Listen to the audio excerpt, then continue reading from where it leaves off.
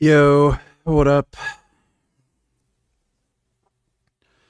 Are you close to a vitamin shop? They're having a sale on Ghost Energy drinks. You can buy up to something. Okay, you deleted the question.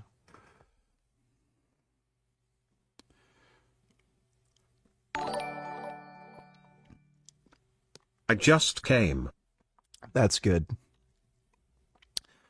Did tell you to come. Thanks for the donation, retard. I tried the Ghost Energy Welch's grape flavor. That is great. The Welch's grape Ghost Energy is fucking awesome. I very much like energy drinks, especially combined with nicotine. They are great. Oh, dude.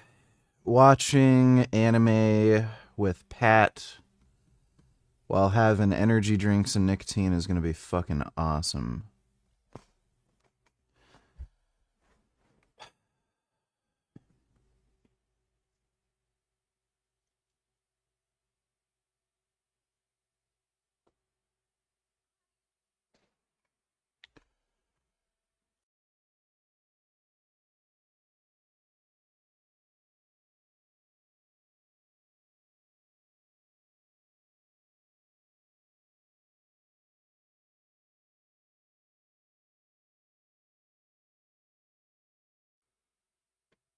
I'm gay.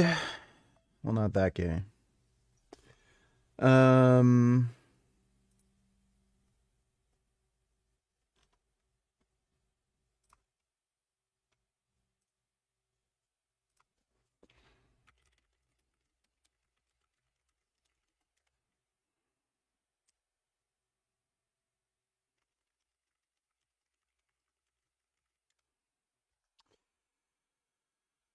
Bang is the only brand I buy now. Well, they're one of the cheapest, if not like the cheapest, which I like, and they taste good. I'd say flavor wise, the Bang blue raspberry flavor is about on par with the C4 blue raspberry. So, looks like 82% did come and only 18% did not come. So that's a pretty good cum ratio, I'd say. Um,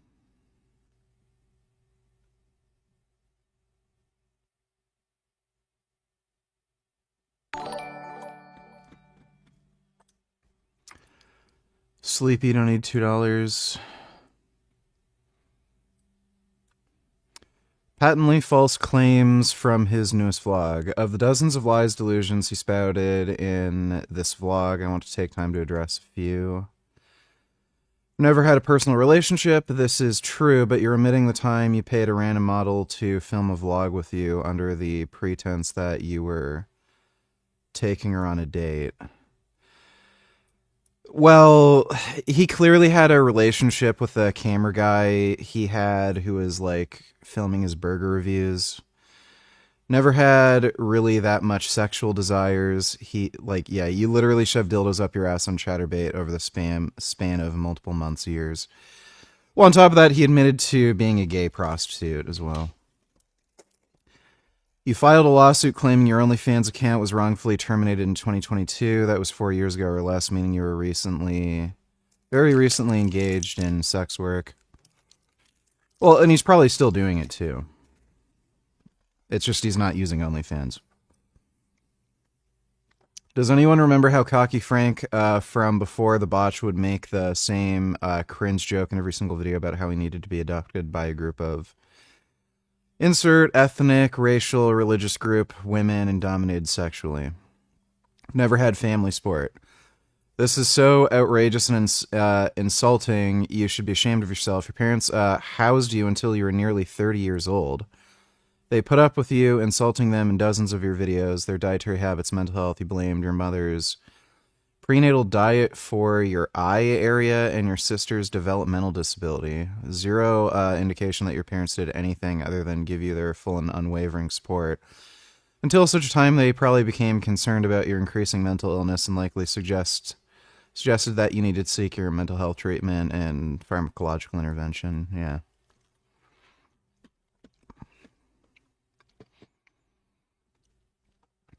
And I mean, he's probably lying about literally everything when it comes to that whole,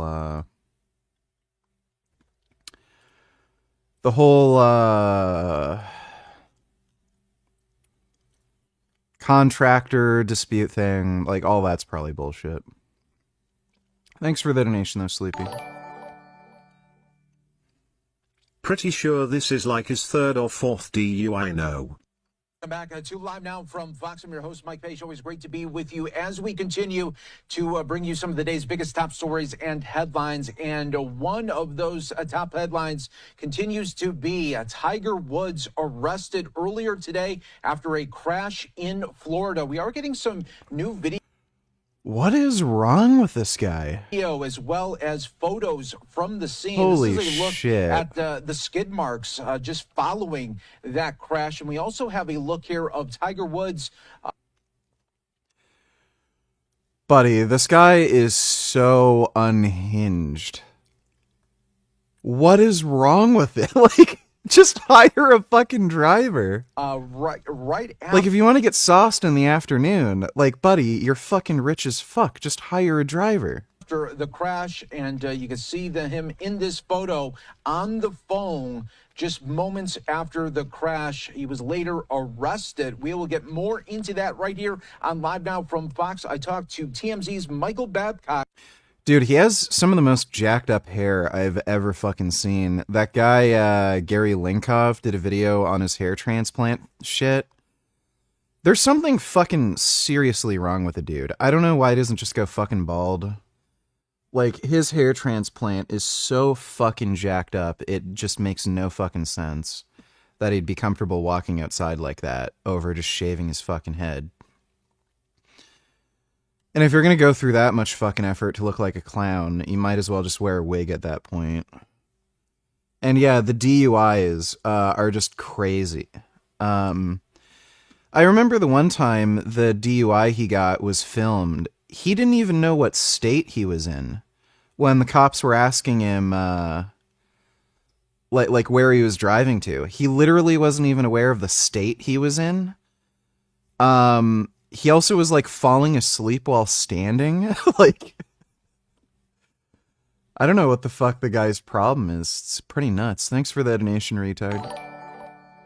Grey Knight $22. This is what's going on with Vitamin Shop.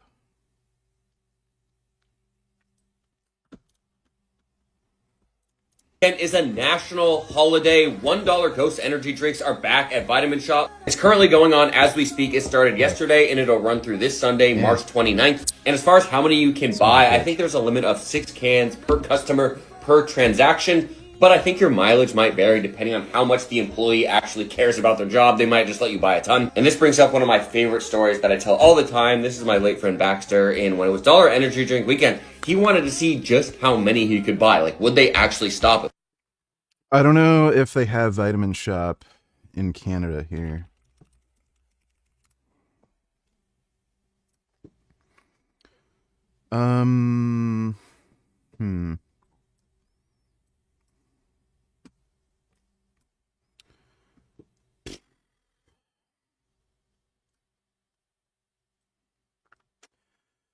No, they don't. Yeah, there's no such thing as Vitamin Shop in Canada.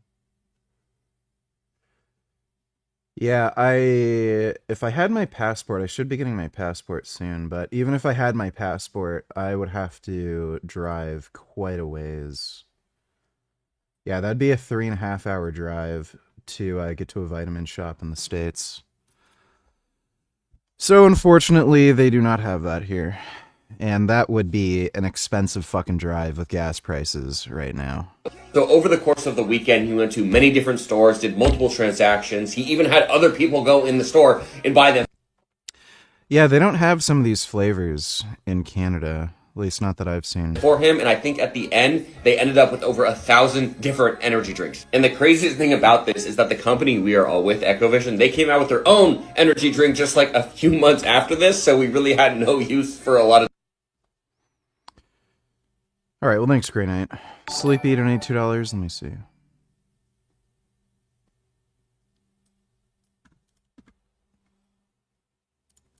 And you're missing out on probably 70% of nutrients or even more. The pit, the thing you mercilessly stab before discarding it into the trash, is one of the most powerful anti-inflammatory ancient medicines on Earth. Strong. Sure, whatever. I don't care. I eat Uber I'm not eating fucking avocado pits. Eats every day. Or if I do go to the grocery store, I only buy what I eat that day. My dad's like, son, don't you think it'd be so much cheaper if you cooked? And I said, no, not really. Actually, if you think about it, getting downstairs in the elevator, getting in the G-Wagon, burning fuel, sitting in traffic to go to Publix, getting out, looking around the store for what I want, going home, parking again, going back up the elevator, getting the pots and pans out. These people are retarded. Thanks for the donation, Sleepy. Agreed. First he abuses his wife, now this.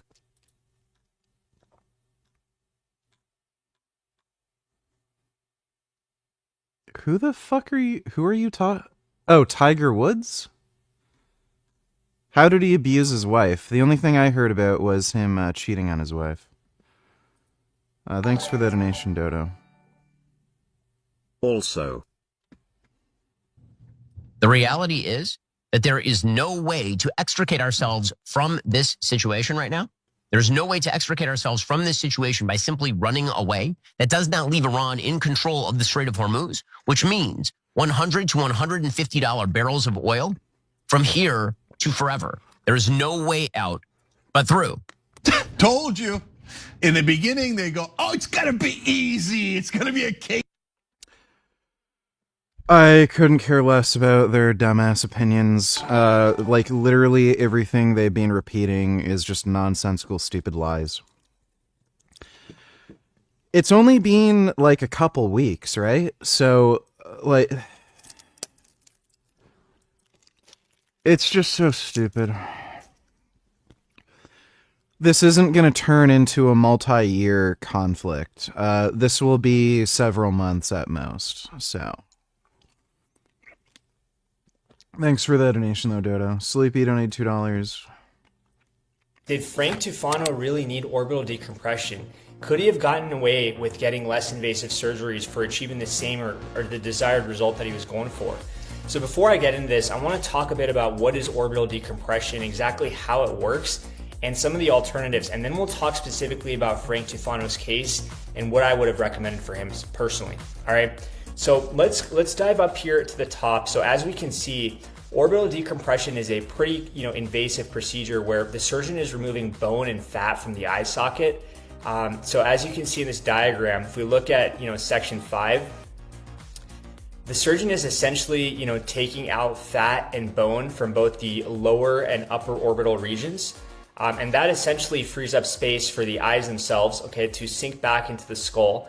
This is a procedure that's primarily used for Graves' disease or thyroid eye disease, okay? If we look at some of these patients right here, this is somebody who'd be an ideal candidate for this, right?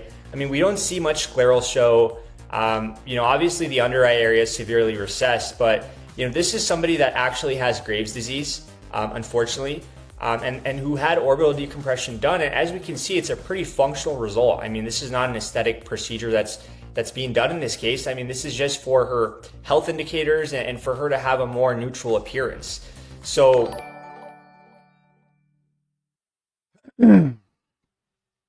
gas is like $2 a liter now, so to fill up the tanks in my bikes, they're 20 liters for the V-Strom and the Ural. It's about a $40 fill up from completely empty, which is nuts.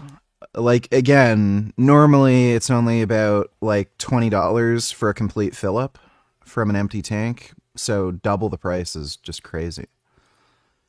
It's really retarded too, because like I mean, again, Canada has so much fucking oil too. So, Poe donated $2. I'm a 21-year-old virgin. I'm feeling particularly horny tonight, so I might make out or fuck a hooker.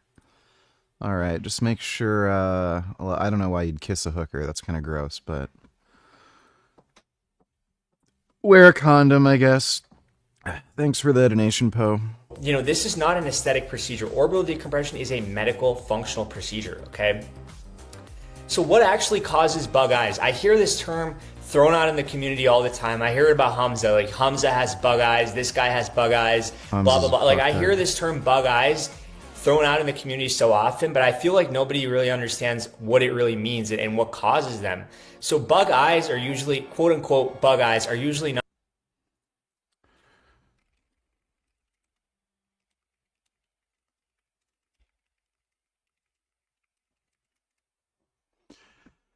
Mangus donated $2. Holy shit, so Mangus. Is that a tanuki? Oh my goodness. That is a tanuki. Oh my goodness. That is a good Mangus. I like tanukis. Wow. Palace cat. Show round. Oh. The babies are so cute. Show little and round. Very Mangus. Oh. Possum. It's you, Ariel. Do you see yourself? Or is that a possum? What the hell is that? Is that a possum? Who is that pretty girl? No, I don't think it is. What is that? That's me. No. Who's that? Who's that pretty girl? That's a nice Pokemon. Swamp?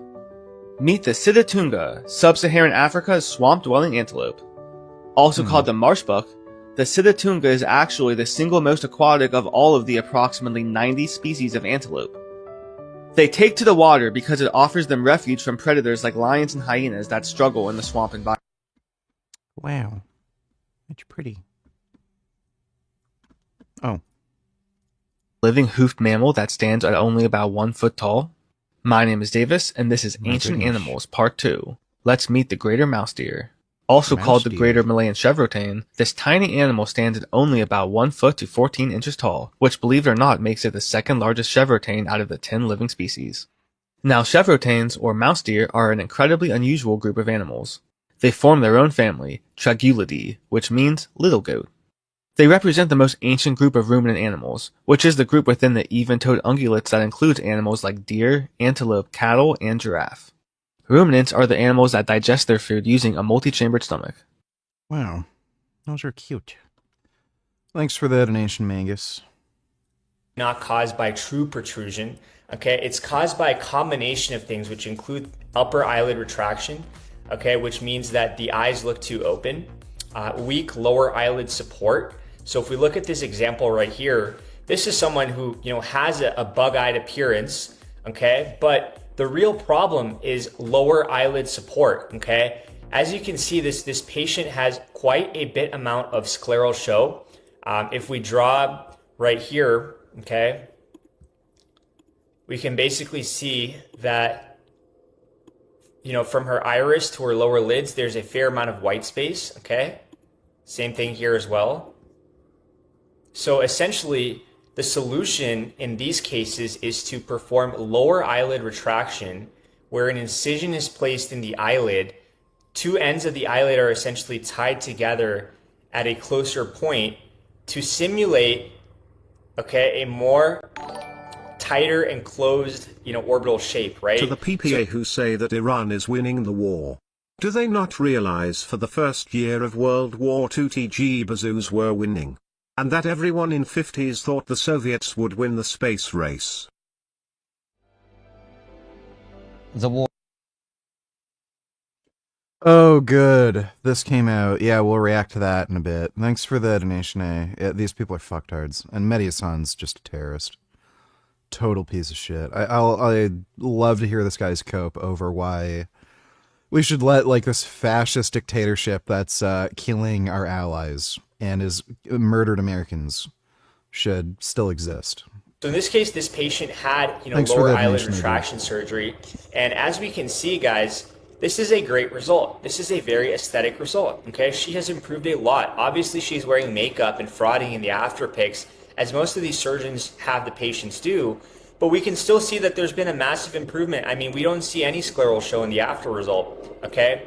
But a certain surgeon in Beverly Hills, okay, might prescribe this patient orbital decompression, okay, just to throw a couple $1,000s, couple $10,000 onto that bill, okay, when this patient does not need that procedure. So upper eyelids, lower eyelid support, lack of under eye structure, flat infraorbital area is another big cause of this problem. For a lot of patients, like even the patient I showed with the actual Graves' disease, this is a very, very recessed infraorbital region, right? Even in this patient in the after photo, even with area, which can create that buggy look. Okay, eye shape, canthal tilt, and scleral show. We talked about these a bit, but do scleral show, which is instantly going to give less of a bug eye effect. Yeah, okay. So have a very narrow PFL.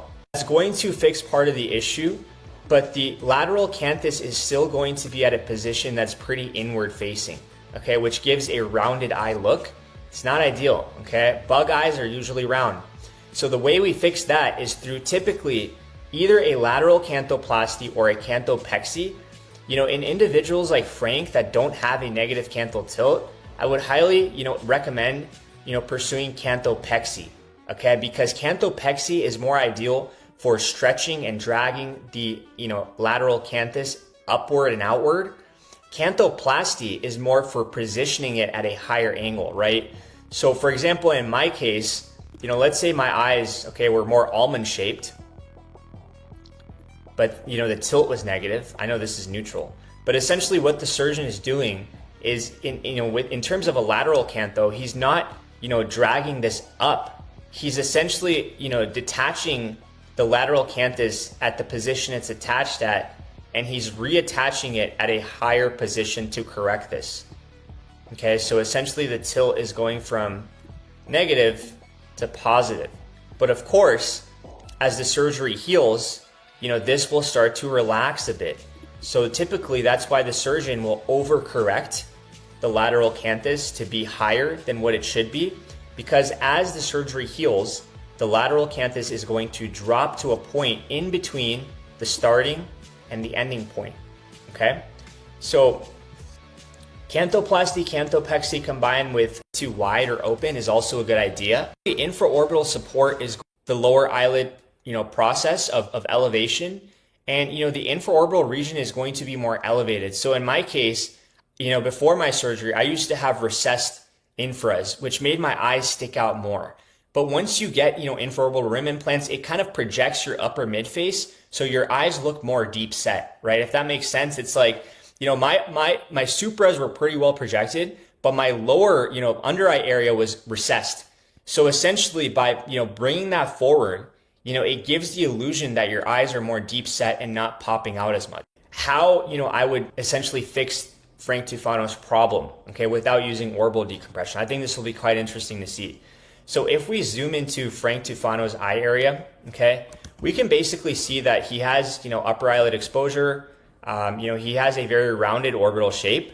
He does not have a lot of scleral show, but he does have a recessed infraorbital region. He has, decent fat deposits under the eyes.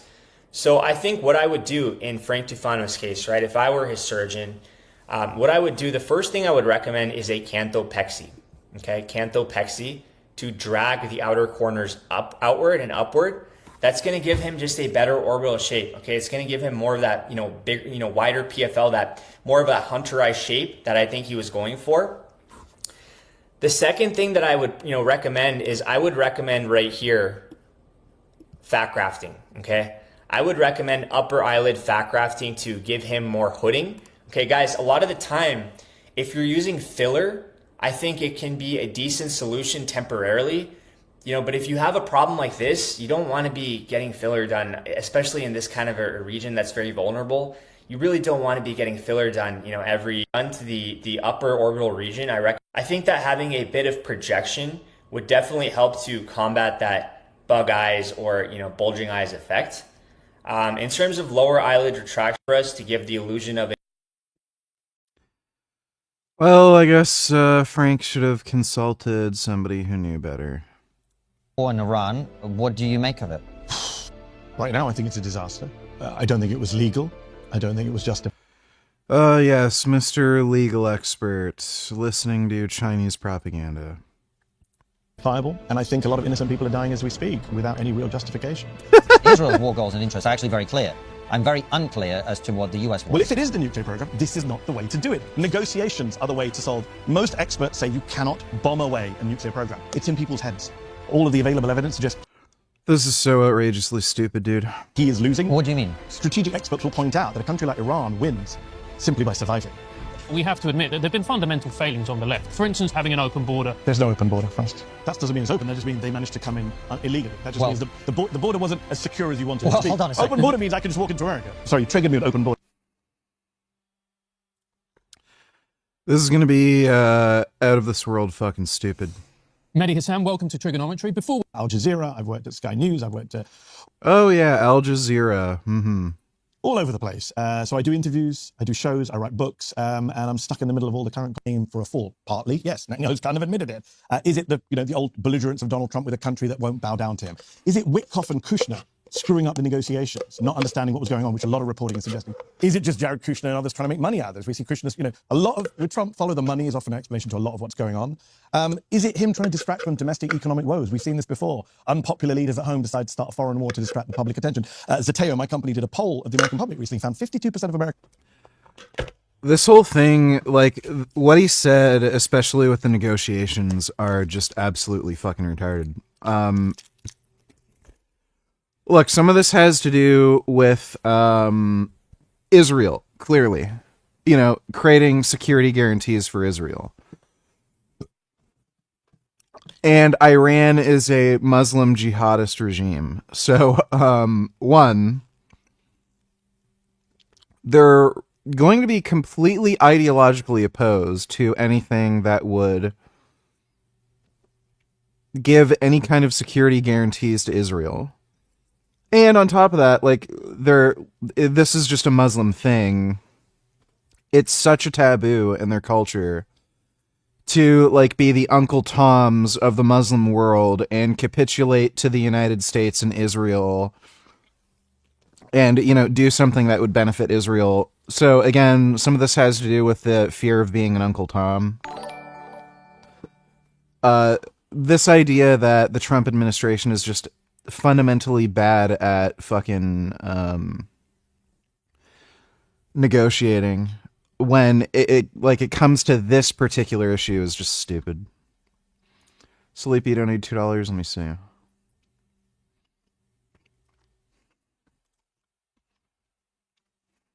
Frank Tufano, because he's starting to get more known on TikTok, but a lot of you guys don't know the lore behind this guy. This guy used to be more popular like 5 years ago on like YouTube and stuff. This guy is a carnivore YouTuber. He used to say like eating plants like fruits and vegetables are unhealthy and turn you gay, despite the fact that he used to be a gay prostitute and he used to star in homoerotic films. I mean, maybe honestly, the main reason I wouldn't have sex with girls when I do find an escort, that's for sure.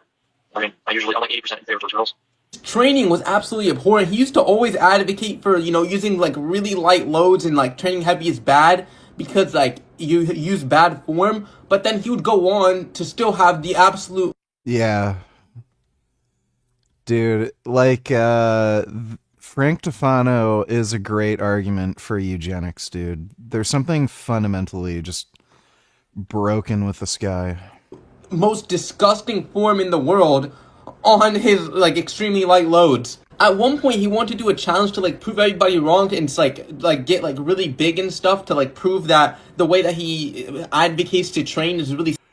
He was on steroids. Like, that was obvious, and he never got that big. Smart, but then like after like a couple of days, he made like a video talking about how training makes him sick and like he couldn't take it anymore, and like he started throwing up and stuff, and like he couldn't eat or something. He also said like the EM. What's interesting about that is you'll get that from taking oral steroids, particularly Anadrol. But yeah, I've also seen people, given long enough time, you'll have that on practically any oral. But Anadrol, that'll do that. Dianabol will also do that, and that might have also explained some of his acne. EMFs in the gym gave him stomach problems. I wonder, was it the training that gave him the stomach problems, or was it the raw, rotten meat sludge that he used to eat? Like, this has like pig brain, adrenal glands, like, I don't know, Yeah, I love how he like complains about health problems and then he eats like that shit. It's just a bunch of disgusting stuff, dude. Also made his mentally ill sister strip on camera to like prove that his diet helped her lose weight. And then the whole surgery thing with Dr. Tufano, he tried to get plastic surgery and like he messed up his face, dude. Like, people look at his life like a tragedy. I look at it like a flipping comedy, dude. Because yeah, he's a great lolcow. It's like, he honestly is a contender to become a lolcow. Just like looking at all the things that he's done online, bro. Probably seen in his videos, like he always he's a lolcow. Makes it seem like there's a tragedy happening, dude. But the thing is, he's always done this for years. He's always flipping acted like he was the victim of literally everything. Can I make a video reacting to one of his training sessions? Let me know, bro. If he sees this, bro. Yeah, that was funny. Thanks for the donation, Sleepy. Speaking of Medhi, him and Destiny got in Twitter fight.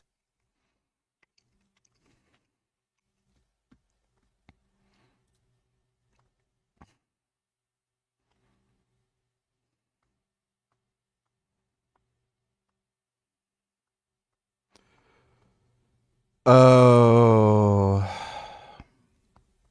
Oh my god.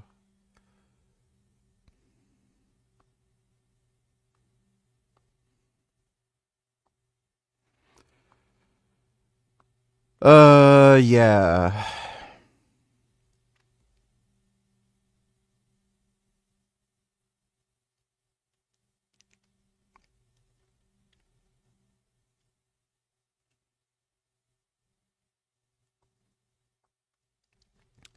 You do realize that if, say, Newsom or Shapiro came out against abortion rights, they would stand zero chance in the Dem presidential primaries.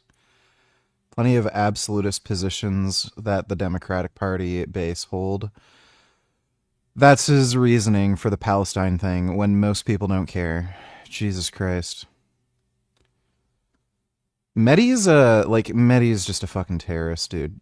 Like, what a piece of shit. Like, he's trying to destroy the Democratic Party. Like, this guy is a fucking Islamic fascist. Just retarded. Yeah, that's the last thing the Democratic Party needs.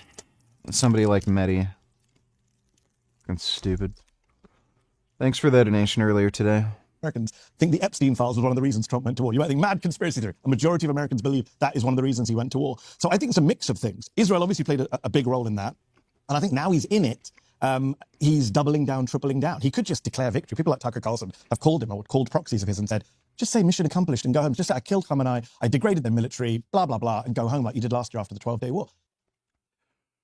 That is just the most idiotic, retard horseshit fucking imaginable. So, first of all, Iran can still fund terror proxies in the region, which is a big issue. They're still going to have their nuclear program, which is a big issue. And you can degrade their military to practically nothing, but as long as they're still going to have a regime that's flying drones and planting explosives in the Strait of Hormuz, that's also a fucking problem. So doing this whole thing just to kill Khomeini and degrade their military but still have the IRGC in control, it doesn't do anything. he won't do it. He's quadrupling down as we speak. So why do you think that is?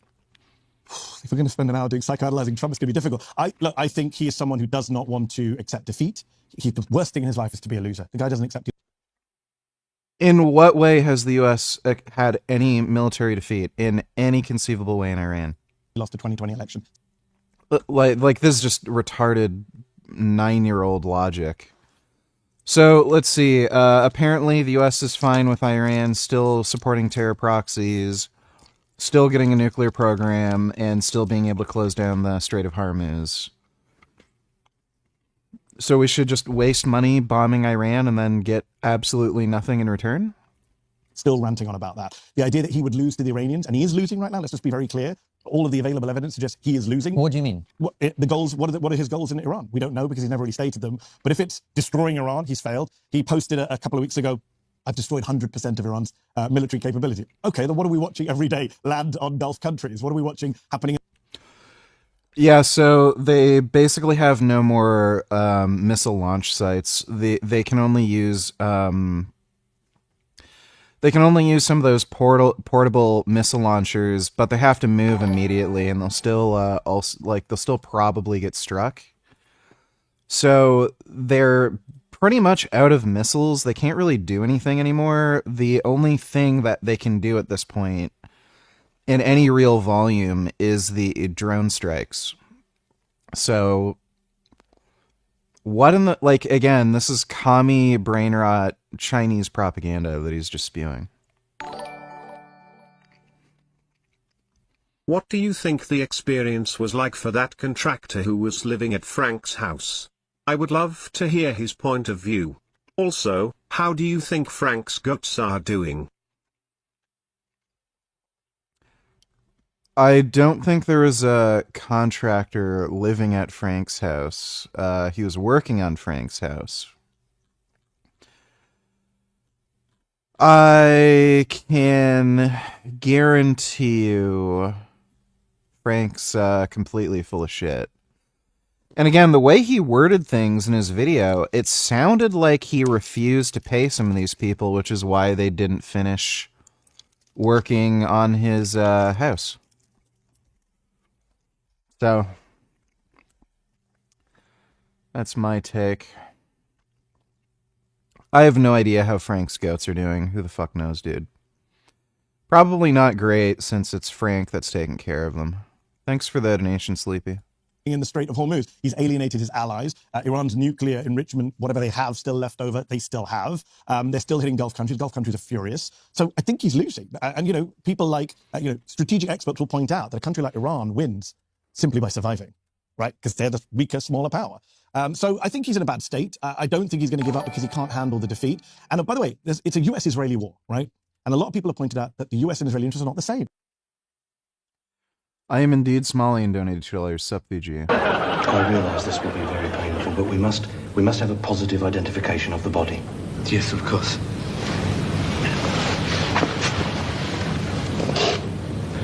No, I've never seen that woman before.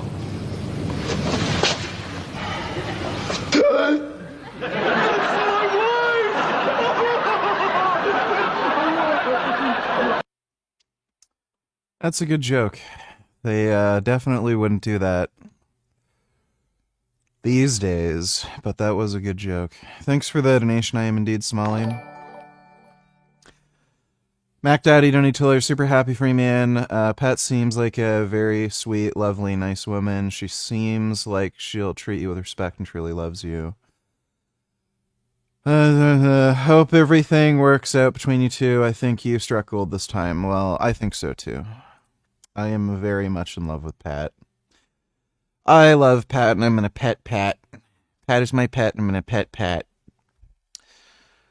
Thanks for the donation, Mac Daddy. Our strategic interests are not Israel. That's very clear that they're not. And I think that divergence is one of the reasons people keep saying, Israel tricked Trump into this war. No, I've never taken a shit standing up. I'm sure it's pretty exhilarating. Why do you hate Frank? He simply got screwed by, always forwarding, the Wagyu shop, Dr. Taban, the DMV, the roofers, State Farm, the flood insurance, the airline that refused his oxygen tank, the courts, Paul Saladino, Alibaba, and the electric company.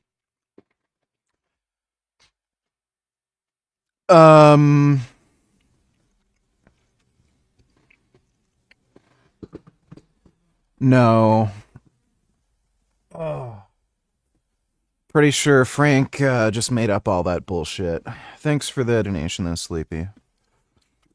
But bullied. I think one of you guests on your show recently talked about how he bullied him, and that's where they lose me because I don't understand what the supposed mechanism is by which Israel bullies America. Well, I don't know about the word bully, but let me just say in terms of tricked or manipulated, this is not a conspiracy theory. The beauty of these Republicans, and you're in DC, I know you're going to be speaking to Republicans, the only redeeming feature of the Republican Party right now, they just say the quiet part out loud. People like me don't need to speculate or come up with theory. They just say it. So Lindsey Graham told the Wall Street Journal that I went to Israel and Israel showed me intel that made me think we've got to go to war. That's bizarre. A United States senator went to a foreign government for intel. Then he says, I met with Netanyahu and I coached him, his words, not mine, on how to persuade Trump to get into this war. Again, bizarre that a United States senator and a foreign leader is discussing how they're going to coach, how they're going to persuade, manipulate a sitting president into war. So they're saying this stuff out loud. I'm not absolving somebody said something, so it must be true. Trump of responsibility. But nor am I saying Israel didn't play. Would we be in this war were it not for Israel? No, I think that's very clear. Of course. And by the way, if we stop the war tomorrow, just one last point, if Trump would say we're done, we're over. Mehdi, there'd be people who go, well, look, you've mentioned Hezbollah. Iran funds Hezbollah. They fund Hamas. They effectively destabilize the region. I don't say that I agree with this, actually, but they would say, look, if we deal with Iran...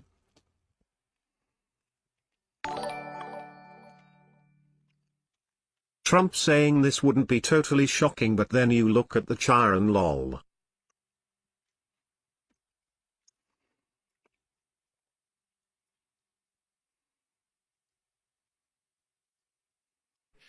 So I want to just thank everybody very much, and I'm asked to take a few questions, and unlike other politicians, they would like the questions screened. I don't ask for screening of the questions. You can ask me anything you want. You can talk sex, you can do whatever the hell you want. I'm here for you. Whatever question you want, you can ask. So do you want to do that? Do we have some people handling this? Here he comes. Look at this man. Very powerful man coming up.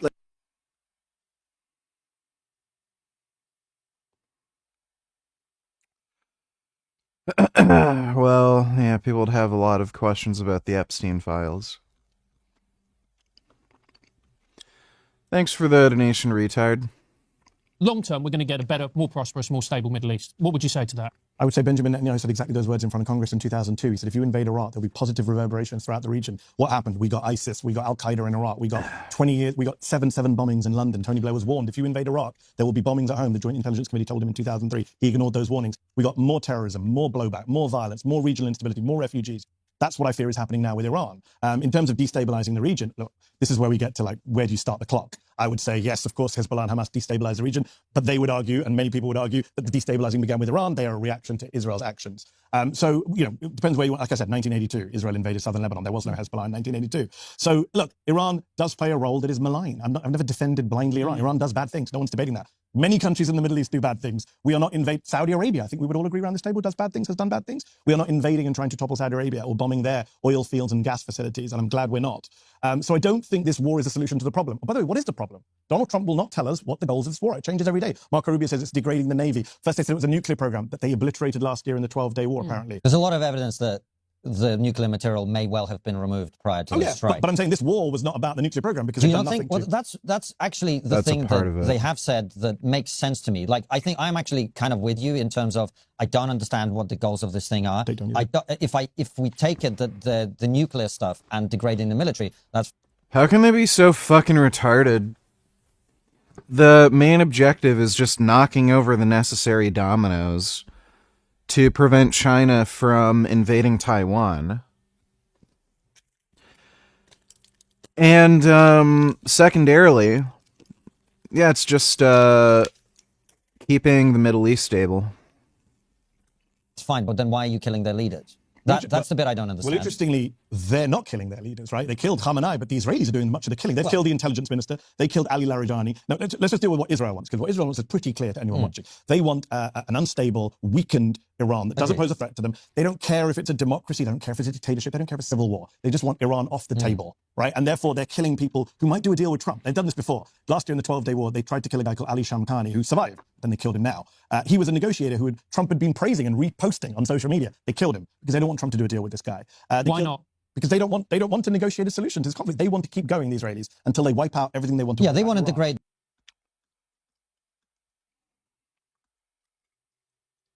They're trying to overthrow a fascist dictatorship, which is a problem for you. Why? So, like, he just, like all these things are in conflict with one another. Oh, we don't know what they want. We don't know what they're doing. They say they're negotiating, but they're not actually negotiating. Like he's setting up a narrative here where it's like very obviously clear. Oh, he has like literally spouting all this like, oh, what are we even doing in this war kind of bullshit. Then he like plainly states, oh, it's to keep the region more stable, increase U.S. power, overthrow the regime. Then, like, clearly states these objectives. They don't want Donald Trump to do one of his deals. That's the worst thing they could have done. They didn't want the JCPOA, the Iran nuclear deal that Obama signed, that resolved.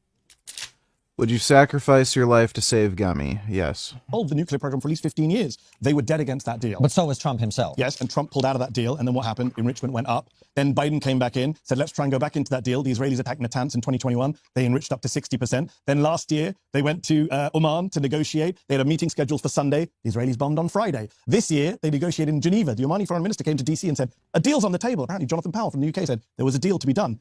Guess what happened? The US and Israel bombed the next day. There's a history of Israel in particular, but also the US, bombing every time we're close to a deal. Every time there's a negotiation in place. And this is why we just come back to the nuclear point, because I agree with you. It's very clear that there's a difference between the interests of the United States and the war goals of the United States and the war goals and interests of Israel. And Israel's war goals and interests are actually very clear. I'm very unclear as to what the US wants. Well, if it is the nuclear program, I think we're both unclear, but if it is the nuclear program, I don't think they know. But if it is the nuclear program, this is not the way to do it. Negotiations are the way to solve Israel. Most experts say you cannot bomb away a nuclear program. It's in people's heads. It's scientific expertise. You cannot kill every scientist and academic. You can destroy the nuclear material. And then they can and then years later they can rebuild facilities and enrich again. Sure. And then you're just mowing. The idea that you can't destroy a nuclear program by bombing it away is fucking retarded. So, look, if Iran's in the position they're in, and all their leadership gets absolutely destroyed, and, like, the U.S. fucks shit up, do you think they're going to be motivated to make another nuclear program and then all die? Like, it's kind of like if you're considering making a crystal meth lab, but your buddy who was going to do it with you, like, gets fucking murdered by some other drug cartel. And then it's like, oh, well, you still know how to make the meth, so, like, why don't you just make the meth like your buddy did who got fucking killed by a drug dealer? Like, it's obviously a deterrent. You're not going to be motivated to do it. Mowing the lawn, as the Israelis say, go in and bomb every couple of years. But we had a JCPOA. We had a deal that was working. The IAEA said Iran was in compliance with it. Do you know how much enriched uranium they had under the JCPOA? 3.64%. You know how much they have now? 60%. You know, you want to go back to logic. Logic tells me that was a failure to get out of that deal. I mean, I also don't think there's any huge evidence that negotiations produce nuclear non-proliferation. I just think this is a very... Come on. I think it's the entire history of the post-war era. Well, if you look at Ukraine, for example, Ukraine was forced to give away its nuclear weapons and made itself very vulnerable. And I've been on record as saying, I think that in and of itself and the fact that we haven't supported Ukraine properly will lead to more nuclear proliferation. I agree with you on that. And I think on this issue too, I don't see what the incentive would be for Iran not to pursue nuclear weapons. Well, we're in agreement, but not just Iran. So I interviewed, again, if you guys remember the Iraq War, do you remember Mohammed al-Baradei? He was the head of the IAEA. Yes. Him and Hans Blix went to the UN and said, don't invade Iraq. We can We were both against the war in Iraq. Exactly. That's why I'm saying this to you, because I know you understand. He said, we can guarantee disarmament. He was the head of the nuclear watchdog, spent his life opposing nuclear proliferation. I interviewed him recently. I said, if you were in the Turkish government right now, which Israel is saying is next, would you try and get nukes? And he said, yes. I was astonished. This is a man who's devoted his life. Because, as you say, everyone now has an incentive to get nukes. Why would you not? No, my point was even broader than that, Mehdi, which is that I think everyone always has the incentive to get nukes. And that's where I don't think negotiating with Iran... So that's where we disagree. Hold on, well, let me finish the point, though. I don't think that's in that situation, I don't think Iran has any interest in that. Iran is very clearly the reason the Gulf Arab states and Israel all want Iran degraded and all supported this conflict, by the way, and are still encouraging it. The Gulf states, especially internally, the people at the top, the people on the street may not. Is because Iran wants to dominate the region. It's a perfectly legitimate thing for Iran to want to do. But that being the case, the fact that they fund proxies to facilitate that process, of course they'd want nuclear weapons, and I don't think they'd negotiate them away. Well, they already did negotiate them away. According to US intelligence, they suspended whatever nuclear weapons research they were doing in 2003 after the fall of Saddam because they didn't want Bush to invade them. There was also a fatwa from the late Ayatollah Khamenei saying that nuclear weapons are... There you go. So he literally just said, like, some sort of military action does not prevent a nuclear program. And then he literally just said, the U.S. terrified Iran so much they didn't pursue a nuclear program. Okay. Right. So, again, this guy has absolutely no consistent narrative. On the one hand, he said, there's no point in fighting Iran. They're just going to build nukes again. And then he literally said, Iran didn't want to build nukes because they're afraid of the U.S. Okay. Haram, forbidden under Islamic law, which is ironic. People are now saying, I hear supporters of Khamenei saying, that was a mistake. He should have actually got... But under him, they did enrich more uranium. But they didn't build weapons. Enriching uranium is their right under the NPT. Every country has a right to enrich uranium. No, not to 60%. That was a bargaining. But they did. That was a bargaining chip. Well, why did they enrich to 60%? Because they're saying, if you keep pushing us... Exactly. If you keep... Israel attacked them, so they went to 60%. They only went to... You say Iran wants to dominate. This is why it's so important for your viewers to understand the timelines here. I know in the West, we're kind of brainwashed by some of our media and politicians to believe that... This guy believes the Prophet Muhammad flew to heaven on a winged horse. And he's telling us we're brainwashed. Yeah, buddy. So why don't you explain to us in detail the reason Muslims are okay with child marriage? You want to explain from your Muslim point of view why you think that's acceptable, dipshit? Iran is this Hitler country, and again, I'm not saying that. But I didn't say you said that. I said some in our media and politicians, brainwashed all over the years. Trigonometry is a great show. It hasn't been here for decades. I'm talking about the last 30, 40 years. Have been told Iran is the great, just like Iranians say the great Satan, Iran is also the great rogue state in the Middle East. Ultra-air footage of target's perspective of multiple A10 Warthog strafing runs. The sound is like demonic Star Wars laser beams. Careful.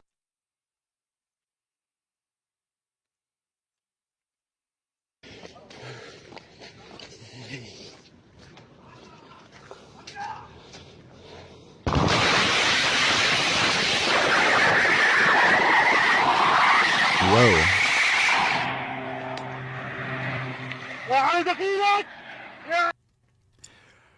That sounds like it would be frightening.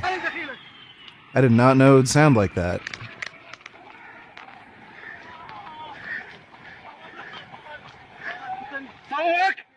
Jeez. They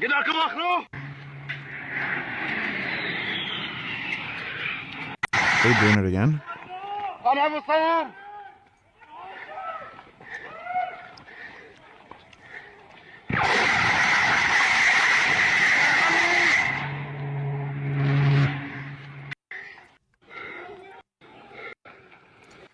That's cool. Thanks for the donation, retard. Actually, when you look at it, Iran is the country that is actually now being bombed, was attacked from 1980 to 1988 by our ally Saddam Hussein, attacked with chemical weapons, lost 500,000 people, had their planes shot down by the United States of America. And then they agreed to a negotiated deal with the American government in good faith, and with the EU, by the way. The JCPOA was with the US and the EU. Iran stuck to that deal. Trump tore it up. Trump violated that deal by pulling out of it. As I said, they then began to increase enrichment only after the deal was done. So I don't accept your premise when you say, of course, they want to get nuclear weapons and enrich. No, they signed the JCPOA, which it says in the first paragraph, we will never get nuclear weapons. That's what they signed on. But they then took that money and used it to fund their proc. Okay, but now you're moving the goalposts. I just want to stick with your nuclear point. No, you made a very strong point about... Oh my god. I don't even know why they're talking about this, because it's obvious why Trump tore up the Iran nuclear deal. Basically, Iran was just, like, Obama signed some bullshit with Iran. It was dumb. Basically, in exchange for not making nuclear weapons and having UN oversight and stuff, Iran got sanctions lifted, they were able to make more money and spend more money funding terrorism. So, it was stupid. again, the U.S. has an interest in preventing, along with every country really, has an interest in preventing Iran from getting nukes anyway. So signing a nuclear deal with Iran is like kind of fucking pointless. You can just take military action against them or use sanctions. Or both, like we're doing now. Yeah, there's like, you're just making them a bigger problem. So now, there's more terrorism and shit that's more likely to happen compared to, like some nuclear event where they launch a nuke. So it was dumb. So yeah, no shit. Trump tore up the stupid nuclear deal, imposed more sanctions, and used military action to stop them from making nukes and stuff.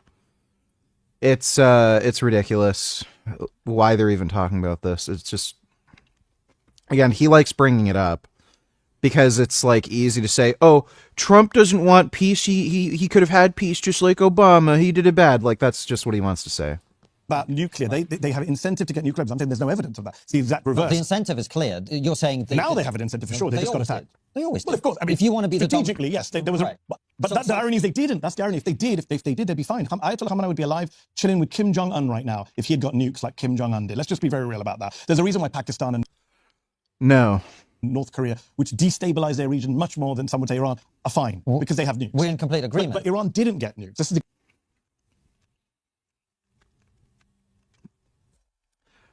Where in the fuck is he getting that stupid idea from? Nuclear bombs are not anything special, especially when you're talking about a country that, like, is only going to develop, like, one? They're not a nation like China or the Soviet Union that have developed, like, hundreds. If Iran has a nuclear program, like, they're gonna have, like, one nuke, basically, maybe, like, 2 or 3. So, again, it's just so overstated how powerful nuclear bombs are and what they do. More of their energy, the energy that they release is released as heat.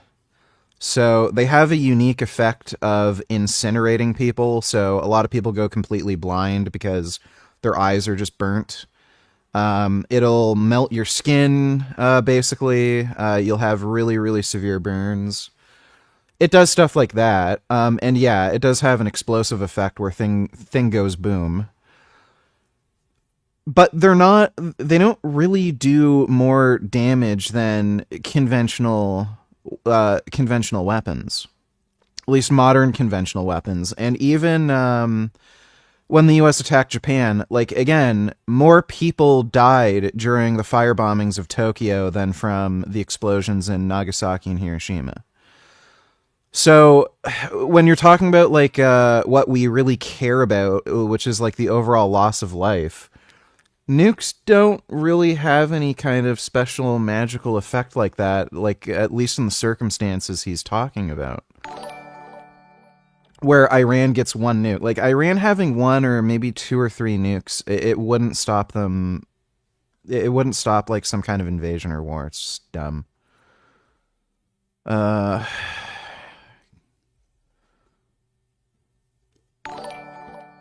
Bootycum donated $2. He says $2 is $2.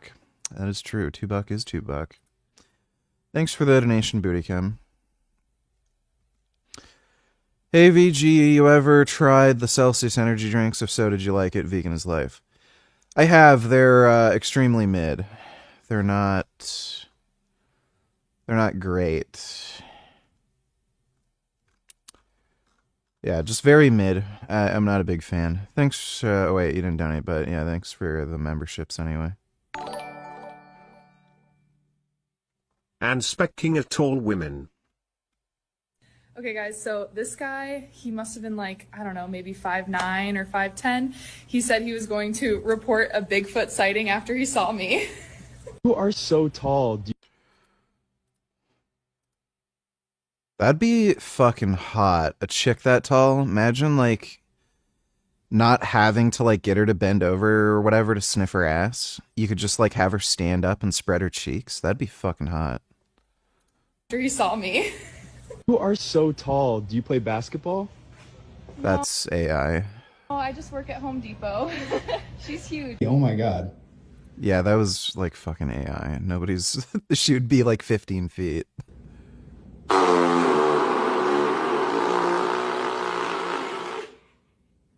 What in the hell did you eat? What's the shortest fake height you would date? Probably 5'3". Can you do a 360 for me?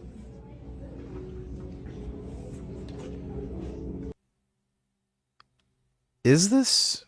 This seems like it's AI or something.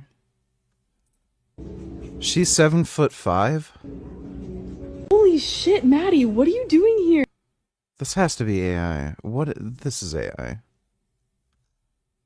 This isn't a real person. Here. Excuse me, guys. So this is what, 7 foot? Okay, so how tall are you? I'm 7'5". Short guys or tall guys? Bro, literally all guys are short to me. Short guys are my only choice. Yeah, this is AI. I don't even think that would equate to 7'5". This looks more like 9 feet. Yeah, I'm seeing her. She looks fundamentally different from shot to shot. There's a great irony here. They didn't get nukes. They got attacked. The leader got killed. And now I'm hearing you say it's because they wanted to get nukes. It's the exact opposite. If they had gotten nukes, they'd in a much safer place. Instead, he put out a fatwa saying no nukes. He signed up to the JCPOA, which many Iranian hardliners were against. Khamenei signed on to a deal that people in his own country said we shouldn't sign on to. They then stuck to the deal, according to the IEA. Trump then tore up the deal. They then marginally increased enrichment to 20%. They then got attacked by Israel in 2021, increased to 60%. And then last year got This is just fucking ridiculous. attacked during negotiations. And again, this year got attacked during negotiations. And one last point, the Gulf countries, it's just not true. The Omani foreign minister just wrote a piece for The Economist magazine. Oman got bombed by Iran. And even he's saying it's very rational for Iran to do what it's doing. This is an Israeli war that America's been dragged into. America needs to be independent from Israel. The Qataris, I've spoken to very senior Qataris privately, who of course are mad that Iran are bombing their oil gas fields. But they know who they blame. They know who started the war. It was Israel and the United States. And they're reaching out. Sure. By the way, you're talking to Qataris that are Islamic terrorists. Oh, we care what they think. The US, telling the US, stop this. So maybe the Saudis, maybe the Emiratis wanted this war, but not all of the Gulf countries. That's just not true. Fine. So it's really interesting that you're talking about, you know, the bombing of facilities, gas facilities, etc. Because one of the worries for me, Mehdi. Yeah, golden Oreos are just fucking great, man. They just are fantastic. Is how this is going to affect ordinary Americans. And I don't actually think that we've been focused on that enough. So let's talk about the Strait of Hormuz. Let's talk about why it's so important. Let's talk about why shutting it down is not potentially catastrophic, is catastrophic for the global economy, but for Americans and Brits and the West in particular. It's a disaster. This is what. So we just ran a piece by Ilan Goldenberg, who was a senior official on foreign policy under Barack Obama and Joe Biden. He conducted war games for the United States government on what would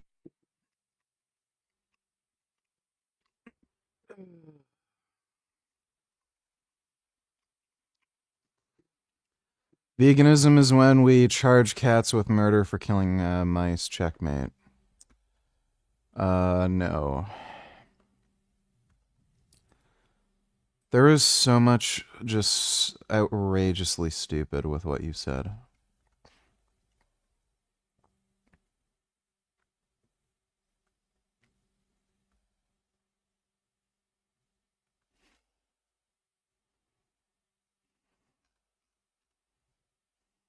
would happen if they attacked Iran, because they were doing the JCPOA, they had to have a backup in case it all goes pear-shaped. If we go to war, this is Obama time. He says the worst case scenario of the war games is what's happening right now. That's kind of scary when you hear someone who's in government saying that. He wrote that piece for us and he said, look, the Strait of Hormuz was always good. I'm scared. I'm a little beta male.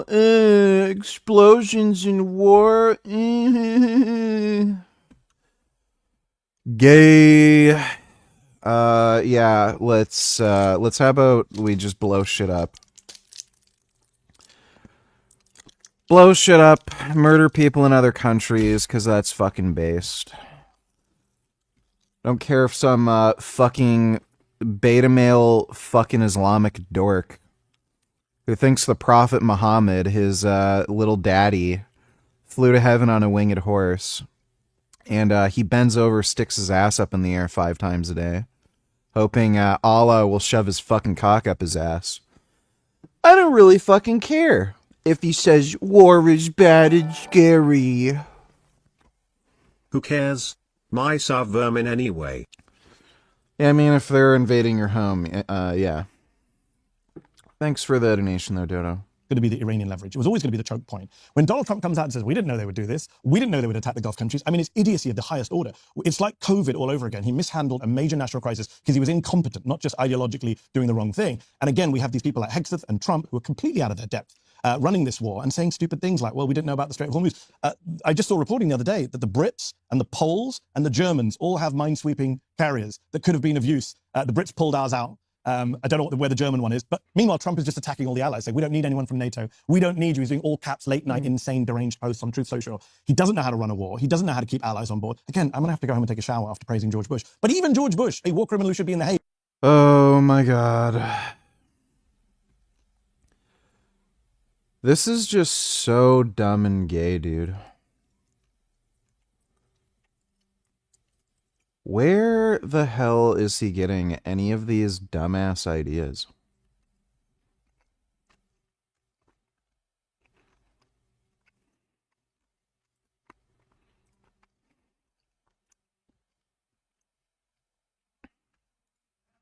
Created a coalition of the willing with a bunch of countries. Not the big countries, but some, what's called New Europe, Rumsfeld called it. This guy can't even build together a coalition. He didn't even tell his allies before he decided, as you say, to create massive economic chaos for everyone in the world. And we're speaking on a day, Francis, where the Treasury Secretary just announced, we may unsanction Iranian oil. Isn't that, I don't say hilarious because it's such a tragic war and people are dying, but bizarre that 3 weeks into this war, the result of this war is Iran's oil is unsanctioned. That's insane. But let's go back to the Strait of Hormuz. Can you explain for people who are listening, who, you know, they've got families, they've got jobs. Why is it so important? And why is closing it so disastrous? So it's where the majority of that region's oil and gas goes out of the region, goes out to China and India, into the Indian Ocean. It's very narrow. I think it's 25 miles at its narrowest point. It means that the Iranians can shut it down with like one guy on a boat, right, with like a rocket launcher. It doesn't require a massive Iranian military presence. There was a moment the other day where Hegseth said, we're run by such incompetence. Peter. This is, so, if, you knew going down one particular road, you know, there's a very high likelihood you would end up getting shot. You probably wouldn't go down that road, right? Like, let's say there could be thousands and thousands of cars that go through this road, but you know, once a day, a car gets shot at there. It might be your car. That's kind of like what's going on here with the Strait of Hormuz. The reason it's so easy to shut down shipping is just because of the chilling effect it has. Like, are you going to risk, you know, tens of millions of dollars in actual product? Plus, I don't know how much those ships fucking cost. Those have to be like in the hundreds of million kind of range. So, when you're having that kind of a risk, knowing that any given day, just one Shaheed drone could fly into your ship, you don't need Iran to have any kind of big military presence there. Again, it's just so easy to make drones. So that's what's going on. That's why it's kind of so easy to close.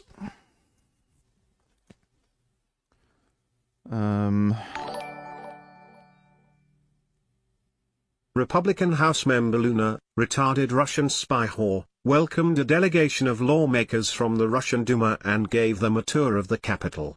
Average supporter of Trump's Iran war, by the way.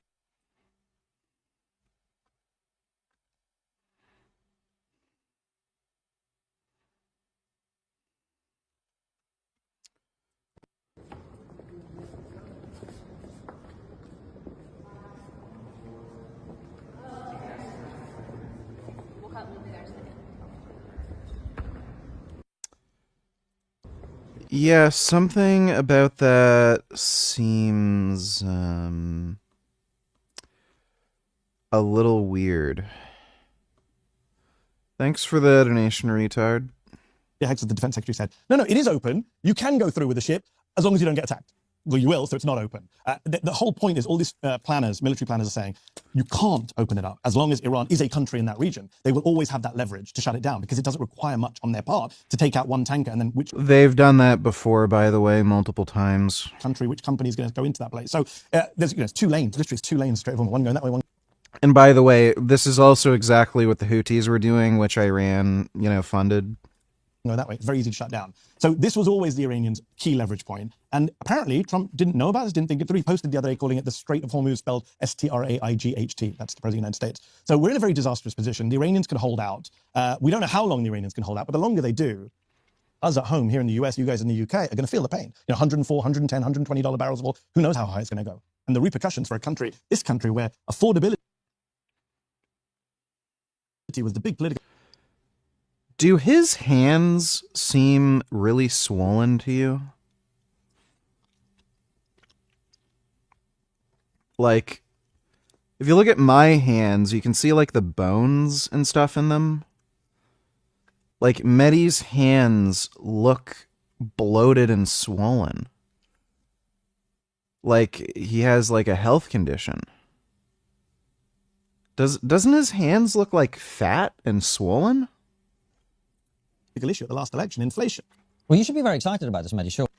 Like, am I the only one who's seeing that? Because like even their hands look normal. No, because remember you asked me at the beginning why I'm on the left. I believe in justice. I don't want people to suffer just to win my political. I was. When is your next workout stream?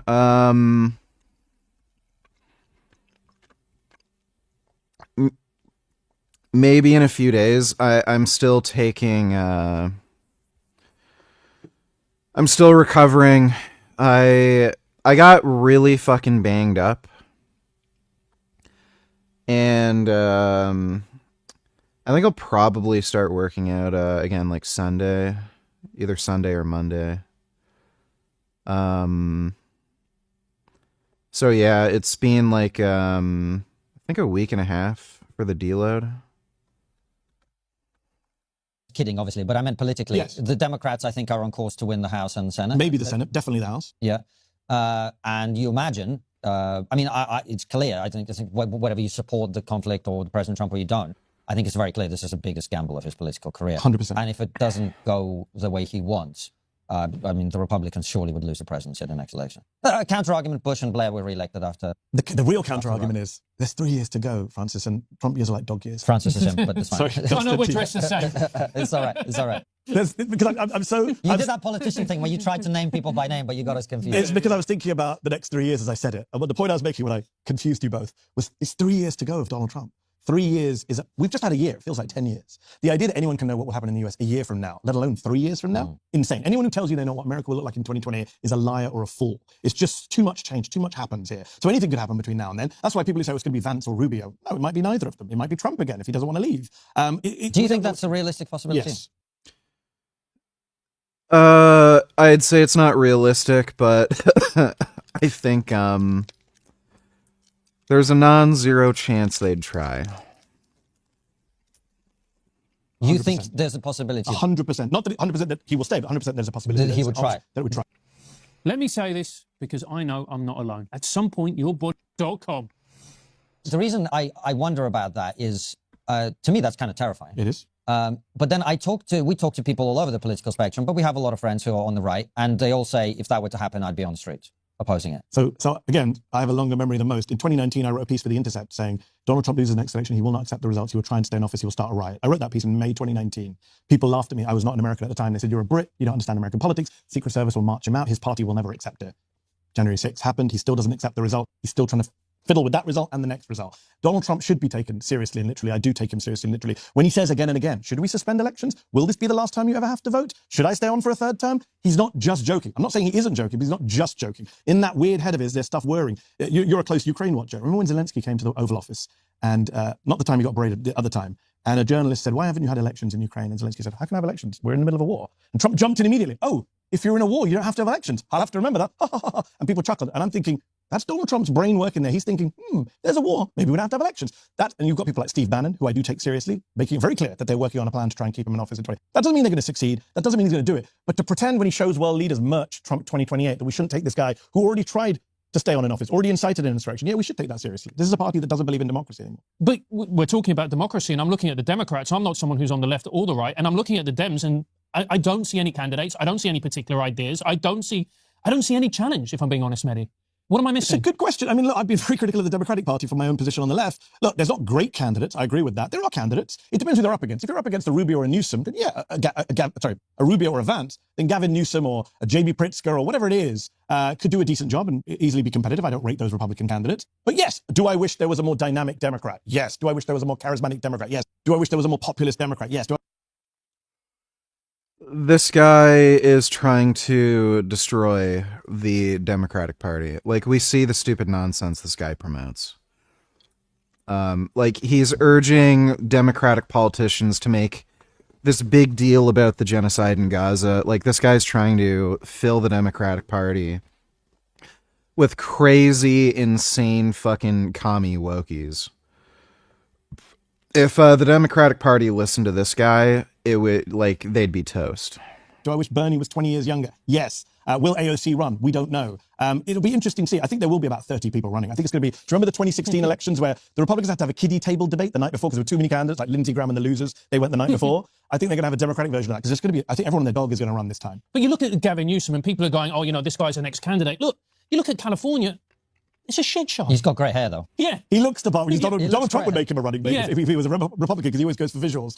Yeah, look, I'm not disagreeing with you. I think there are Democrats, but look, again, 3 years to go. I'm of the Donald Rumsfeld, known, unknown, unknown, unknown. There could be someone none of us have even... Give me 1 second.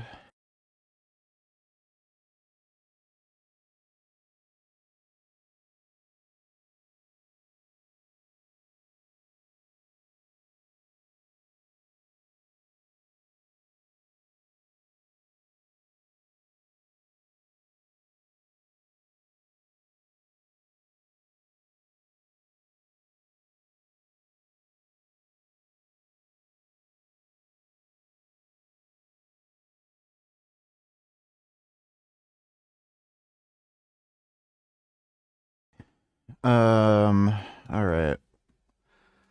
There's going to be a power outage here at 2 a.m. apparently on April 12th. Thought about. People like this honestly make me worry for the future of our species. Yeah, I mean, a lot of dumb people. We've been over this, though. Thanks for the donation, Dodo.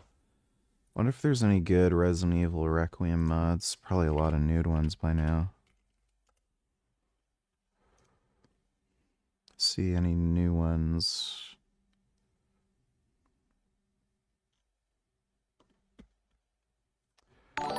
Shirt and coat color pack. I like that blue one. Can you pay attention to the stream and not get distracted texting Pat every 5 minutes?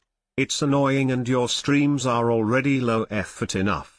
Do you think your streams aren't boring enough so we want to watch you text every 5 minutes for 2 minutes each?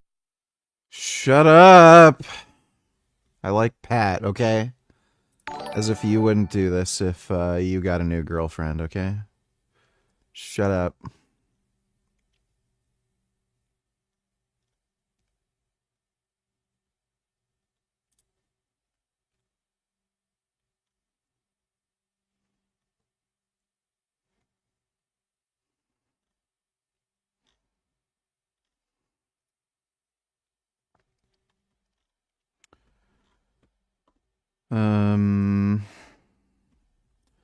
My Shiryu outfit.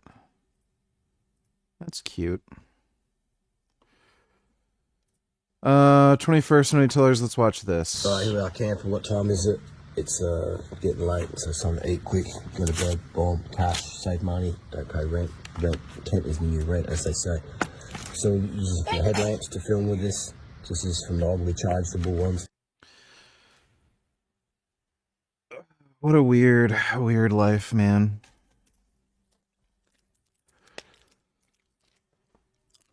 You would save money not having to pay rent, assuming you could still be as productive.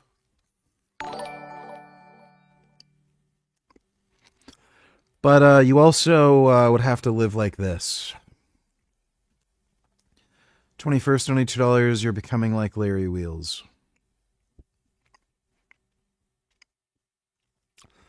No, not the cuck part. Definitely not the cuck part. Thanks for the donation, 21st. This is the centerpiece that comes out, plug out into a wall. If I power sockets at places, we'll park here. Bike's parked, drail side up. And got some docky. Michelle, run us through what's in the menu for dinner. Okay, well, let me just talk about what's essential. Food, everything, gadgets aside. You need spoons, okay? Spoons come really handy for food and everything else, might be opening stuff. But let's say you don't have a rice cooker. Yeah. And all those things. Then you go to ready-made food, and those are your vegan canned food. Oh, man. It's hilarious how we found a young girl who is willing to live like this with him. Pretty crazy. That's right. This is a vegan camp out. Sliced beetroot, it might be creamed corn, might be corn kernels, might be this, right? So you're gonna open this, it might be bread. You're gonna need something to scoop it out. So spoon is really essential. Bread is a really good one. You can even find this dumpster dive. Yeah, this actually came from the dumpster. This one. This is very vegan one. Top one, vegan bread. Yeah. You're not tired of this. And you can even get like some vegan like lentil things or soups from NQR. Not quite right. This is one of them. Speak for yourself. So it's like soups and things like that. And then kettle, because there's water out, and if you feel like you need to, cook up some noodles, rice noodles or something, it's really easy. Just with more water you get from the stations out there. And you can get these veggies or like capsicums or things that you can eat raw, like cucumbers, tomatoes, things like that. Is that nice? It's a rice cooker. A bit of water popping. Yeah. Peas popping. Okay. Under the thing. And I've crushed garlic here for the seasonings and stuff like that. And here I got some chili oil actually. Chili oil? Yeah. I'll pass it. Drained chili oil. Oh, you drain it? Why do you drain it? Oh, because of the oil. Yeah. That's you why. trying to avoid the oils. I don't have like. Isn't that just Szechuan sauce? That's not chili oil. I swear that said Szechuan sauce. And then kettle or something. It's really easy. Just with more water you get from the stations out Oh, Szechuan chili oil. Oh, it is. Okay. there. And How do you drain the oil out of chili oil? It's literally just oil. So I'm assuming like it's still oil. It's just mostly chili clumps. He's always found hot chicks that are willing to live with him like that. Yeah, it's pretty weird. I've crushed garlic here. So these are just $1 a fortnight you get paid in Australia. these are just the different things, Doing it vegan, homeless, no worries, bro. Get yourself a rice cooker, save your cash from your welfare check payments. In Australia, you get paid. How much is it a fortnight? $1,200 was it? Something like that. $1,200 a fortnight you get paid in Australia if you're a drug addict. Also, I want to mention.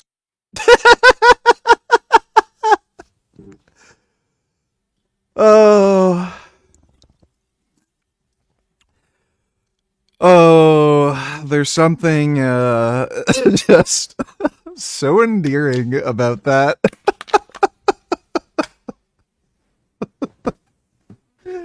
Oh, that was funny.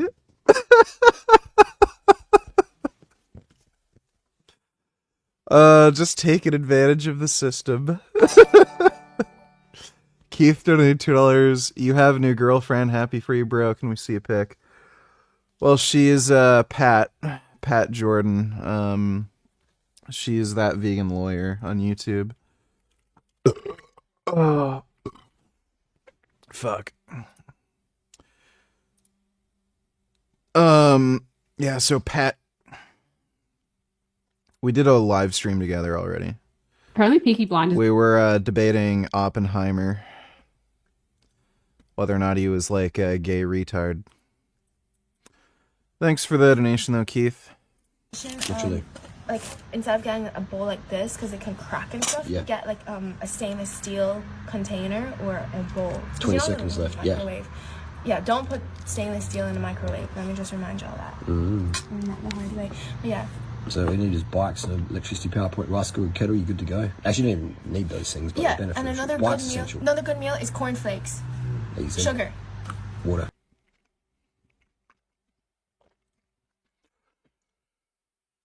What a funny guy.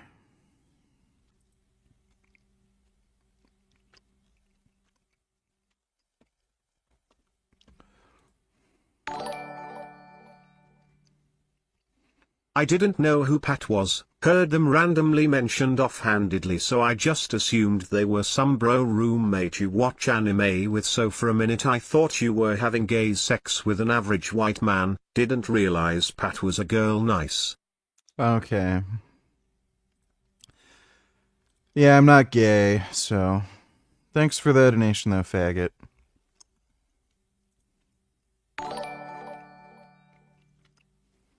Pat, and give me my spanner VG. I don't think I ever took your spanner.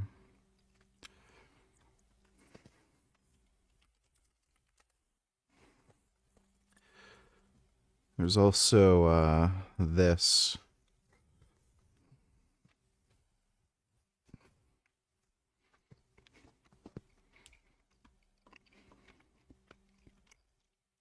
Thanks for the donation, Booty Cam. Who emerges? You know, Barack Obama was elected in 2004 as a senator and then ran for president in 2008 and won. There's a guy, John Ossoff in Georgia, who's about to be in a very tight Georgia Senate race. He's Jewish, he's young, he's centrist. He's not on my side of the political spectrum. He's very charismatic. He could be the candidate if he wins in Georgia. He could change things around. We don't know. Do you think when you look at people like Zohran Mamdani, do you think... I wish he was born in the US so he could run for president. So go on. Do you think that could be the future of the Democrat Party, that kind of very left-wing, progressive politics? Or do you think that in order for the Dems to win, they need to be more pragmatic and they need to attack the centre? I don't know what the centre is anymore, to be honest, in the crazy world we live in now. And I know you guys are based in the UK, where there's like 5 parties now fighting for dominance. I think the old ways of thinking about politics are gone. What does centre mean in the age of Trump? I think what matters is, are you anti-establishment or are you pro-establishment? I don't think about it. I think left and right is less relevant than are you.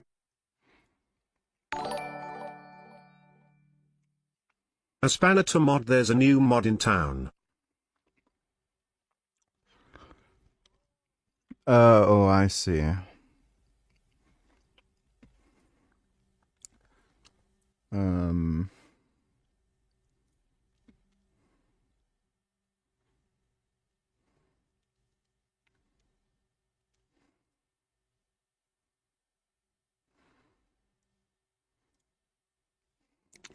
Thanks for the donation, Booty Cum. You anti-establishment or pro-establishment? Are you a populist or are you not a populist? I think that's what Mamdani proved in New York. Yeah, her name is Pat Georgesman. Look her up on YouTube. She also goes by the name Pat Gaines, and she wants to get a bunch of animals with Richard, a horse, some bunnies, a Prismo, a fin, and use them as leverage to get more money out of him.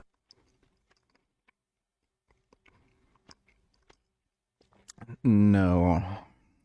Mamdani got a bunch of Trump voters. So did AOC. There's Ocasio-Cortez Trump voters. They exist. There are Trump Mamdani voters. Why? Not because they agree with his socialist policies, but because they see him as an outsider. They see him as someone who takes on the establishment. They see him as someone who speaks his mind and doesn't talk like a consultant with boring talking points. That is going to be the person who emerges and is really going to... Thanks, VG. No problem, Booty Cum. Thanks for the donation, dude. Occupy the ground, centre or left, come 2028 if that person exists. I think Americans are fed up with politicians. They're fed up. We talked about moneyed interests earlier. They're fed up with money in politics. They're fed up with foreign wars. We didn't talk about the fact that this Iran war is the most unpopular war of my lifetime. Like, I've never seen a war in the US where the public doesn't get behind it. Once troops are committed, they don't care.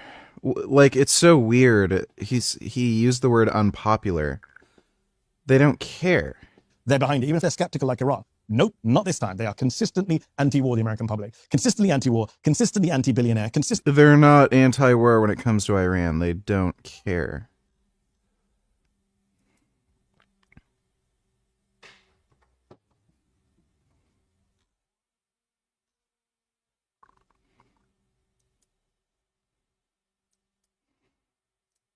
Under the Democrats, unlike under both Labour and Conservatives in our country, numbers went up. It's not just that numbers went up. I always give the stat. I came to Britain in 1996. When I came to Britain, 55,000 people a year net were coming in legally. More people now come into Britain illegally every year. Now, to me, you can argue about language, but when you have that, and in this country, in the United States, literally millions of people coming in illegally. I had a dream that AOC lost her primary election and she was being interviewed about, and she was just completely shocked that she lost. Also react this.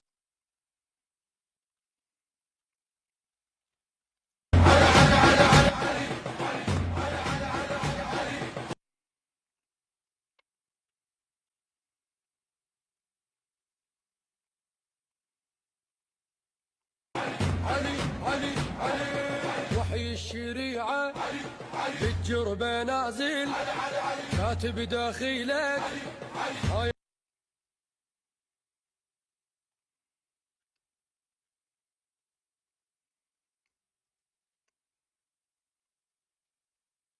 I didn't know that.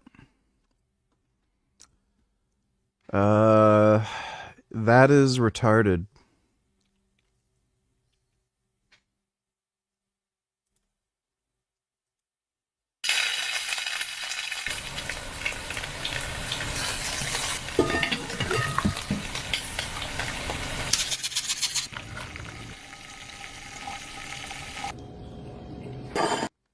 That looks nice.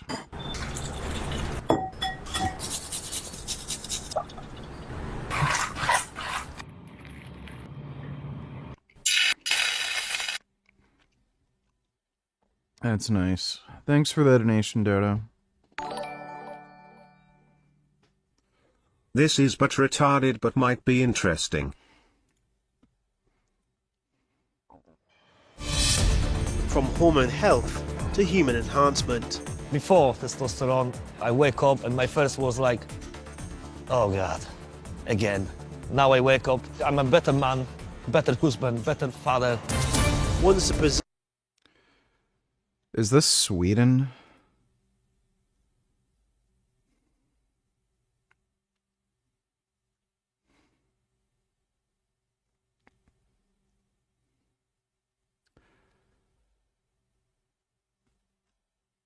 Or was this guy just living in the UK?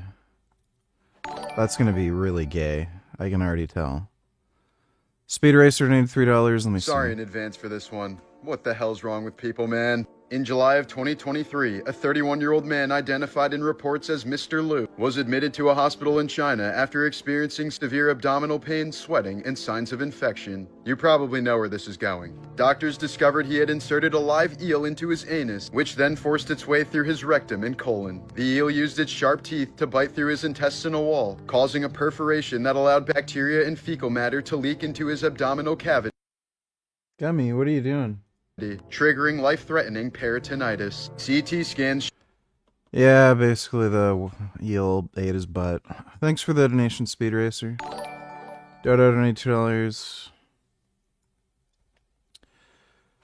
Why did Anna Kasparian delete this tweet? Is it because she realized that this video was AI? I deleted the tweet because the video was fake, but the sentiment stands. I would love an opportunity to spend 10 minutes in a room alone with this IDF soldier, no weapons. Israeli soldier attacks Palestinian woman. This is...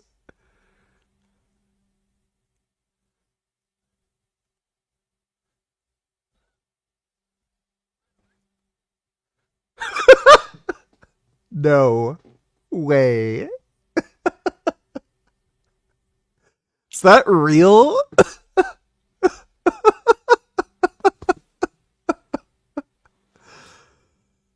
Oh my god. That can't... Dude, if that's real. Oh my god, there's so many levels to why that's so stupid. That would... I really hope that was real. Oh, that'd be funny. Put yourself in the place of one of those couple hundred Americans about to undertake this audacious raid on the Iwo Jima, looking at a lot of uncertainty in front of you. And this was the passage, and this was the pre-mission reading and the prayer that was read with them. First, a reading from the book of Psalms, chapter 18, verses 37 to 42. King David writes, Okay, Pete Egg Seth is a fucktard slime. Do I consider myself Zionist? Yes. I believe, I revere the state of Israel.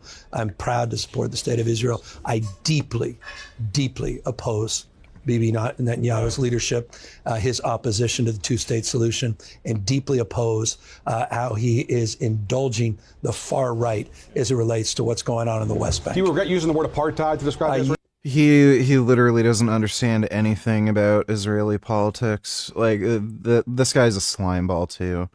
He's playing both sides. Oh, yeah, I support Israel so that he doesn't get AIPAC angry and stuff and can still get some of the dollars he needs for his campaign. And he knows, like, the U.S. president has to be friendly with Israel for a lot of geopolitical reasons, but then he's appealing to the like stupid wokey progressive like commie fucktards. He's just a slime ball. I just hate Newsom. You know, at least the Republican Party has a spine, and they're like, yeah, this is what we believe, and this is what we follow our beliefs. Then you get Democrats, and it's just all fucking lies and manipulative bullshit. Can we get Frank to sign up to get a surgery here? He wanted the perfect smile, so he went to the dentist for implants and to have 23 teeth pulled all in one day. But his family says after he was put under sedation, he never woke up. This is what's left of my son.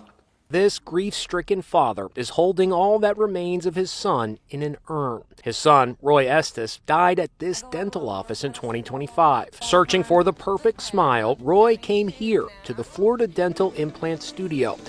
It's run by this dentist who calls himself Dr. Franco. No last name, just Dr. Franco. For $30,000, he offers an all-in-one dental implant procedure. This particular doctor convinced my son to pull 23 teeth and do 10 implants in one day. But partway through the procedure, while Roy was under IV sedation given by Dr. Franco, his son suddenly stopped breathing. Ambulance, ambulance. An ambulance right away. Is this a business? Florida Dental Implant Studio. How quickly can I be here? By the time first responders got there, it was too late. Although cases of dying at the dentist are very rare, experts say it can happen, especially when sedation is given without the help of an anesthesiologist. The medical examiner ruled his death accidental, but Roy's father is blamed. So this guy was not an anesthesiologist, and he did a procedure that requires sedation for a very long time and killed the guy. Dr. Franco. If I didn't even transparent, my son. I didn't even know that was illegal. That you can put somebody under sedation like that without an anesthesiologist. Would not be in an urn. He says he later found out Dr. Franco's sedation credentials aren't real, and neither is his name. We found out his real name, Francesco Sebastiani. He got kicked out of both of the schools that he went to for the sedative dentistry, oral maxillofacial surgeon that he's supposed to be. And after he searched his real name, Estes says he was shocked to discover that Dr. Franco pleaded no contest to a grand theft felony charge 10 days before Roy's operation. That case was dismissed last month after he completed a pre-trial diversion program. But Estes says he was even more dismayed when he learned the dentist is currently under investigation by the Florida Department of Health in connection with the death of another patient. How in the fuck are people like this able to get away with crap like that? Franco killed another person within 2 years of my son's death. I cry because that's Colleen. The patient was Colleen Straw. Her twin sisters, Darlene and Doreen, say Colleen visited Dr. Franco in 2023 for a similar all-in-one same-day implant procedure. The doctor wanted to do everything in one sitting, and that bothered us. She gave him $47,000 cash in his office before the procedure. They say Dr. Franco shouldn't be doing sedation surgery in a dental office without an anesthesiologist present. Not doing it in an environment that's conducive. If you have a patient that all allegations of wrongdoing in both cases. His lawyer says there's no medical findings showing any link between his treatment and Roy's death. My husband's death was preventable. And this grieving widow says her cardiologist husband, Henry Patel, was over-sedated by a different dentist in North Carolina in 2020 while getting implants. I don't know that he's breathing. Weird. Guess you gotta be careful when you go to a fucking dentist. Thanks for the donation, Dodo. Dodo donated $2. An IDF soldier is seen climbing on top of what appears to be a Palestinian woman and kicking her brutally. The Islamic world and Western nations that do not wage an all-out struggle against these vile people will eventually pay a very heavy price.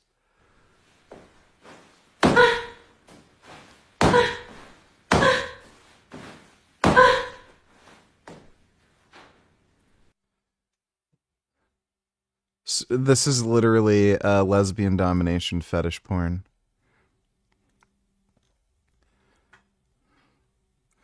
It's AI. There are plenty of hints. Duration of the video 10 seconds. Speed.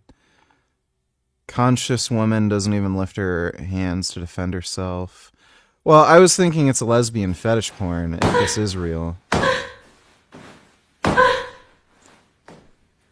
Like, this could be real, but this is clearly some sort of lesbian dom fetish thing. But, oh my god, dude. They had to have used an AI. You know what? This is an AI. So some dumbass Muslim fucktard probably used one of these AI chatbot things that could make a that's 10 seconds. And then what the prompts that were given probably correlated to like sexual domination fetish porn that the AI is being kind of over time trained to make. So they just gave in prompts that the AI chatbot is prone to making sexual, and then literally just shat out a fucking lesbian dom porn, and then this Muslim idiot probably didn't realize that's what he made, and then shared it, and then like dumbasses like fucking Anna Kasparian just like ended up sharing it. Like, that's gotta be what happened. That's insane, dude.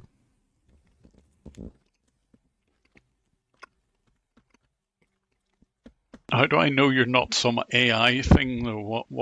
How would I be able to tell? Here, man. Here. Oh, is that... Sorry, can you hold that up? It's not AI. Can you... Yeah, absolutely. But that's a... That's like our director. Oh, I see. I thought it would be your name.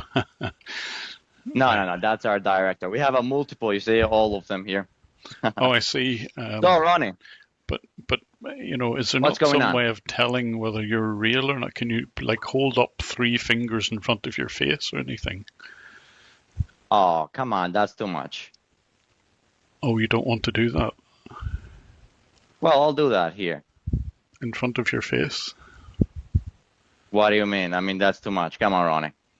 Why would it affect the AI if it was in front of your face? Well, not at all. But Can I you don't do know. that It's then? too much to ask somebody. Well, I'm just make doing sure it. you're not AI. Is that unreasonable? I mean, can you do that in front of your face? Well, I think that that's too much to ask somebody. Don't you think that? No, I don't think it is. If I'm making sure you're not AI, I think that's a reasonable thing to ask. Can you hold up 3 fingers in front of your face?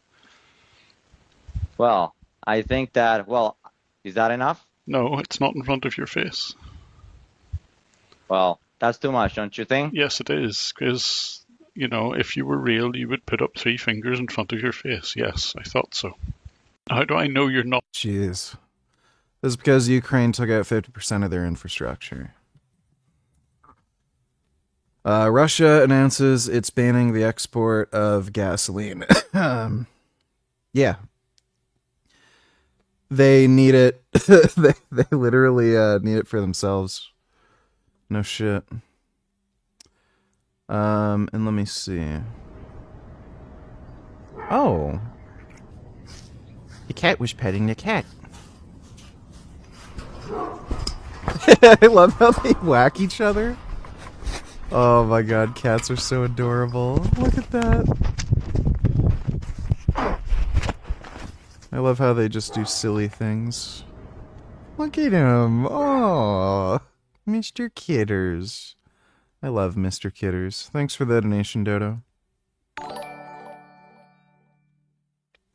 Oh my god, Anu is so stupid, she can't even tell the difference between AI and real life. My god. The thing that stands out to me isn't that it's AI. What stands out is, like, it's a fucking, like, just from the image, it clearly looks like some lesbian fetish dom porn thing. Like, like that's what's bizarre. And then her comment, I wish I could get 10 minutes alone with that girl. Like, what the fuck?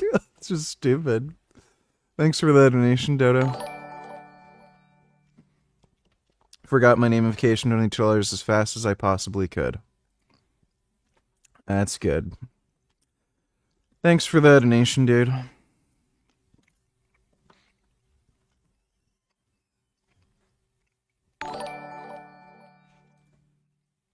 And this is exactly why doctors are evil. Well, he wasn't a doctor, he was a dentist. Thanks for the donation, though, Dodo. I Miss Biden donated $2. If you think I don't have the energy level, watch me. That's all I think. Watch me. How would you say your mental focus is? Oh, it's focused. I think it's... I haven't... Look. I have trouble even mentioning. Even saying to myself in my own head the number of years. I no more think of myself as being as old as I am than a fly. I mean, it's just not... You are the oldest president ever. You're not fit for the job. You should be afraid of the old man in a profession where men die young. If you think I don't have the energy level, watch me. That's pretty good.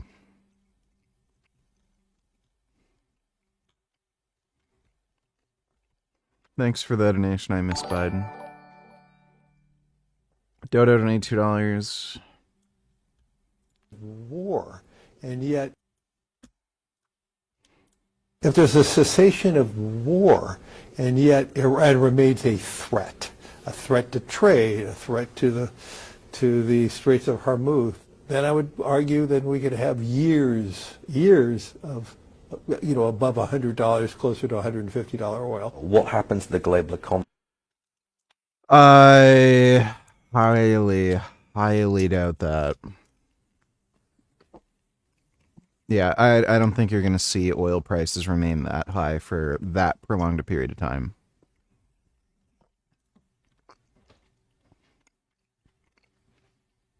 But yeah, if it did happen, yeah, there probably would be recession.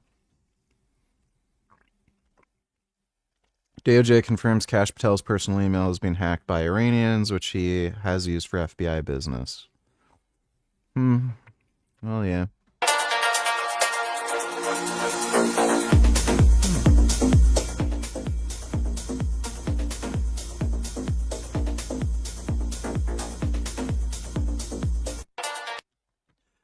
Well, I wouldn't know.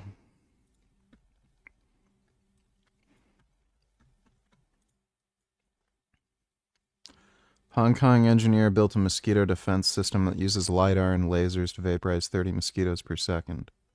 In China, they've built something that sounds like sci-fi, but it's very real. The world's first mosquito air defense system. This cutting-edge device doesn't use sprays or nets. Instead, it scans the air using LiDAR, instantly detecting mosquitoes mid-flight. And when it spots one, a laser fires with pinpoint accuracy, vaporizing the bug in milliseconds. It's so fast, it can take out up to 30 mosquitoes per second. Worried about safety? I don't know if that's real, but pre-order on Indiegogo.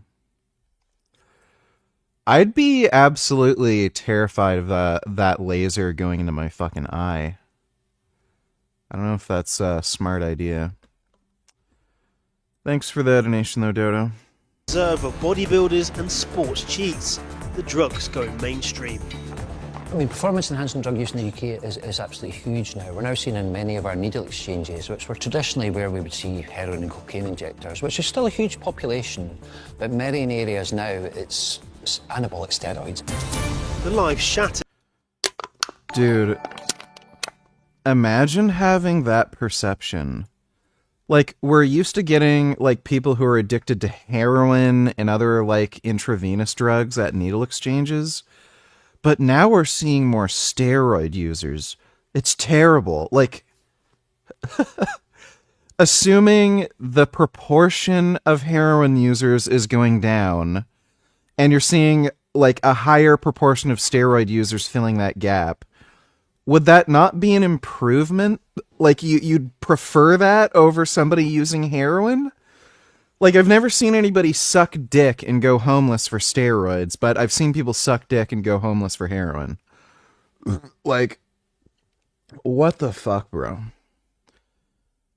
If that's not evidence that like society wants you to be a fucking beta male, I don't know what is. They'd literally rather you do heroin. Retard donated $2. McDonald's reopens in Ukraine.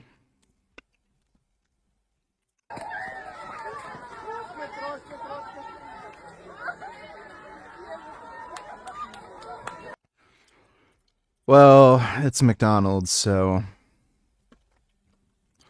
thanks for the donation, retard. By addiction. I had a roll to the back of my head. I'm having a seizure on the floor. Any longer, it would have been straight into a cardiac arrest.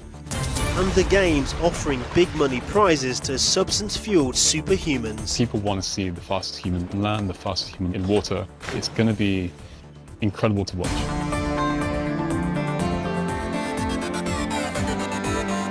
This is gonna be so dumb. So fucking stupid, like you can't fucking believe, dude. Watch the whining and pearl clutching over, but steroids make you strong.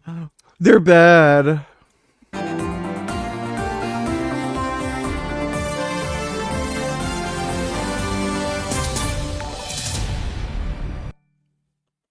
I don't care what he was, anyone in the medical field is close enough to a doctor for me.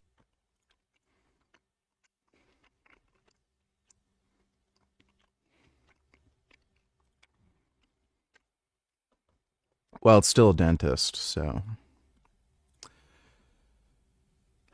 it's not a doctor.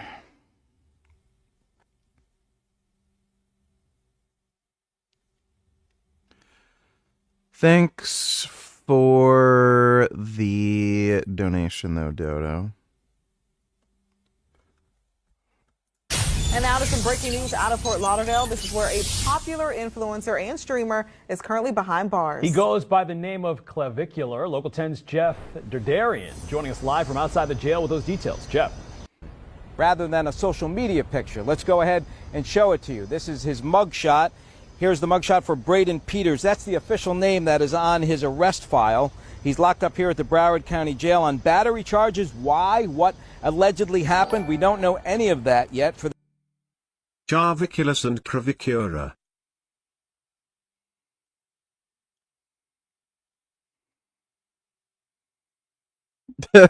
Black maxing or Chinese maxing. That's funny. So I saw a comment from Jude. Thanks for the donation, retard. I googled what steroids do to women, and it said clitoris painfully grows larger. Yeah, you'll oh my god, my fucking phone automatically asked an AI. Why? Don't ever do that again, please. Oh my god, I didn't know it would do that shit. If you Google like steroid side effects on like Google, you're just gonna hear dumb shit. So first of all, normally clitoral enlargement, if you get any, it's not painful for one thing. You can ask girls who have gotten an enlarged clitoris from using anabolic steroids. They generally, like 99% of the time, say sex feels better and they have better orgasms. Especially women who naturally have like smaller clitorises. Hannah Husseini's talked about it. She said she used to have a small clit. She took steroids. Now it's like a normal sized clit. And she said sex feels way better for her now. Also, your clitoris doesn't just like infinitely grow. It's going to grow to a certain extent and not get any bigger. It's entirely dependent on genetics. It might grow a little, might grow a lot. It also depends on how much steroids you take and for how long. Like, if you're only taking a little bit of Anavar or something here and there, like, you're very likely not going to get any. But if you take a whole heap of steroids, so you take a little bit of test, a little bit of Primobolan, some Anavar, and then maybe you take, like, Winstrol before a bodybuilding show or something, like, yeah, you're more likely to get clitoral growth if you're on more steroids for a longer period of time. But, like, the stuff, and again, there's a limit to how big it can grow. It doesn't infinitely grow, so.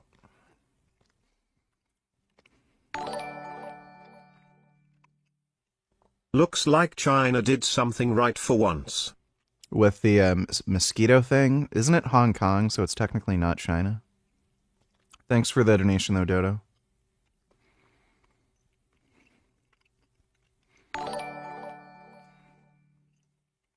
Why do people hate steroids so much, VG? Because they're gay, retarded losers. Thanks for the donation, Dodo.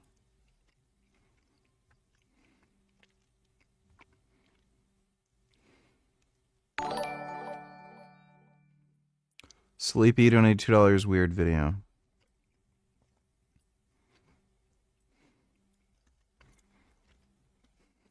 From guys who are on a lot of gear. Okay, if you have friends that are on a lot of gear, you know, they're taking stuff for gym performance. Listen, these guys give the worst dating advice, and here's why. Their psychology is like messed up usually. They're usually like super antisocial. They usually have like no social skills because they're so closed off and rigid. Another thing that you'll notice about these dudes is like they're constantly in like a lustful state because, you know, I'm guessing like the testosterone levels are just like that high all the time, right? And since like they're that high all the time, what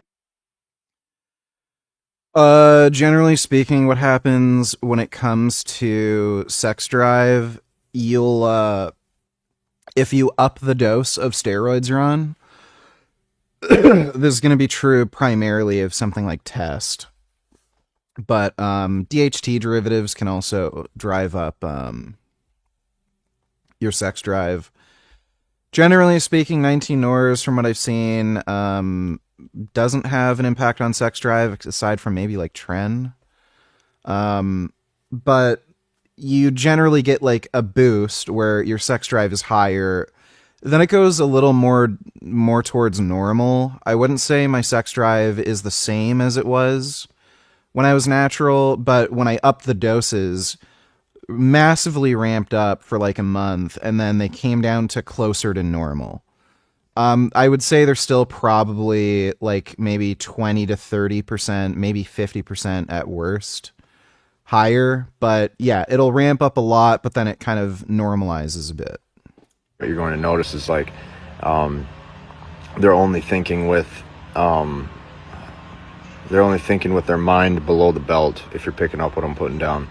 Listen, because of that, man, you should be taking advice only from like level-headed, rational dudes, because these testosterone makes you more level-headed and rational. That's why women are not level-headed and rational. So dudes who are on excessive amounts of gear, what you're going to notice, and what I found anyways, like just through observing, these guys never have the hottest women. These guys never have the hottest women. If they're married and they're on a lot of gear. Kind of depends. I've seen some dudes who compete in like, what is it? Physique class. They're always dating a lot of hot girls. I knew some Asian dude who competed in physique, who like every 2 months was dating some like new fucking young hot model. So kind of depends. And that's an Asian guy. Dodo donated $3. Let me see. So another day, another authoritarian, insane overreach from the Liberal government today. Yeah, Liberals. They rammed through without debate or discussion, which they shut down, Bill C-9, which is a censorship bill. Yep, that's what the Liberals do. They censored debate on a censorship bill. It's all about hate speech, combating hate speech, which is going to basically criminalize people for saying religious things, quoting religious texts, or hurting people's feelings, basically. And the best part, the hate speech is... So...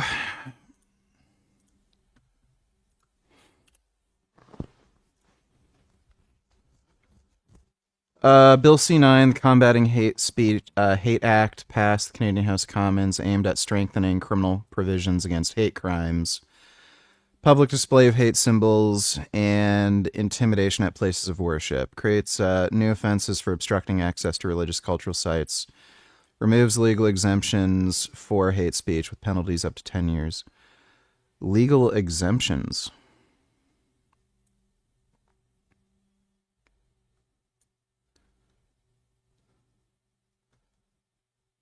I don't know what they mean by removing exemptions.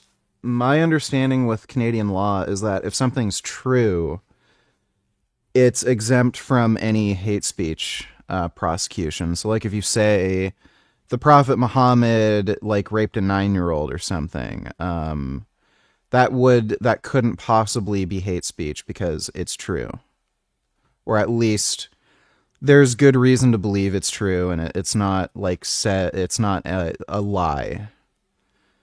Removes the requirement for Attorney General consent to prosecute hate propaganda, aiming to streamline prosecutions. That might not be a good idea, because that seems like there's more likely they have a greater ability to be politically motivated to attack people. Criminalizes public display of terrorism or hate symbols. That could be good when it comes to getting rid of the pro-Palestine protests. Intimidating or obstructing access to religious, educational, and cultural sites. So this isn't bad. This isn't necessarily bad. Assuming it's not going to remove something for, say, educational contexts. This seems like it is probably bad, because it would just motivate people to just go ahead with hate prosecutions that are politically motivated. The legislation codifies a definition of hatred as detestation or vilification aiming to distinguish it from mere dislike. I don't know if that's a change to the, because I mean, what is that? What does that even fucking mean?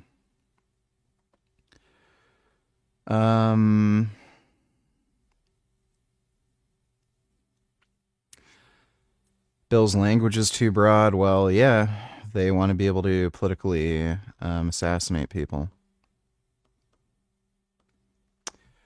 Well, that's the liberals for you. Is what the liberals determine is hate speech. They're going to say what the scope of this is. And we see this in the UK. Yep. People are literally arrested and jailed for Facebook posts. This is where we're at. And no debate, no discussion, just authoritarian hell. This is where we're at, people. Instead of... And people voted them in. Like I literally said, where they're just going to turn Canada and the UK. We're going to be more broke, have no rights, immigration's going to go up, they're going to throw the country away to immigrants, and they're going to take away our guns and basic rights and freedoms. And then what do you fucking know? For this controversial streamer and influencer. Oh, do they have his mugshot? Was near his Jupiter Island home when he got in a crash, his car ending up on shot for the very first time, and we want to show you this booking. Yeah, that looks like he might be on cocaine and also drinking. Photo of Woods. We know that he is in the process of attempting to bond out. That according to a jail official who tells us that Woods should be out of jail within a few hours. What a dumbass.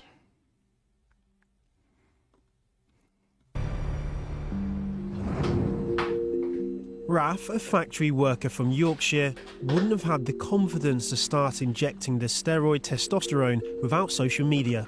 Without this guy on YouTube, I would be probably too scared to do it on my own. Vigor Steve. So I have 50 milligram of NPP and 250 milligram of testosterone. I do this 2 times a week only.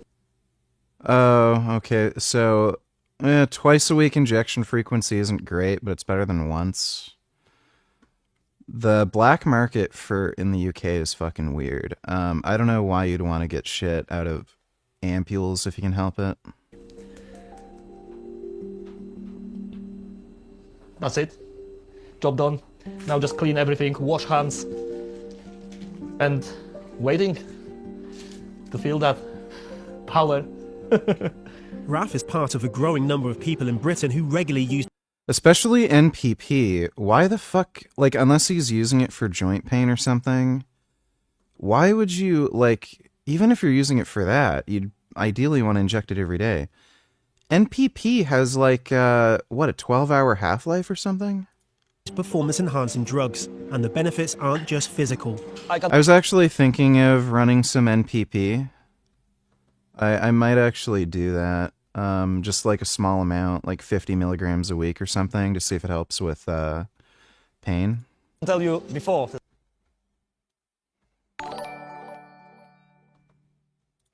You should seriously consider moving here to the States. VG, sure it sucks with Trump in office, but hey, at least we have free speech here. Well,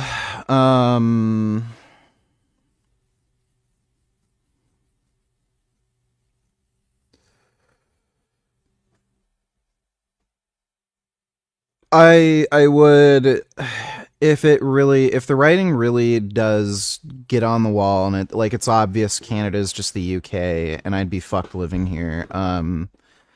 Yeah, I'd start making plans to probably move to the States or just anywhere else really, like maybe Thailand. It seems like people have a really easy time moving to countries like Thailand, and the nice thing there too is just cost of living is so low and you get nice weather, so something like that would also be on the table, I guess.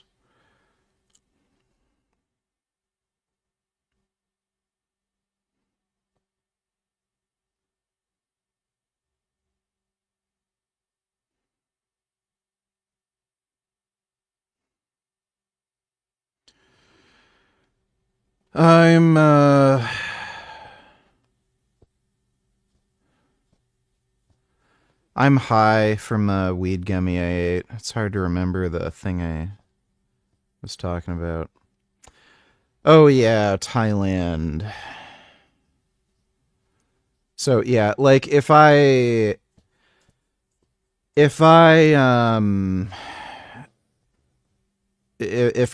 like ends up becoming the UK, then if I'm still making good money and everything, I'd move to the States. If I'm, I don't know, depending on what my interests are, at least, then yeah, I'd consider moving to Thailand. It's like, just the cost of living there is so much lower and shit. So, yeah. But man, just, why is everyone such a fucking gay retard? All they needed to do was fucking vote conservative. All they needed to do. And what have we gotten for it so far? By the way, the liberals are doing what Trump does with the job growth numbers. They're literally lying. They said there's been job growth. They're like they increased like the jobs in like a few sectors by 42,000, but the total amount of jobs lost in that same time period was 109,000. So like on the net, the liberals have actually lost 50,000 jobs for Canadians. Like they lie about this shit all the fucking time. So we're more broke. We have less fucking rights and freedoms. They've increased the fucking budget. So now, like, we're running steeper fucking deficits, even though we're bringing in less money. Has anything gotten better? Like, are you feeling better about your decision voting fucking liberal, you fuckwits?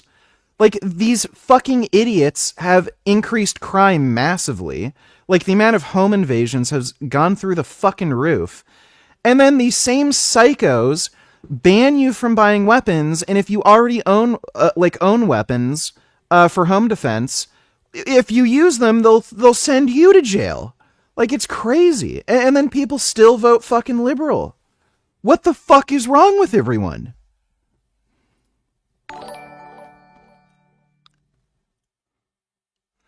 $21st million, do you drink electrolytes every day, and do you mix a power or buy, I think he meant powder, or buy vitamin water, some shit.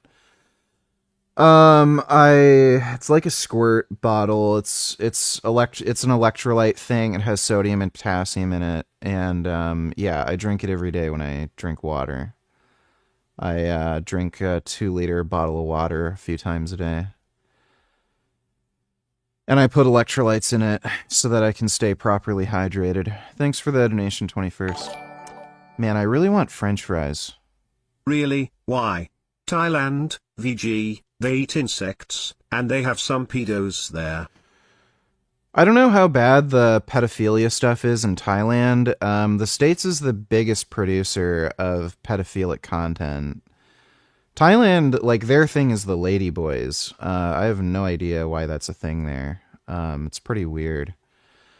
I've seen people make videos about it. Apparently, like, especially in certain areas, like, ladyboys will almost, like, force you to have sex with them. It's fucking weird. I've seen them harass the shit out of tourists in public. So that seems a little annoying. But, yeah, their thing is the ladyboys. They have really good fruit there, though. And Thai food just looks good in general. Seems to be pretty easy to eat vegan there. Thanks for the donation, though, Dodo. Testosterone. I wake up every day after overtimes, after a heavy day in work. I wake up and my first was like, oh God, again. Now I wake up, I look in the window, it's like, yeah, what a day. I have to do this, I have to do that. Let's go, let's go. So it's no time to waste. In gyms.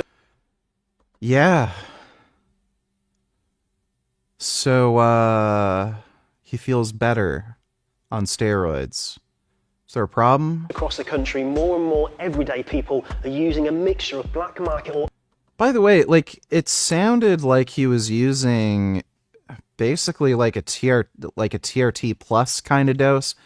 There's no real definition for what TRT is, but the guy's on 250 milligrams testosterone a week, which a lot of people would do that for TRT. And I think he said he was taking 50 milligrams nandrolone phenylpropionate. I don't know if he said he was taking that twice a week or if that was his total weekly dose. So like high end, that would be 600 milligrams test, 100 milligrams nandrolone. But if it was just, that's his weekly dose, like 250 test, 50 nandrolone, that's a normal, like pretty normal TRT dose. And, the nandrolone would just help you with like joint muscle pain, stuff like that. Or unapproved drugs in order to grow muscles bigger, heal old injuries, lose fat easier, or even turn an aging body back to its youth. Steroids like testosterone have been mixed with a new wave of research chemicals called peptides. That is Retatrutide. But the people risking their health aren't doing it to break world records. They say they're biohacking. Risking their health, right, by... Like, these drugs are literally designed to make you younger, heal injuries, make you more fit. And then he's like, they're risking their health. Like, really? Are you risking your health by exercising? Are you risking your health by quitting smoking and drinking? Are you risking your health by eating better? Like, it just doesn't make any fucking sense. Let's take a drug that makes us healthier to risk our health. Okay. Using drugs to change their bodies. But many of the drugs they're using would never be prescribed by their doctor. Yeah, because their doctors are fucking retards. So let's see. What drugs do doctors like to prescribe? Antipsychotics that cause fucking brain damage. They'll turn you fucking demented or have fucking delusions. They can even trigger like severe depression, and they're well known for causing weight gain. So people on antipsychotics are at a way higher risk of type 2 diabetes and certain cancers. They'll prescribe painkillers that you'll get addicted to and then turn into a fucking fentanyl addict. They'll prescribe you all sorts of fucking antidepressants and anti-anxiety meds that either won't help, will come with all sorts of fucking nasty side effects, and in the long run won't even make your depression any better. And in some cases, it'll make it worse. They're fine with prescribing that, but they're trying to warn you that you shouldn't take steroids because your doctor wouldn't prescribe it. Oh, like I give a fuck what my doctor would think. Fucking retarded. This Ryan Grimm faggot really pisses me off. I don't know if you recognize this guy, but he pretends like a serious journalist and is a huge pro-Palestinian cuck. And then always concern trolls about Ukraine. Every Ukrainian attack on Russian oil infrastructure drives up oil and gas prices and helps Iran against the U.S. That makes absolutely no sense. Tell me who Iran's selling to right now, buddy. And the U.S. is providing the weapons to Ukraine to attack Russian oil infrastructure, which helps Iran. We are spending our own tax dollars to drive up oil prices. Like, oh my god, dude. Is this a real human being? Like,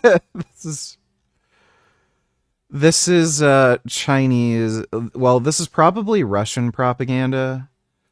But yeah, this is just commie fucking horse shit. Thanks for the donation, retard. So image and performance enhancing drugs is a bit of an umbrella term, and it encompasses essentially any substance that you can use to enhance either your body image or your performance. Performance enhancing drugs are not only being used by professional athletes anymore, but increasingly so. You have younger populations using them, and the primary aim for a lot of people is just about body image. When you look at performance enhancing drugs, there are actually real medicines that have been... Is that a fucking problem? Like, dude, it's so funny. Like, people are talking about this, you know, lack of sex epidemic. Like, people are becoming incels and shit. And then you have men that are, like, taking drugs that will drive up your sex drive and make you better looking.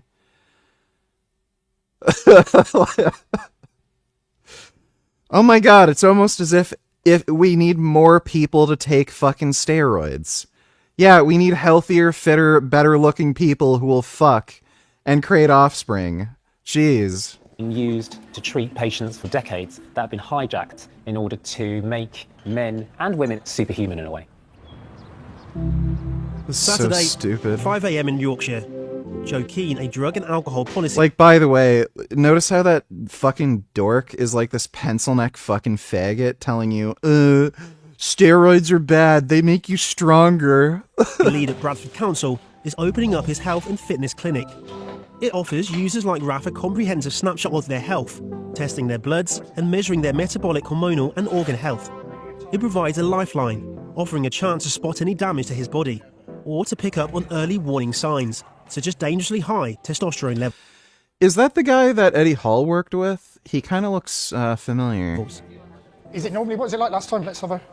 What was your ET? It was high. It was high. Let's have a quick look. So these are yours from June. So yeah, it was high last time. Yes. This time, Raf was forced to dial back his use.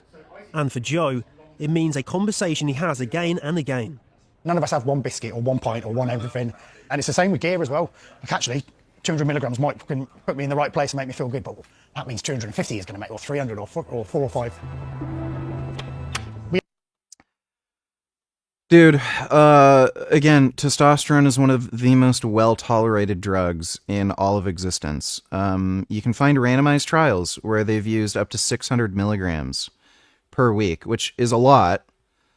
I haven't even taken that total milligram count yet. Right now I'm at like 540-ish. So it's like 437 test, 105 bold known. So I haven't even used doses that high, and I've gotten really fucking jacked. There's no difference between doing that and placebo. It doesn't affect your blood pressure the way people freak out and make it seem. And it doesn't affect hematocrit generally as long as you stay hydrated, like people will fucking tell you. And it has beneficial effects on your lipid parameters. It's good for reducing ApoB and ApoA. We are absolutely on the front line. We get everyone coming in. We get guys getting work in manual jobs. I've had lawyers, firemen, police. So we get literally every type of person that comes in here. They outnumber street drug users comfortably between 10 and 20 to 1. And it's not just... that sounds like a good thing. The more people who do steroids and the less people who are doing heroin, the better, I'd say. Clinics like Joe seeing the demand. Drug and alcohol services are also seeing an increase in people needing help. I mean, performance-enhancing drug use in the UK is absolutely huge now. We're now seeing in many of our needle exchanges, which were traditionally where we would see heroin and cocaine injectors, which is still a huge population, but many areas now, it's anabolic steroids is kind of older term we would use them. They're now outnumbering our kind of traditional injectors that are accessing these services. It's illegal to supply performance-enhancing drugs without a prescription, but they are readily available across the UK. With any illicit substance, user numbers are always going to be difficult to establish. The stats are saying somewhere in the region of around 500, 600,000. But when you start looking at police prosecution and volume of drugs seized, that would suggest there's a much greater user population. I would even go as far to say it might be bordering 1.5 million, even as close as 2. Yeah, that black chick has a nice big ass. Let me see. Black girl asses are just fucking terrific. Some of you guys think that I'm promoting anabolics? I am. Just kidding. What was once illicit and underground is now content. It's gone mainstream through influencers, celebrities, and algorithm-fueled advice. Dude, these fucking dorks who just hop on trend-only cycles. Welcome to another. And they're like pencil necks, like they're so stupid. Episode of Lab Rats, where I'm treating my body as a lab rat, trying different peptides and enzymes and letting you know how I got along with them. I'm gonna become superhuman and join. No, haven't watched Better Call Saul. I've seen a few clips. It does seem like it's better than Breaking Bad. The peptide train. What should be medical advice is now bro science and folk pharmacology. As a scientist and an entertainer, I'm going to continue to put my body on the line for the community. Pumped straight into our phones with one small disclaimer. Please know this, I'm not a doctor. And this is not medical advice for research purposes only. I'm not your doctor, I'm just your gym bro. Remember that. And this isn't just happening on the fringe. It's gone mainstream. Across the world, testosterone prescriptions have surged. Like, by the way, RFK is like, what, 65 or something? Like, really fucking old. I think he's close to 70. How many 70-year-olds look this good or this muscular can do fucking pull-ups? He's on testosterone. Prominent figures are opening up about their use. From the US Health Secretary... I'm on an anti-aging protocol from my doctor. ...to the most successful podcaster of all time. Add a little bit of growth hormone. Add a little bit of testosterone. First it was cream, and then it became injections. Yeah. With around 2% of men in the UK suffering from clinically low testosterone and facing lengthy NHS waiting lists, private clinics have boomed offering testosterone replacement. Well, I mean, it's not just private clinics either. It's the black market. This gatekeeping with all these fucking drugs where the NHS and like all these other public health, even private healthcare, try getting a testosterone prescription from your doctor in the States. Like, it's just not going to happen. They're doing this like moral fagging gatekeeping shit where they'll again prescribe you highly addictive, dangerous drugs like antidepressants, antipsychotics, fucking painkillers, benzodiazepines, anti-anxiety meds. But then they're not going to prescribe you a drug that will make you feel better and be bigger and stronger and healthier and fitter. And like, it's so difficult, so stupidly difficult. What do you think's going to happen? Well, yeah, this is all going to go on the underground market. And then they do this like moral fagging bullshit where it's like, oh, you shouldn't be doing underground drugs. Well, you know what? Your doctor should be prescribing you these medications if you want to take them. So they're not. That's why the underground market exists. Like, get fucked. Why is this moralizing, going towards people who are like not stupid, they know these drugs are good for you, and then you're trying to shame them? Like, why don't you shame the fucking doctors who aren't prescribing this? Therapy, otherwise known as TRT. But this service isn't cheap, costing some users close to £4,000 a year. We've got the bloods for a couple of months sort of due again, I think, soon, aren't they? I think some of the markers will have moved positively, so yeah.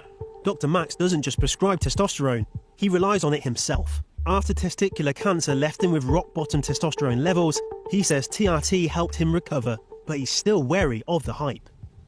As a man in his 30s, I've been bombarded with adverts when it comes to TRT, especially on social media. Does there need to be more of a look at how enticing these adverts can be? Dog, like... So I was on basically a TRT dose. This is 210 milligrams per week, 30 milligrams a day. 2-month difference. I gained 20 pounds of muscle. Like, Is there a problem with this? And by the way, I showed my blood work after. I had a reduction in cholesterol. My blood pressure actually went to more safe, normal levels. I had rock bottom blood pressure before. And then after this, I think around this time period, it was still a bit low. It would dip down into the 90s, but generally speaking, around this time period, it was 100/60 a lot of the time. It used to be like super ridiculously fucking low. Like my systolic would be like, 60 or 70. And I'd faint all the fucking time. I have no idea why that is, but testosterone fixed that problem. It's being 110/70 on the doses I'm on now. And it hasn't increased as I've upped the dose. What else? My HbA1c improved. So everything got better. And again, way bigger, stronger, felt better. Mental health, was way fucking better. Everything improved. Like, why are we being like faggots and being like, should people take this? Like, really? When you can have that happen to you? Yeah, I think people should fucking take it. So people are often seeing a few short clips on social media and then they're kind of making a decision on something, which is potentially for life and complicates fertility. So those are big aspects that people have to be mindful of. It's not a panacea. It's not going to fix everything for you unless you're going to tick the other boxes when it comes to lifestyle factors, obesity, sedentary lifestyles, other factors, maybe, stress, sleep, that sort of thing. Then it's not going to fix everything. Well, this is the thing, people aren't going to tell you.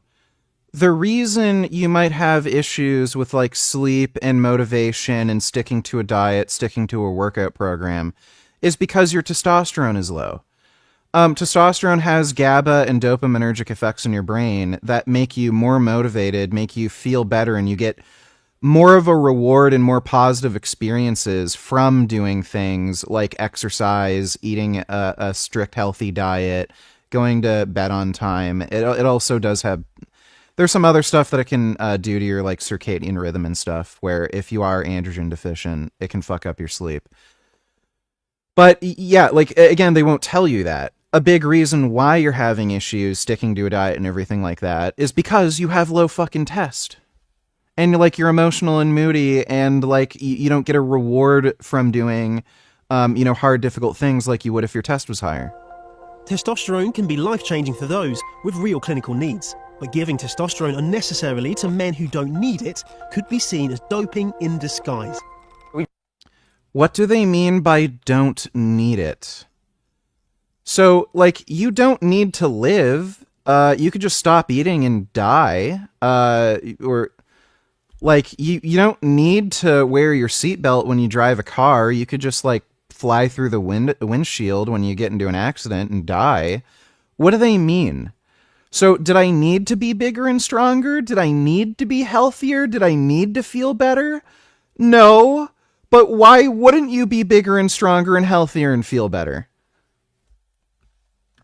You can tell by just the way they say things, they're stupid.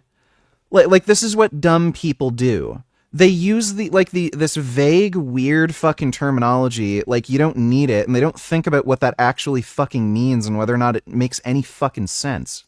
We've recently done a study of all the clinics in the world that are actually advertising testosterone services. Oh, look, weak beta male pencil neck. Yeah, I'm gonna listen to you, dipshit. How many fucking push-ups can you do, fucking loser? And I think testosterone... guess what? If this guy had to pull himself out of a fucking burning building, he'd fucking roast. Give me a fucking break. I'm gonna listen to a fucking pencil neck beta male. More than any other hormone has been missold as this elixir of masculinity. And actually it's clear that there is some good practice out there. Elixir of masculinity. I should just leave this tab open, but it's what does something, do I look more masculine here? Huh? I think I do. So yeah, it works. But actually there's fucking a surprisingly large amount of bad practice as well. Clinics giving testosterone in ways that it was never designed to be given, at doses that are wrong, saying that testosterone makes you... I don't know what he fucking means at doses that are wrong. on what basis? What criteria are we using? There's different reasons for why you might be on the drug. You may have frailty, and your bones are weak, and you don't have enough muscle mass. That might require a completely different dose than putting somebody, like fixing somebody's libido so that they can actually have sex and enjoy sex with their partner. And it may be a different dose to have some of the mental health side effects, where you need some improvements with mood, motivation, energy. So what does he mean? They're giving the wrong fucking dose. Each patient is going to be different. They're going to respond to the drug differently, and they're going to be using the drug to alleviate different fucking clinical symptoms. So again, this is a fucking beta male pencil neck dipshit who's like, we don't want people getting big and strong. We want people being weak and gay like me. You stop aging, which is actually completely wrong, and making false claims about it. So it's actually wrong. I don't know what the fuck he means by aging. Guess what? Sarcopenia is a reality as you age. So if you can reverse side effects of aging, like sarcopenia, muscle loss, and bone mineral loss, with a drug that increases muscle mass and bone mineral density, then you are, at least in some part, reversing aging, are you not? Rife. And, the UK and the US are two of the biggest places. And big claims are being made about other so-called wonder drugs. A range of unregulated medicines and research chemicals known as peptides are seeing a...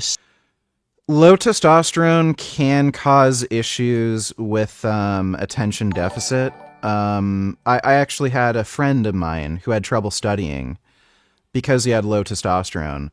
And if you have low testosterone, you can experience side effects like not being able to think clearly, kind of having brain fog. He was very forgetful before he went on testosterone.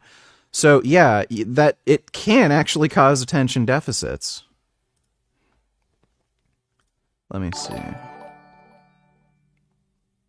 You think Brian Johnson is a true ethical vegan? No, he said he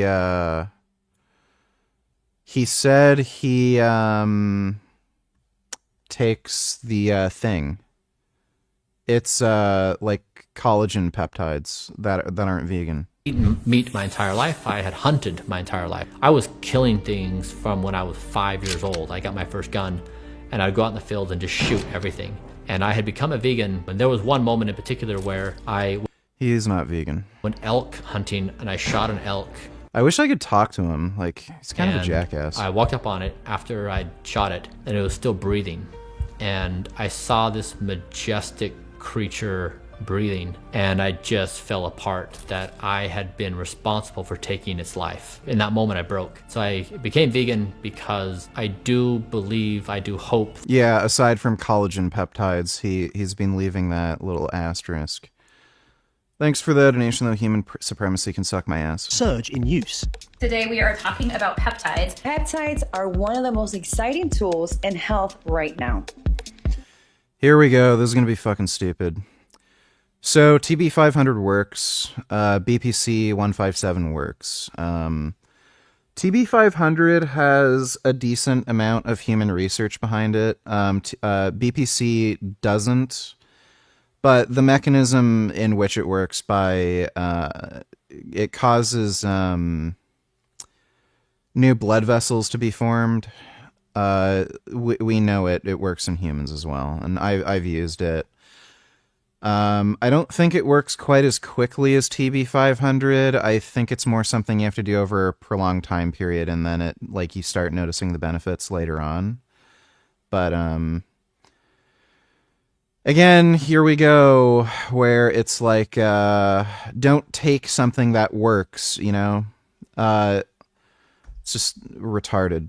There's this huge boom in Chinese-produced peptides. Peptides and steroids are a bit different in how they work. So peptides go into your body and encourage the natural production of a certain hormone. And what that also means is that people taking peptides often think that it's a much more natural process and therefore doesn't carry the same amount of risks. But there are, That is not the difference between steroids and peptides. of course, still risks attached. Peptides are generally sold on the benefits they pose to us as human beings, but legally they shouldn't be. So a lot of peptide sites will have not for human consumption all over them, for research purposes only. With limited clinical data about the effects of peptides, social media influencer Sammy has amassed thousands of followers by... Like, by the way, peptide is a very, very broad category. I'm pretty sure thyroid hormones are technically peptide hormones. Those are prescribed for thyroid issues. So if you're low on T4 or T3, you take something like Synthroid. That's a peptide hormone. And that is clinical use. Like, that's prescribed by your doctor. Again, they don't mention that. They're talking, like, they don't even explicitly, they don't know what they're talking about. So they'll use terms that they're not, like, actually familiar with, and they won't actually explain what they're describing. Growth hormone, that's a peptide hormone. Again, that's being prescribed for decades. It's been around for quite a while. They used to get it from human cadavers, but they found out that you can actually get mad cow disease from that, some prion disease, so they stopped selling it, and then they found out how to synthesize it in the 80s, and since the 1980s, there's just been a synthetic version on the market. Again, that's being prescribed for children with stunted growth. It's being prescribed for age patients that are experiencing muscle wasting and like weird fat distribution issues where they're getting a lot of fat in their midsection.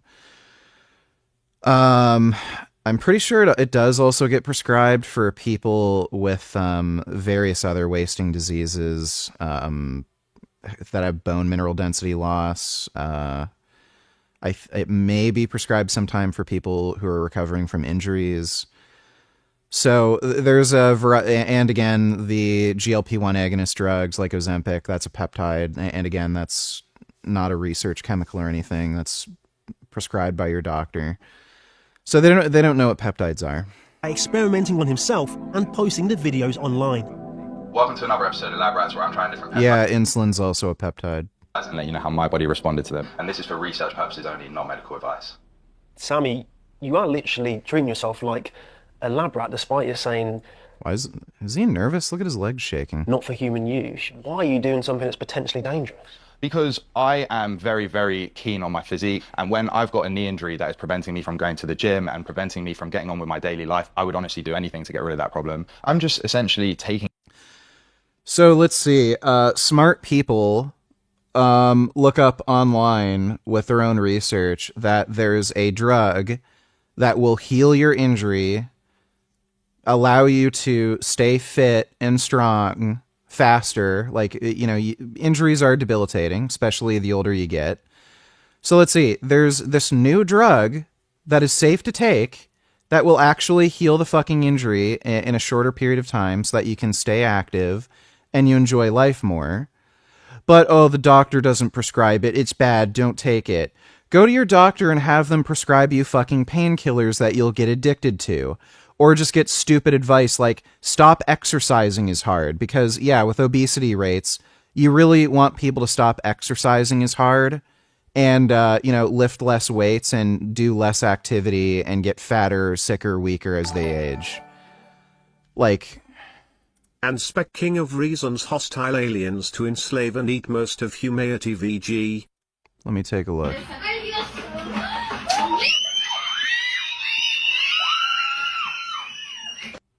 I don't know if that's real. If it's real, they should all just be dead. Thanks for the donation, though, Dodo. Did GH help with your knees?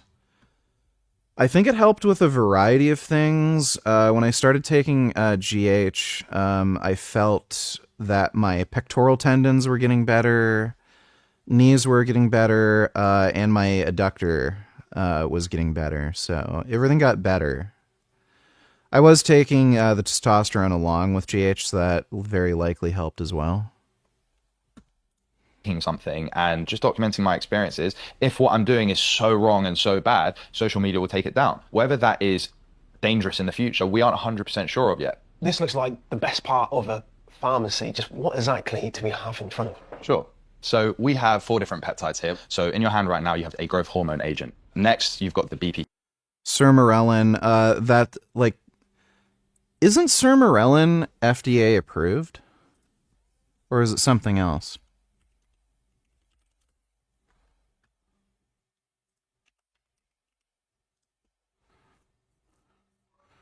Not currently FDA approved. Okay.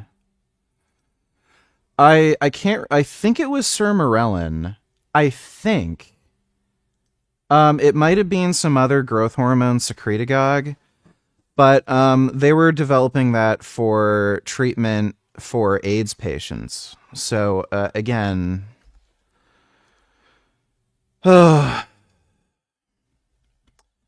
yeah, don't take drugs that work. Just, stay sick and unhealthy. PC157 and TB blend. It's the injury healing blend.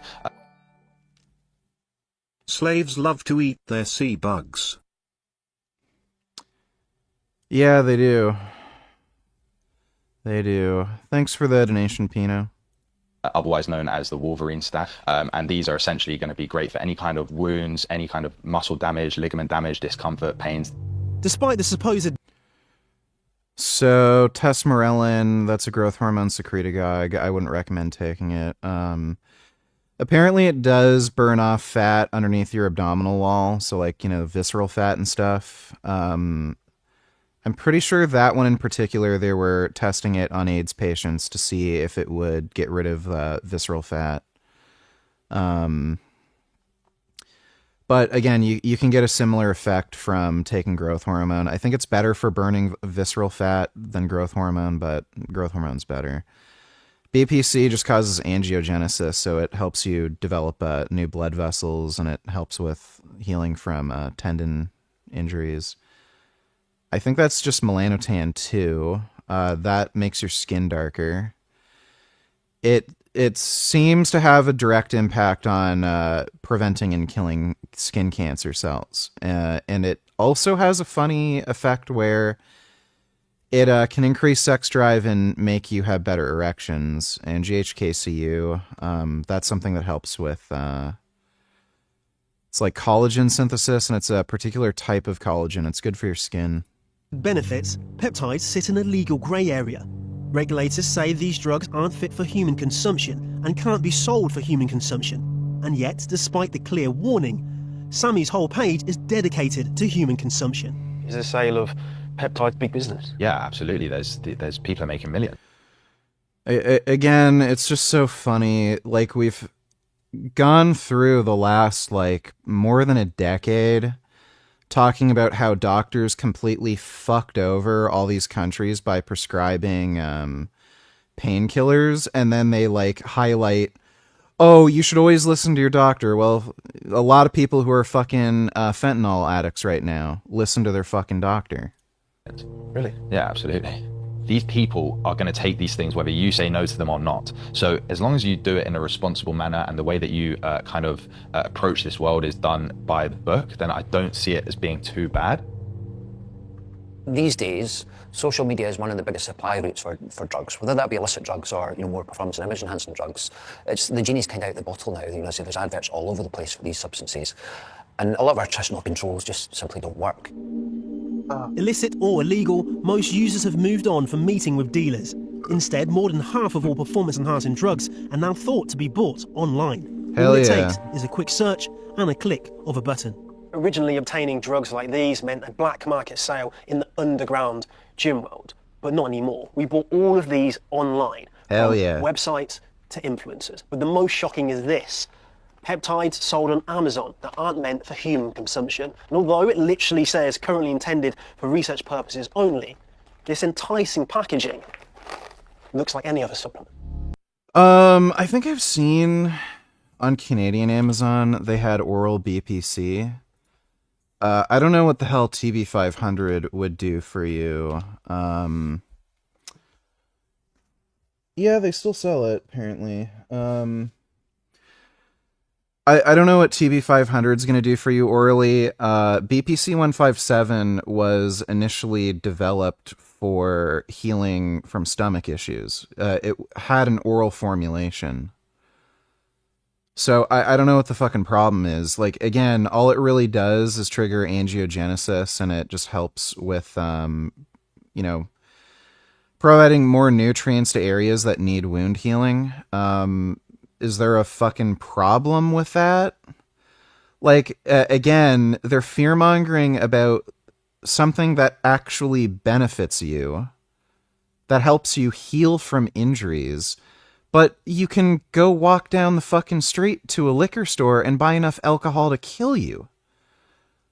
So, and again, the amount of societal problems that alcohol alone causes, just look at the amount of spousal and child abuse that is linked to alcohol, the amount of jobs and opportunity losses that are triggered by fucking alcohol, the fucking personal fucking problems and health issues that alcohol causes, like crime in general, like fucking drinking, driving, assaults, you know, stuff like that. It's the number one cause of emergency room visits. Why aren't they like blowing the lid on this whole like stupid scheme of like why alcohol is legal, but then they're fear-mongering about fucking drugs that actually have a benefit to you? It's like again, society is just trying to set you up to fail. Ooh, steroids, boogeyman, you're gonna get big and strong and your injuries are gonna go away. Don't do it. Just go have a fucking drink at the pub and get fat, sick, and stupid. With around half of all performance-enhancing drugs thought to be counterfeit, we got ours tested by researchers at Sunderland University. The results for these substances came back genuine, but despite the bold packaging, our tests found no trace of the advertised peptide BPC-157 Yeah, you'd figure I wouldn't order BPC on fucking Amazon. in any of these tablets. In response to our reporting, Amazon found the product in breach of their guidelines. Dude, by the way, isn't that hilarious? I can guarantee you they were hoping, oh gee, we bought a bunch of steroids and peptides online. Oh, I bet the internet is going to give us something great here. It's going to be dangerous and not be the thing that it is. Literally everything was exactly what they said it was. Oh, the testosterone, it's real. The TB500 and BPC, that's real. The growth hormone, that's real. No, it's fucking good old Amazon where you get something fucking fake. What do you fucking know? They, like, I can guarantee you they wanted to be able to tell you, oh, it was all fake. Don't even bother buying steroids. Despite the 157 in any of these tablets. In response to our reporting, Amazon found the product in breach of their guidelines, and they have removed it. We approached the seller directly, and they did not respond. The reality is, because these substances are not regulated, you can't guarantee that what you've bought online is actually the substance that you have received.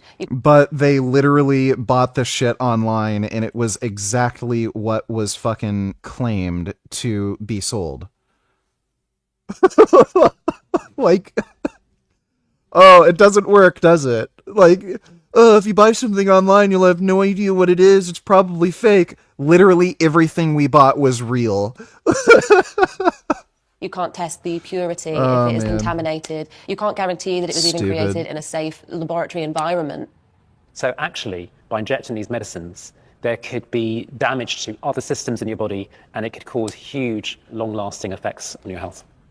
Buddy, you're a fucking pencil neck weakling. That's a fucking long-term issue for your health. Give me a fucking break. Zach first started taking performance-enhancing drugs at just 16. He was injecting by 17. And over the years, he spent well over £30,000 on the drugs. 16, what, he's like 35 now, so let's go with 20 years. I might try oral BPC for ulcerative colitis. It's not the stomach but colon, so do you think it's a stupid idea? It's the alexophagut butt poop disease and I have failed every med the docs gave me.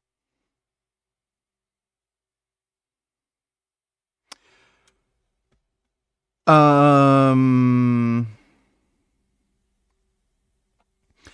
don't know if that would help for ulcerative colitis. I think it was made for stomach ulcers, not ulcerative colitis. So I'm not sure if that would help. I wouldn't really expect it to help necessarily. So yeah, BPC was made for stomach ulcers, I'm pretty sure. I have no clue if it would help for ulcerative colitis. I'd be surprised if it would hurt, but I wouldn't be able to tell you. Thanks for the donation, though, Ken.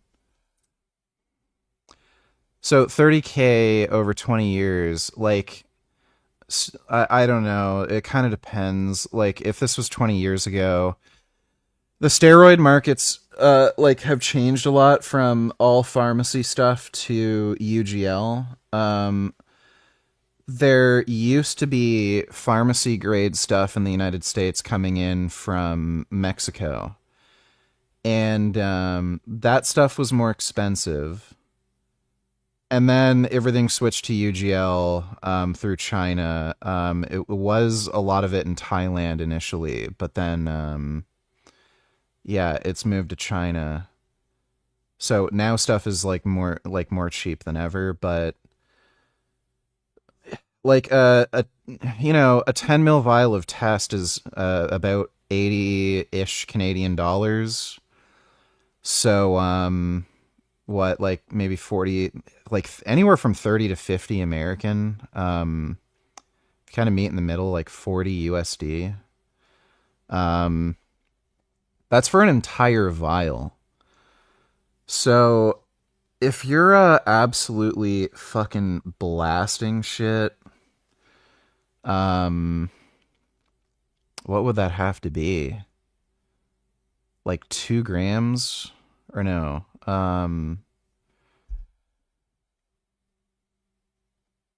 250 milligrams per mil, 10 mils. So it would be 4 mils to get to 2 grams. So yeah, so it would be a little over 1 gram per week of test to waste about $40. Like, this guy was not on... The only way to account for that kind of price would be, like, he's also on growth hormone. Like, steroids are very inexpensive. At first, the drugs worked wonders. You're looking good. How you feeling? Good. So the way steroids used to make me feel was invincible. The only time I was really happy was when I was in that gym. I was injecting or taking a tablet. I thought it was Superman, you know, and as much as I thought I was trying to find myself physically and mentally, I was losing myself in the process huge, you know, and I was losing everything around me as well. But when I was on them... What was he taking? So if the guy's taking, like, nandrolone-only cycles or doing, like, high-dose tren or something, yeah, I could expect you'd have mental health issues, but if you're just sticking to testosterone-based cycles, the likelihood of you having fucking mental health problems is so fucking low because testosterone improves mental health. So a drug that has been proven to improve mental health, fucked your mental health, like the likelihood is just so low. Nothing could stop me. It felt good, you know, it felt worthy. At 16, you started that journey, but each year were you taking more and more? Yeah, it's like a vicious circle. You know, you're starting off here and you think, oh, maybe if I take this, I can look like that. If I take a bit extra, I can look like this. And if I take even more, then I'm going to like look like this. What stack of drugs were you taking?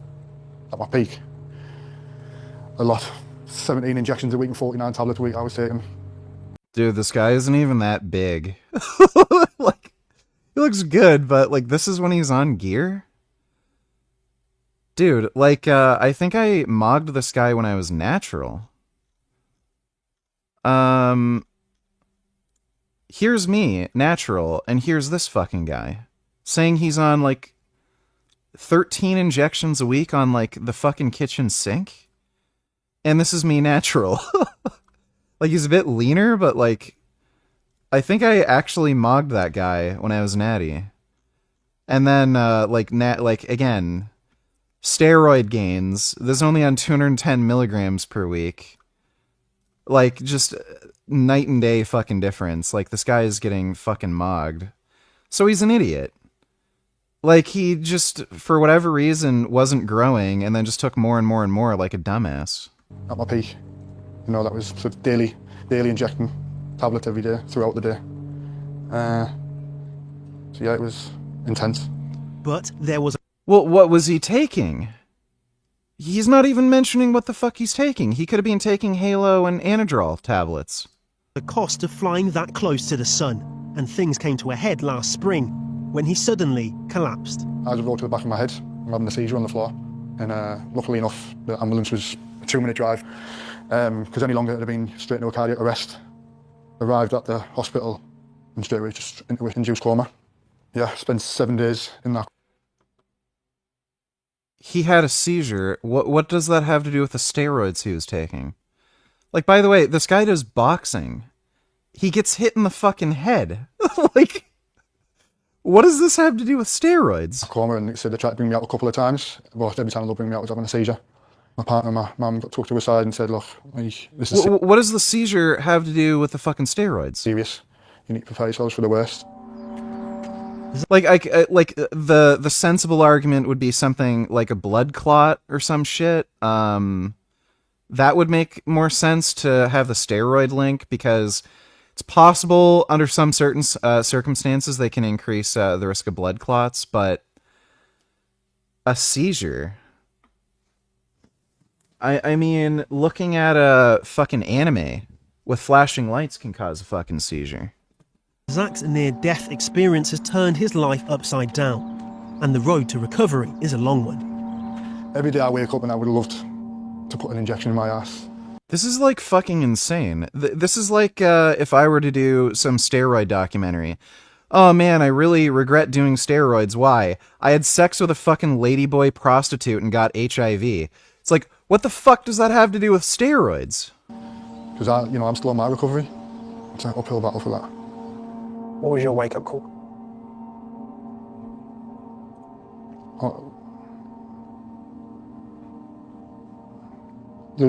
Almost losing my family.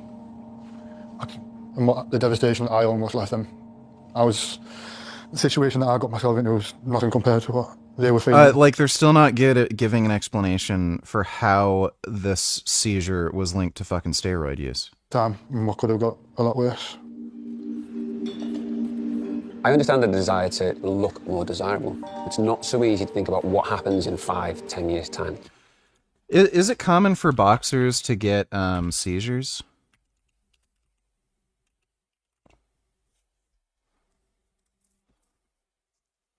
AI. Boxers have a high predisposition to seizures, often caused by idiopathic epilepsy or brain tumors. Symptoms include convulsing, drooling, patting legs, blah, blah, blah.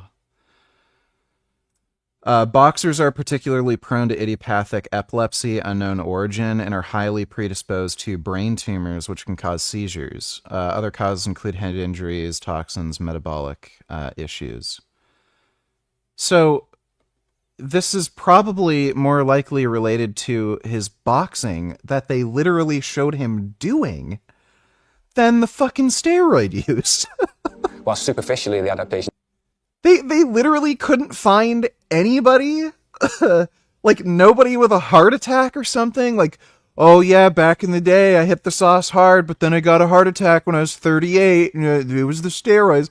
They literally couldn't find one guy, and they had to find a fucking boxer who got a seizure, which makes him like in a high risk group, and he just happened to be taking steroids. ...we see appear to be positive and desirable. Deep down, it's causing problems, not just with heart health, with blood vessel health, with blood pressure, with blood lipids. All of these things become abnormal. Oh my god, here we go. So, again, everyone will get different side effects and shit from these drugs, but there's randomized trials on steroid use and blood pressure with testosterone. Testosterone did not seem to elevate blood pressure compared to placebo. So... it might happen in some individuals, but again, doesn't seem to be the case on average, because these things are statistics, right? So somebody might die from getting a vaccine. That doesn't mean the vaccine kills people. It's statistics that determine safety. In terms of blood lipids, again, testosterone has beneficial effects on blood lipids, even at high doses. It tends to lower ApoB and lower ApoA, which is the most atherogenic lipoprotein. As far as I'm aware, it's actually the only drug sold currently that seems to actually lower ApoA. And what was the other thing? Like, your testosterone is going to be higher. Your DHT is probably going to be higher. Your estrogen is probably going to be higher. But again, that's not a problem necessarily. It just depends on like what ranges you're fucking talking about, what side effects you're experiencing. Normal and pose a risk 5, 10, 20 years down the line. Being conscious that people start using these substances generally in their 20s, you're looking at problems in your 30s and 40s where you... Arnold Schwarzenegger was taking steroids since he was about 15 or 16. Apparently his pediatrician prescribed him Dianabol. He was one of the first people to start using nandrolone as well. When he was competing in bodybuilding, nandrolone was a brand new drug, and his trainer hooked him up with fucking nandrolone. Like, again, this is all in his teens and fucking 20s. So, how old is he now? He's like 78 or some fucking shit. He seems fine for his age. Same with Lou Ferrigno. You can take a look at pictures of Lou. He started using steroids when he was in his fucking teens. He's an old man now. He looks great for his fucking age. Vince McMahon looks absolutely fucking incredible for a guy who's like fucking 80. The car crash video. So he acts like a fucking teenager. He was speeding 100 miles per hour in some fucking supercar. I think it might have been a Bugatti or something. KVG, I got my blood test and stupid doc, you only measured my total test LV, it's 35.40 mmol/L. Do I need to get another blood test, or is that a good enough indicator? What is...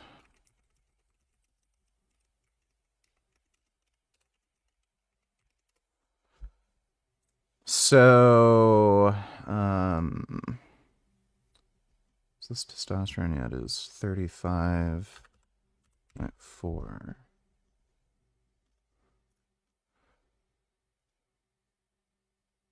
1021. Are you on test right now? That number's fine. You don't need to test your free test. It's not really that important. You're going to have reductions in sex hormone binding globulin anyway, so your free test is also going to be elevated. It's probably going to be like outside the normal range if your total test is over 1,000. So you don't need to test it. If you're just interested, you can take the test, but you know. Thanks for the donation though, bruh. Appreciate it. So Vince McMahon has been using steroids since he was in his fucking 20s. I think right now he's like 80. Yeah, he was racing in his fucking Bentley, and his excuse was his daughter's birthday or some shit. Like, look at this guy's arm. Like, it's strong and muscular. This guy's been using steroids since he was in his fucking 20s. He's like 80 now. Like he just looks younger too. If you see the way the guy looks, he doesn't look like a fucking frail 80-year-old fucking man. He looks more like maybe a guy in his 60s. And this is a guy who's been using steroids since he was in his fucking 20s. Like, this is just stupid. Dealing with these diseases in 70s and 80s in terms of your heart health and your blood vessel health. It is accelerating abnormality. It's accelerating a disease process. It is the opposite of aging gracefully. Performance enhancement. Yeah, that's why men who take testosterone for testosterone replacement therapy have lower risk of all-cause mortality. In drugs has long been one of sport's greatest taboos, but a controversial new event is attempting to change that. That's the definition of enhanced, baby, right there. This isn't just sport. This isn't just athletes. It's a revolution. Set to take place this May in Las Vegas, the Enhanced Games will see some 50 athletes competing across track and field, swimming and weightlifting. Described by some as the Olympics on steroids. By joining, these athletes will be able to take a range of drugs that are banned from traditional competitions. Woo! Damn, that was nasty, that one. I had 4.6 on that. Ex-Team GB Olympic silver medalist Ben Proud is tipped to be... This might actually be a good thing with the Trump administration, by the way. It's Trump's son who's putting on this whole event. So his own sons seem to be interested in, Donald Trump's interested in sports too. They all seem to be very pro steroid use in sports. And you have RFK Jr., who's clearly like pro TRT, probably also takes growth hormone or something. So it might end up actually being a good thing where the Trump administration or people around Trump being pro steroids, pro deregulation, you might actually end up seeing steroids get like legalized and shit in the US, and then it just becomes that much easier to just get it doctor prescribed and all that shit.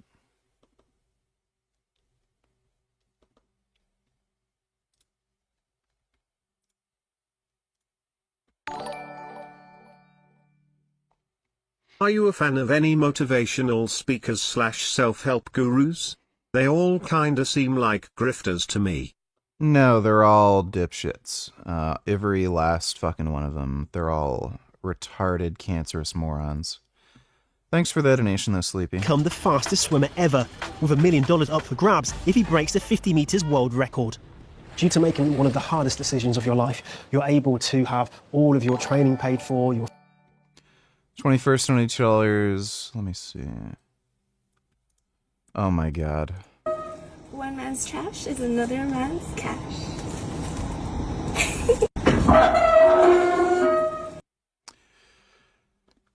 That is fucking hilarious. Sorry, are you taking a picture of me? I didn't give consent. Why is your phone like that? I'm just using my phone. Okay, but you're holding it very high. Yeah, so I don't have to break my neck. Oh, okay, so technically... I don't have to do this, and I'm not going to crease up my neck true. extra. Damn, I should have done So, that 10 years like ago. this, I can still look around. Okay. So no, I'm not taking a picture of you, don't worry. Really? If anything, I'm taking a picture of myself. So you're a narcissist. I guess. Bye-bye, narcissist. Bye. Those are pigeons. The birds never leave me. Can you reach out to Journey Rider again if he hasn't responded still? Following up with him, you degenerate. You suck so bad at communicating. Yeah, I can do that. Thanks for the donation, 21st. your food, your accommodation, but your reputation's on the line. It's going to be tricky. You know, I think as soon as you step past that line, your whole world of being a clean athlete is completely gone. You know, everything I've done in the past, I've done it to the highest standards I could do so. But, you know, what I've earned in my career is a fraction of what could be earned in one night. This is what I've signed up for. You know, people want to see the fastest human on land, the fastest human in water, the strongest man on earth. Like, people want to see that. And, you know, whether you call it racing or performance, like, it's going to be incredible to watch. For 4 months, athletes here in Abu Dhabi will be supervised by doctors as they're offered a range of steroids, peptides and supplements approved by the US drug regulator. The winner of the Enhanced Games will be determined by the hard work in the swimming pool, the weights room and of course here on the track. But for the first time, as a part of a controversial medical trial, those who choose to take performance-enhancing drugs will have that unnatural edge.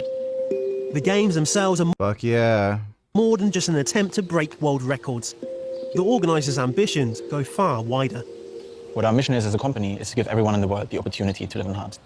And we do that by firstly creating awareness through sports that performance enhancements under the right clinical and medical supervision actually can be very good for people. And once we created that awareness, we give people access to those performance enhancements. But what does it mean to be enhanced? It's very subjective. For some people, it might be taking multivitamins, doing cold plunge and sauna. For other people, it might be doing injectable hormone therapy. Where you sit on that spectrum is entirely up to you. But what we're building is a product suite that allows all of the people, independent of where they sit on the spectrum, once they choose to get enhanced, to work together with us on that. The Enhanced Games is extremely controversial, with fierce critics. The World Anti-Doping Agency has condemned the event for sending a dangerous message to young people around the world. Gay. My major concern with this is that it glorifies the use of performance-enhancing drugs without any... That's so bad, right? But glorifying the use of fucking alcohol with all the fucking alcohol advertisements, all the, like, you know, stuff on social media and in mainstream media where how many fucking, like, movies, TV shows, oh, people are all having a good drink and a good time. Oh, glorifying that is fine, but yeah, glorifying strength. Oh, you wouldn't want to glorify physical prowess and strength and hard work. No, we want to glorify being a fucking idiot who's going out of his way to destroy his body and brain. Fucking moron. Like, again, why would you listen to this pencil neck fucking dork twerp? Regulation of what's happening in day-to-day access to this in gyms, websites, or amongst friends.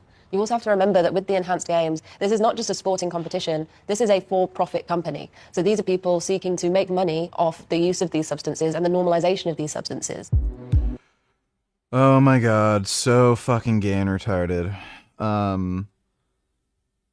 Make money off the use of the substances. Like, that is just... How? So, one, this isn't a pharmaceutical company that's doing this. And all of these drugs are, they're non-patented. There's no patent rights. So you can make generic versions, so nobody can make money off of them. What she just said is completely and utterly fucking false. Are performance-enhancing drugs part of the new normal? Dumbass. Only time will tell. What is clear is that more than ever, millions are turning to chemical solutions in an attempt to enhance their lives. These drugs have never been easier to access, and it's hard to imagine putting the genie back in the bottle. Girls' butts are The nice. benefits of performance-enhancing drugs might seem obvious. You know what I've noticed? You can see his wiener's pointing up. I hate it when I wear underwear and my wiener's pointing up. I want it to point down. Just, like, it always annoys me. Drugs might seem obvious to some, but so too are the risks. Wiener.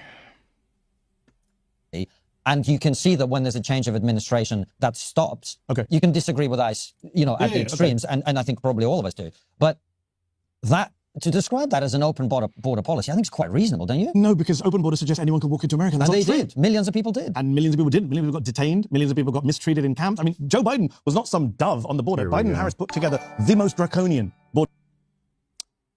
Migu donated $2. Let me see.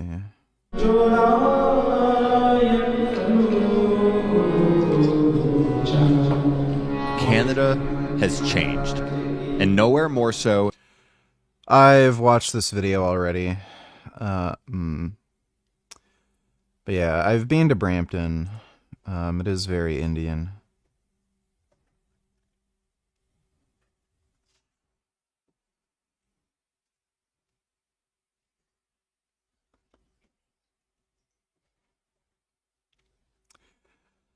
But yeah, I've already watched that whole video. Thanks for the donation, Miggy or O. Border security legislation, which, by the way, Trump told Republicans not to vote for because he wanted more people to come in so he could win the election. But they put together, I'm on the left. I was criticizing Biden and Harris for being hawks on certain things. For example, child separation. For example, putting children, all this stuff. They borrowed a lot of Trump policies. For the first year of their administration, they kept the same rule. Well, maybe people shouldn't come into the country illegally. That Trump used under the pandemic to just kick people out, which was a nonsense rule. Did a lot of people come in? Of course they did. Record numbers came in. But again, why? Was it just because of an open border, or was it because of push factors, not just pull factors? What was? It was pull factors. They just let everybody in. Europe was doing it. Canada was doing it. Like, this is just fucking retarded nonsense. What's going on in Central America in 2021 and 2022? The actual crises that drove people out, not no. Just economic migrants, but yes, but refugees as well. This is why you're triggering me with all respect, because I walk around the United States. It's called trigonometry. Just keep triggering each other. So that's why we're having this discussion. I mean, as I walk around the cities of the United States, and we travel here regularly, I'm shocked by the number of homeless people, right?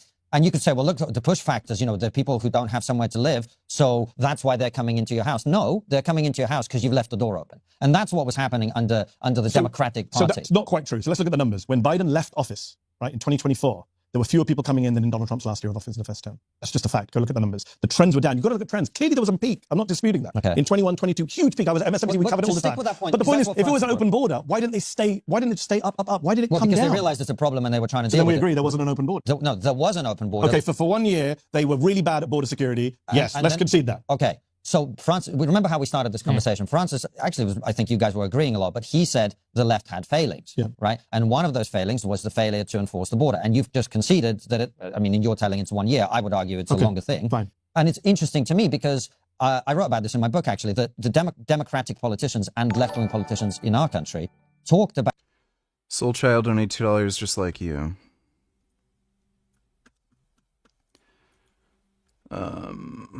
Here is the thing. If you look historically, the American people actually have some patience. Our shortest... Okay, after telling his audience for months that bombing Iran wouldn't lead to a wider war, I don't know what the fuck they mean by wider war, and then claiming the war was just going to be a quick bombing campaign, prepare for a long war. Yeah, great, sure, don't care. About the importance of border security and managing immigration well and carefully for decades. And then there was this moment, which meant, you know, let me present the argument and you tell me what you think about it. My sense is there was a cultural view that immigration good, illegal immigration isn't illegal immigration, it's all asylum seeking. There's nobody who's trying to get in illegally. Everyone's trying to just find their way to a better life. And there was a cultural shift, which a lot of people call woke, where that was perceived as the morally right thing to do. And that's why across Europe and the United States, people in power, not just left-wing, by the way, but across the political spectrum, did leave the, I mean, you argue with the quibble with the word open, failed to have the border policies that the people of their countries repeatedly voted for. And that is one of the reasons Francis, I think, is arguing the left got the kicking that it did. Well, I can untangle those two things. One is the electoral thing, which is a much more complicated issue. I don't have time to talk about why did they get the kick in different places. There's incumbency, there's inflation. We've talked about many things. Populism, agreed. Clearly, immigration played a role. I'm on the left. When you say the left failed, you might not like this, the no true Scotsman fallacy. The left hasn't been in power, right? And Tony Blair was not the left. Gordon Brown was not the left. David Cameron and George Osborne were not the left. You can't play this game. I can, because I criticize them from the left. If you tell me that there was an open border, I would say Tony Blair spent his whole life being hawkish on border. He gave asylum seekers vouchers. I spent most of the 2000s attacking Blair for being cruel to asylum seekers. Gordon Brown talked about British jobs for British workers. People say you sound like Nick Griffin if you remember 2010. And then, for example, here in the US, Biden and Harris were way to the right of me on the border. Kamala Harris... British jobs for British workers. Yeah, that's racist. Let's have, like, everyone be fucking poor and just have, like, immigrants do the work for peanuts, right? That's better? Oh my god. Medi is, like, an actual psycho. Harris said, do not come. She went to Central America and said, do not come. Doesn't sound like someone with their door open to me. But they did leave the door open. That's a separate argument. But she in practice, you can't have the analogy. Okay, so in practice, people got in. I've never disputed that. Your argument was you opened the door to come in. There's no evidence. My argument is the fact that people at one point were not able to come in, and then they were, is evidence of a shift in policy. Is that a fair claim? I don't know about its policy, because the Biden administration did copy a lot of Trump policies. For example, they got rid of Remain in Mexico, whereby Trump took people and said, you've got to go to Mexico and make a claim. You can't do it here. Right. He got rid of that. People said, oh, because of that, the numbers went up. I don't agree with that. I think that the numbers were coming. Why did the numbers go up? I told you, because there were push and pull factors. The economy was opening up. Oh, bullshit. Let me finish the sentence. The economy was opening up after COVID. The US economy, despite Trump's claims, was amazing on Biden's watch in terms of growth and jobs, record jobs growth. So when you have record jobs growth, people come for work. You need people from abroad, legal immigration. And number two, there was a lot going on in the Northern Triangle, in all these Central American countries, a lot of crises, some crises that we've caused, with people coming in. So not crises that we caused. There were many, many factors. Was it also liberal bias? Maybe. But this idea that, the left, you said the woke advocates, they're saying. So gaslighting on immigration. Extremism and Islam ideology. That should be an interesting one. Just lost with Clinton. What should they focus on in 2020? And if I'd said to you they should focus on a virus from China, you would have said, don't be silly. Yeah. Well, I remember we had a guest on the show, actually very much to your point about how Joe Biden won because of COVID. We asked him who's on course to win before COVID happened. And he said, if nothing changes, and it will, then blah, blah, blah, blah, blah. So I agree with you. Matty, before we go to Substack and ask you questions, we always ask the same question to all our guests at the end, but I want to ask you about one other thing before we do that. In the time, we've been here for a couple of weeks now, in the time that we've been here, there have been four, I don't know if you necessarily describe them as, maybe I think they were 4 terrorist attacks committed by what we understand to be an Islamist. Do you see that as part of, you talked about blowback, do you see that as part of the blowback, or is there another reason this seems to be happening with increasing regularity in the United States? Yes, a good question. It's very worrying. It's one of the things that keeps me up at night, I think. He's pro-terrorism. He wants Muslim terrorism. The more we see that, the more we're going to see real fractured relations in communities. Islamophobia right now is already off the charts in the Republican Party. They're looking for any excuse. I don't know if you've seen the tweets from Andy Ogle saying Muslims are not part of American society. I didn't see that, no. This is a Republican congressman who said Muslims are not. Islam is completely antithetical to any values in Western society. Welcome to America. And there's another one. There's another one he keeps tweeting. There's a guy called Randy Fine. Yeah. He said, if I had to choose between dogs and Muslims, I'd choose dogs. Yeah. So there's some real, I mean, if you talk to Muslims who lived here after 9/11, I didn't, I moved here in 2015, but if you talk to Muslims in my wife's family, friends of mine, they will say the Islamophobia now is much worse than after 9/11. After 9/11, George Bush went to a mosque and said Islam's peace. Donald Trump would never do that. And so in a climate of Islamophobia, of course, Muslims, any self-identified Muslim who carries out an act of terror against a synagogue or against a university or whatever it is of course, it's going to be morally wrong and a criminal act, but it's going to be a real disaster for community relations, for the political debate, for some of these cultural issues we talked about. I don't know what is motivating all these people. It's very hard to say. The guy who attacked the synagogue in Michigan recently. Yeah, so this is what he wants. He wants mass Muslim immigration, and he wants the Muslims to behave themselves so that they don't get kicked out. And, you know, this, like, people aren't wary of letting in more immigrants. And then once there's enough Muslim immigrants, he wants them to all promote Sharia law and then start attacking people if they don't get what they want. That's exactly what he wants. That's why he defends Hamas. That's why he wouldn't wear the hostage return pin. He wanted Israeli hostages to be executed. That's why he tries to defend Iran, and he's against the Iran war because they're supporting terrorism. This guy, like, again, this guy is such a devout Muslim and such a whack job. He believes the Prophet Muhammad traveled to heaven on a winged horse. So that should give you an idea with just how much of a, like, dumb, delusional whack job this guy is. Gay! Well, I'm ready. Are you ready? Yes. Okay, let's get started. Now to punch, everybody raise your hand, both hands up. Now, from here, roll your fingers in. Side the palm, lock in the first two fingers with the thumb. Now bring the hands, the rear hand, bring it right at the cheek. The front hand out in front, ready to block, ready to jab. Now watch me first. From here to jab, I'm going to extend the hand straight out in a straight line, aiming right for his nose. We're learning from the best.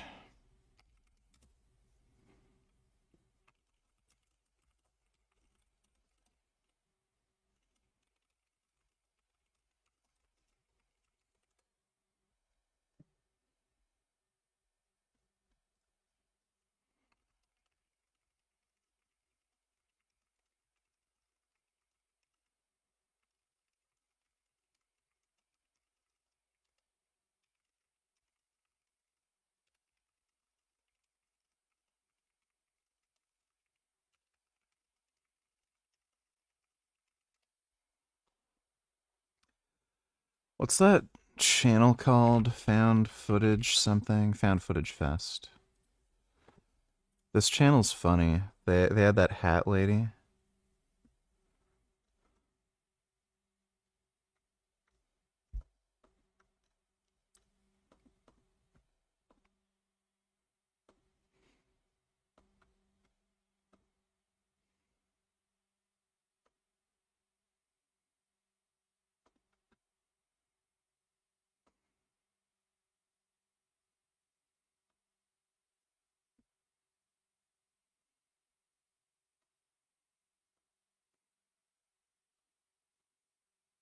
Yeah, a lot of these look good.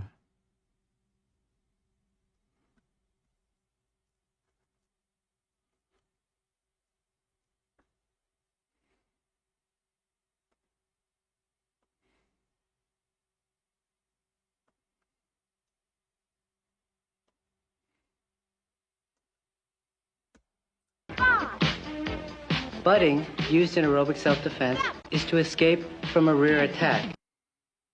I don't know if that would escape.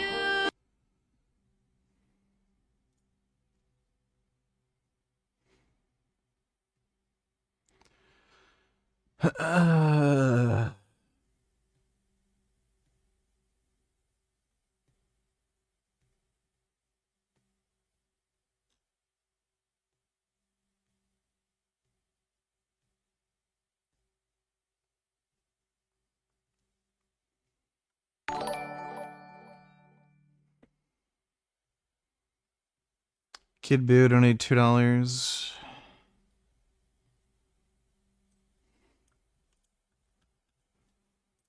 Out of the gym quick, it's actually going to be 3 exercises in one, so you're going to save a lot of time. You're going to start by going down into a squat. The squat turns into a good morning and then a good night. It's incredible. Yeah, that's dangerous. Thanks for the donation, Kid Boo.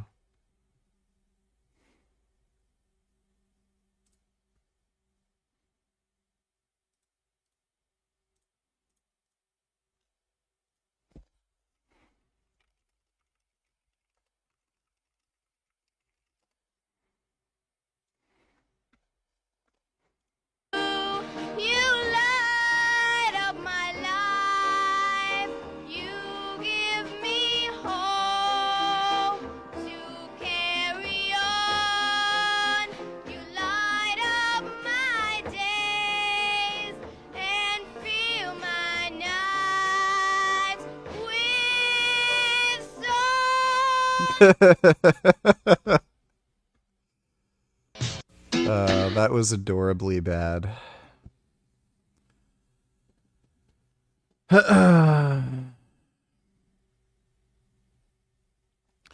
you think GTA 6 is going to be woke? I think it's going to be garbage. Rockstar seems to be making games for the lowest common denominator of people, so non-gamers who suck at video games where everything needs to be easy and boring. GTA 5 was so boring. More than half of the missions you were doing like nothing. Just following a car or picking up a car and delivering it to some spot or taking photos or stupid shit like that. And then Red Dead Redemption 2 came out and it was even worse. Even more fucking boring. More of the missions were just nothing. So if they stay on that trend, I'm just expecting the game to be very boring, very easy, and just fucking pointless. I know people are saying like it's going to be woke because there's going to be a female character that you play as in the game. Like, that is just stupid. So in terms of being woke, I haven't seen any evidence of that, but I'm expecting it to just be boring and shitty like the other games they've made.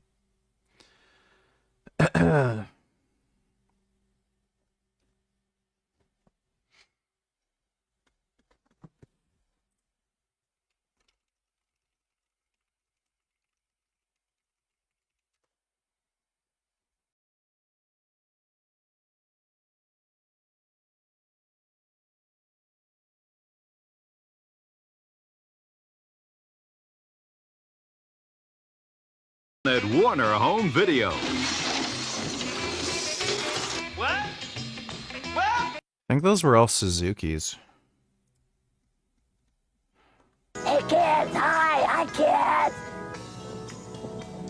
Hi kids. Hey, neat old balloon. Hi, Daddy.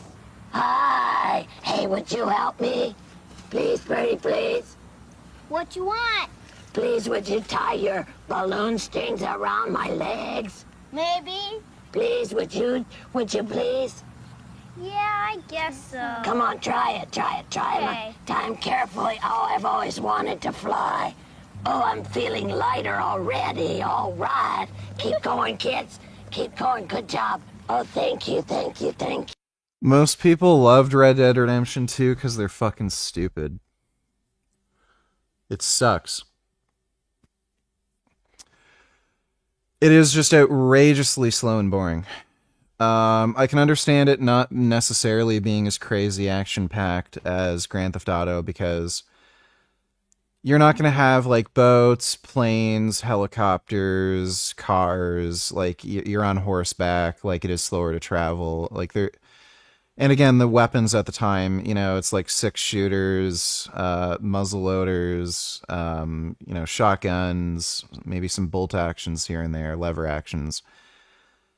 So I understand some things are going to be slower and like maybe a little more methodical, but it's the same fundamental problem with its mission structure. Like, holy fuck. You have a mission where you're herding sheep. You have a mission where you're just getting drunk. You have a mission where you're just playing cards. You have a mission where you're just going into town and picking up supplies. Like, it's just fundamentally fucking boring. The problem isn't that it's just slower. The problem is that they made the same fucking design mistakes that they made with GTA 5, where it's just fucking boring. And again, the game is remarkably, stupidly easy. It is impossible to fail a fucking mission. Donate $2. Let me see. $1 billion and a bright line. Piracy just won $1 billion case. Sony versus Cox. Okay. Take a look at that. Bernie versus Claude. I don't think I'm going to watch that shit. Impacts American society. And how little they understand. Yeah, I'm not watching that. Fucking boomer. Bernie can go fuck Is there himself. a Mr. Larry that lives? Isn't Bernie Sanders like 87? Like, can this guy just fucking not live anymore so we don't have to deal with this horse shit? Here, I had spoken with a Perry County investigator. I've already seen this. It's not particularly interesting. Basically, this fucking sheriff didn't like something the guy posted on Facebook, so he trumped up some like bullshit charges and got the guy thrown in jail for 37 days. Now there's a big lawsuit. The guy sounds like he's gonna get a pretty big bag out of this, like probably like $500,000 or something. So, thanks for the donation though too. I want to watch this frog thing. All right, kids, when I holler 3, let go, okay? Okay. All right. Why did GTA 5 and Red Dead Redemption 2 win so many awards then? Because people are fucking stupid. Taylor Swift is fucking popular, dude. She sells music. Like, that doesn't mean her music is good. 1, 2, 3. Oh.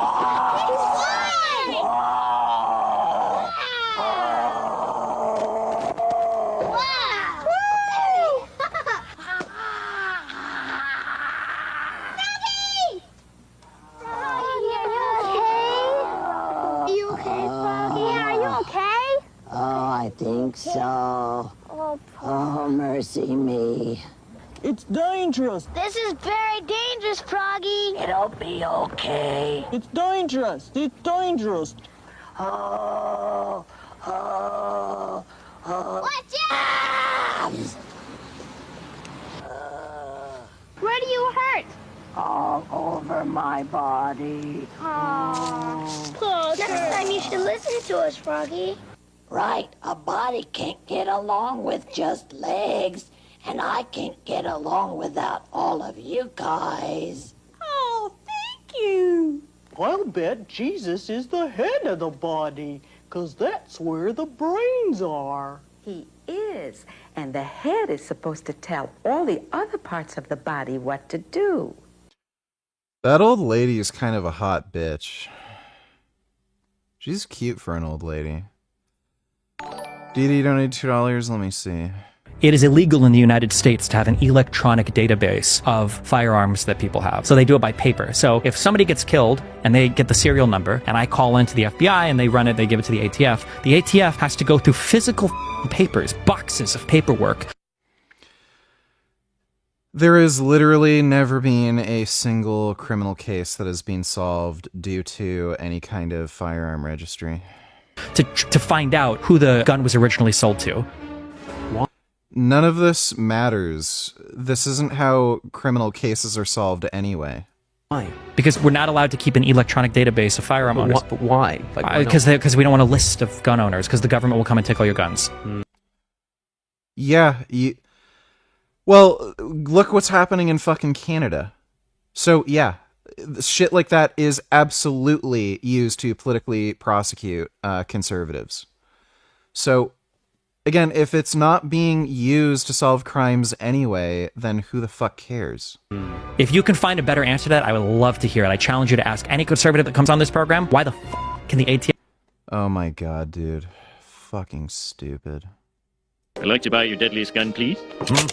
Whoa, careful there, Annie Oakley. I don't have to be careful, I got a gun. Well, you'll probably want the accessory kit, holster, Oh, yeah. bandolier, Baby. silencer, loudener, speed cocker. Ooh, I like the sound of that. And this is for shooting down police helicopters. Oh, I don't need anything like that. Yet. Just give me my gun. Sorry, the law requires a 5-day waiting period. 5 days? But I'm mad now. Yeah. I'd kill you if I had my gun. How am I supposed to last 5 days without shooting something? Oh, yeah. Relax, that just limits you to 3 handguns or less. Woohoo! Okay. Yeah, Simpsons was funny. I'd like to buy... Do you happen to have a preference on if you had to choose when you would be taking GH? Would you, I think would you prefer off-season or prep? We've gone like all over the place, right? Multiple times per day, before activity for fat loss, bolus injections before bed, and Then I before bed, think yeah. right now, after trying everything, for anabolism, it doesn't really matter. Just get it in. Your IGF-1 will go up, and there's marginal differences between multiple injections or a bolus dose before bed, which then compounds with your nighttime GH pulse and then the IGF-1 raising from that as well. Right now, what I like is just a high dose, a bolus dose of growth hormone on weaker body parts, maybe 3 to 5 times a week. Like on the days that you're trading? Yeah, so let's say I want to Okay. bring up my legs. I do 10, 12, 15 IUs post-leg day before bed. Yeah. So Gotcha. you get the fullness, you get the anabolism, you get the IGF-1 spike. The next time that will help with nutrient partitioning and hyperplasia because protein synthesis is stimulated for 2 days? Yeah. So I don't think injecting it into the muscle does anything to increase the size of that muscle. But yeah, you might as well just inject it. Do you have one dose at night? I've heard you had some situation with DNP. Yeah, that one was bad. I always said I would stay away from it. But Yeah. what happened was about 10 years ago, there was this new protocol where it was just low dose, consistent. You didn't build up. I always laughed and said, why would I want to lie in bed and feel like death to lose the same amount of body fat that I could lose on, low dose T3 and Clen? This doesn't make any sense. And I could still function and train. But when the low dose protocol came out, I talked to a couple people. I'm like, I don't know. I see some logic in this. I'm going to play with it. I'm going to see. First time I took it, I'm like, okay, don't feel anything. This is great. Started to notice some water retention, but it was like, okay, it worked, but it didn't work as good as the first time. Went back to it one more time. I'm not kidding. I was in my basement and I'm looking up and I'm thinking, my kids are sleeping right above me and they don't know that I am in a world of shit. It was essentially, I gained 32 pounds in only a few days and my food had literally, I don't want to say it stopped moving, but it was almost like when you have a lower GI issue and your body doesn't want to let the food drop down into the intestines and because it's fighting something down there. So I had this rock in my stomach. I couldn't drink much water because if I drank the water, I felt so miserable. I wanted to throw up. I couldn't throw up. I tried to make myself throw up. So I'm going without water. I'm on DNP and I'm what essentially was congestive heart failure with 32 pounds of, when I talk about edema, I'm talking about edema like at my knees, like it's bad. That's bizarre that he had edema from it. I went to lie down. It was about 2 a.m. I went to lie down and I jumped right back. Dude, 32 pounds of excess water. I had edema where I had 20 pounds, and that was fucking horrendous. Back up and my wife's like, what's wrong? I'm like, and I had to tell her, I'm like, I can't lie down. I feel literally like I'm going to have a heart attack or something. I called a friend and I said, look what I do. And he said, if you go to the hospital, they're going to put you on intravenous, they're going to hydrate you and you're likely to just die from it. They don't know what they're dealing with. So you have two options. You can go and you can tell them and they can try to deal with it, or you can just try to ride it out. And in retrospect, it worked, but it was I couldn't sleep. I didn't want to die. That's really what I felt. And it had a lot of time to process some things about how stupid it was and how I'd always thought that I would never experiment with it or use it. And I'd always told everybody, don't use it. It's terrible. It's poison. Once you get to that point, there's no antidote. They just pack you in ice and hope for the best. I said it all. And then here I am. And I got through that night and started feeling the distress, if you will, in my stomach start to lessen a bit the next day, to where I was able to start sipping on water and I was cramping. I, to this day, wonder, because there had to be damage. Heart, kidneys, I don't know. And the thing was, I didn't do anything different. I didn't do anything wrong. I don't mean this disrespectfully, but I didn't pull a Boston Lloyd. I didn't just take it and then just go eat a bunch of shit. I didn't do any of that. It just, for whatever reason, and I can't put my finger, I don't know why. It worked well. Then the second time it worked good, but not as good as the first time, but I didn't have any sides. And then the third time I almost died from it. Yeah, weird. Wonder why he had that reaction. I've heard. I didn't know you could get edema from it. Thanks for the donation, Didi. $2 I don't know about all his other views. He's probably cucked on something like Second Amendment right, but as far as I know, he might be the only politician who's speaking out against privacy violations and mass surveillance. Let me see. Invasion of our. He's dumb on literally everything, dude. Look, there's plenty of politicians that have issues with privacy and mass surveillance. If you want somebody who's literally a communist, pro-crime, anti-gun, wants to take away your rights, will give in to all the, wokey left commie morons when it comes to, trying to ban hate speech, not intervening in foreign wars or anything, this isolationist view, supporting terrorism. Like, that's what you get with Bernie. So who fucking cares? Like, the guy's an idiot. Broken clocks write once a day, or twice a day. That's Bernie. So you might find something that he makes sense on, but like overall, he's just a fucking retard. Thanks for the donation, though, too. And if we all pay attention to Jesus, our head, we all work together. Remember that God loves you. That's what we're here to say. Color me a rainbow. Help celebrate this day.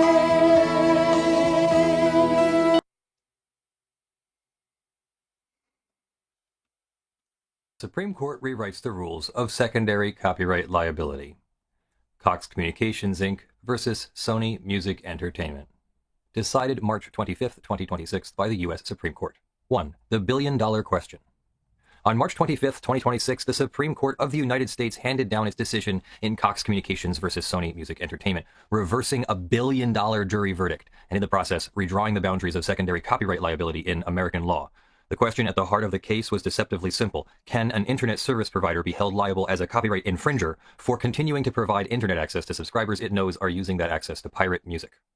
The answer, in a 7-2 opinion authored by Justice Thomas, was no. Not because the court doubted that piracy was occurring. Over a 2-year period, Sony's monitoring agent sent Cox more than 163,000 notices identifying IP addresses associated with infringement. Not because the court was indifferent to copyright holders' plight, but because under the court's precedents, knowledge that a service will be used for infringement has never been enough to make the service provider an infringer. Something more is required. The provider must have intended its service to be used for infringement, and the court held that this intent can be established in only 2 ways. This video explains the decision. Nice. Its doctrinal Base Supreme Court, who'd have figured? Architecture and its practical consequences for both copyright practitioners and content creators. 2. How we got here, the road to the Supreme Court. To understand why this case matters, one must first understand the legal theory that the court dismantled. Copyright law recognizes 2 forms of secondary liability. Liability imposed not on the person who actually copies or distributes a copyrighted work, but on someone who facilitates that infringement or participates in that infringement. The first is vicarious liability, which attaches when a party profits from infringement it has the right and ability to supervise. The second is contributory liability, which is the subject of this case. For decades, the prevailing formulation of contributory liability in the lower courts derived from the Second Circuit's 1971 decision in Gershwin Publishing Corporation versus Columbia Artists Management, Inc. One who, with knowledge of this infringing activity, induces, causes, or materially contributes to the infringing conduct of another is a contributory infringer. Under this formulation, Sony's case against Cox was straightforward. Cox knew, from 163,148 notices, that specific IP addresses on its network were being used for infringement. Cox continued to provide internet service to those accounts. That continued provision of the service, Sony argued, was a material contribution to the infringement. The Fourth Circuit agreed, holding that supplying a product with knowledge that the recipient will use it to infringe copyrights is sufficient for contributory liability. The facts, however, were not quite so clean. Cox had implemented a graduated response system, warnings after the second notice, service suspensions after additional notices, and termination eligibility after 13 notices. Cox maintained that this system ended 98% of identified infringement, but the numbers told a different story to Sony's lawyers. During the claim period, Cox terminated only 32 subscribers for infringement, while terminating hundreds of thousands for non-payment. Internal Cox communications revealed employees who viewed the infringement notices as a nuisance and were reluctant to sacrifice subscriber revenue by acting on them. The jury sided with Sony, found the infringement willful, and awarded $1 billion in statutory damages. The Fourth Circuit affirmed on contributory liability, reversed on vicarious liability, and vacated the damages for recalculation. The Supreme Court took the case to address the contributory liability question alone. 3. The court's holding. 2 paths, and only 2. Justice Thomas's majority opinion begins from a premise of restraint. The Copyright Act does not expressly create secondary liability. The statute says that anyone who violates the copyright owner's exclusive rights is an infringer, and Cox did not itself copy or distribute Sony's music. Secondary liability in copyright is a judicial creation, imported from common law principles, and the court expressed reluctance to expand it beyond the forms its own precedents have recognized. From this starting point, the majority distilled contributory liability into a strict 2-pronged framework. A service provider is contributorily liable for a user's infringement only if it intended its service to be used for infringement, and that intent can be established in only 2 ways. First, inducement. A provider induces infringement when it actively encourages infringement through specific acts, promoting, marketing, or otherwise affirmatively pushing users towards infringing uses of the service. The paradigmatic case is MGM Studios versus Grokster in 2005, where peer-to-peer file-sharing companies marketed their software as a tool for downloading copyrighted works illegally. The principal object of their business was infringement. Second, tailoring. A service is tailored to infringement if it is not capable of substantial or commercially significant non-infringing uses. This is the standard from Sony of America versus Universal City Studios from 1984, the Betamax case, where the court held that the sale of a videotape recorder to the general public did not constitute contributory infringement because the device was capable of substantial non-infringing uses, such as recording television programs for later personal viewing. Having stated the framework, the majority applied it to Cox and found both prongs easily resolved. Cox did not induce infringement, it never promoted, marketed, or encouraged piracy, it actively discouraged it through warnings, suspensions, and terminations. Cox's service was not tailored to infringement, internet access is used for countless legitimate purposes, email, commerce, education, communication, and no one could seriously argue that Cox's internet service was good for nothing else but infringement. The majority then addressed the Fourth Circuit's standard directly and rejected it. The Fourth Circuit had held that knowledge plus continued provision of the service was sufficient. The Supreme Court held that this went beyond the two recognized forms of contributory liability and conflicted with the court's repeated admonition in Calum versus Harper Brothers in 1911 and in Sony and in Grokster that mere knowledge of a service will be used for infringement is insufficient. A failure to take affirmative steps to prevent infringement does not create liability. 4. The DMCA problem, a safe harbor without a storm. Sony's most formidable argument was structural, and it concerned the Digital Millennium Copyright Act. In 1998, Congress created a safe harbor under 17 U.S.C. Section 512 that shields ISPs from secondary copyright liability, but only if they adopt and reasonably implement a policy for terminating repeat infringers. Sony's argument was elegant. If ISPs face no underlying liability for providing service to known infringers, the safe harbor is superfluous. Congress would not have conditioned immunity on a repeat infringer policy unless there was some liability to be immune from. The majority disposed of this argument in a single paragraph invoking Section 512L, which provides that failure to qualify for the safe harbor shall not bear adversely upon a service provider's defense that its conduct is not infringing. The DMCA, the court reasoned, does not impose liability, it merely creates defenses, and the statute's own text forecloses drawing a negative inference from the provider's failure to qualify for those defenses. This is, by any measure, the most consequential practical implication of the decision. The DMCA's repeat infringer termination requirement was the primary legal lever that copyright holders used to compel ISP cooperation. After Cox v. Sony, that lever has no force. ISPs... That's interesting. I wonder if this is going to have an impact on YouTube copyright protection.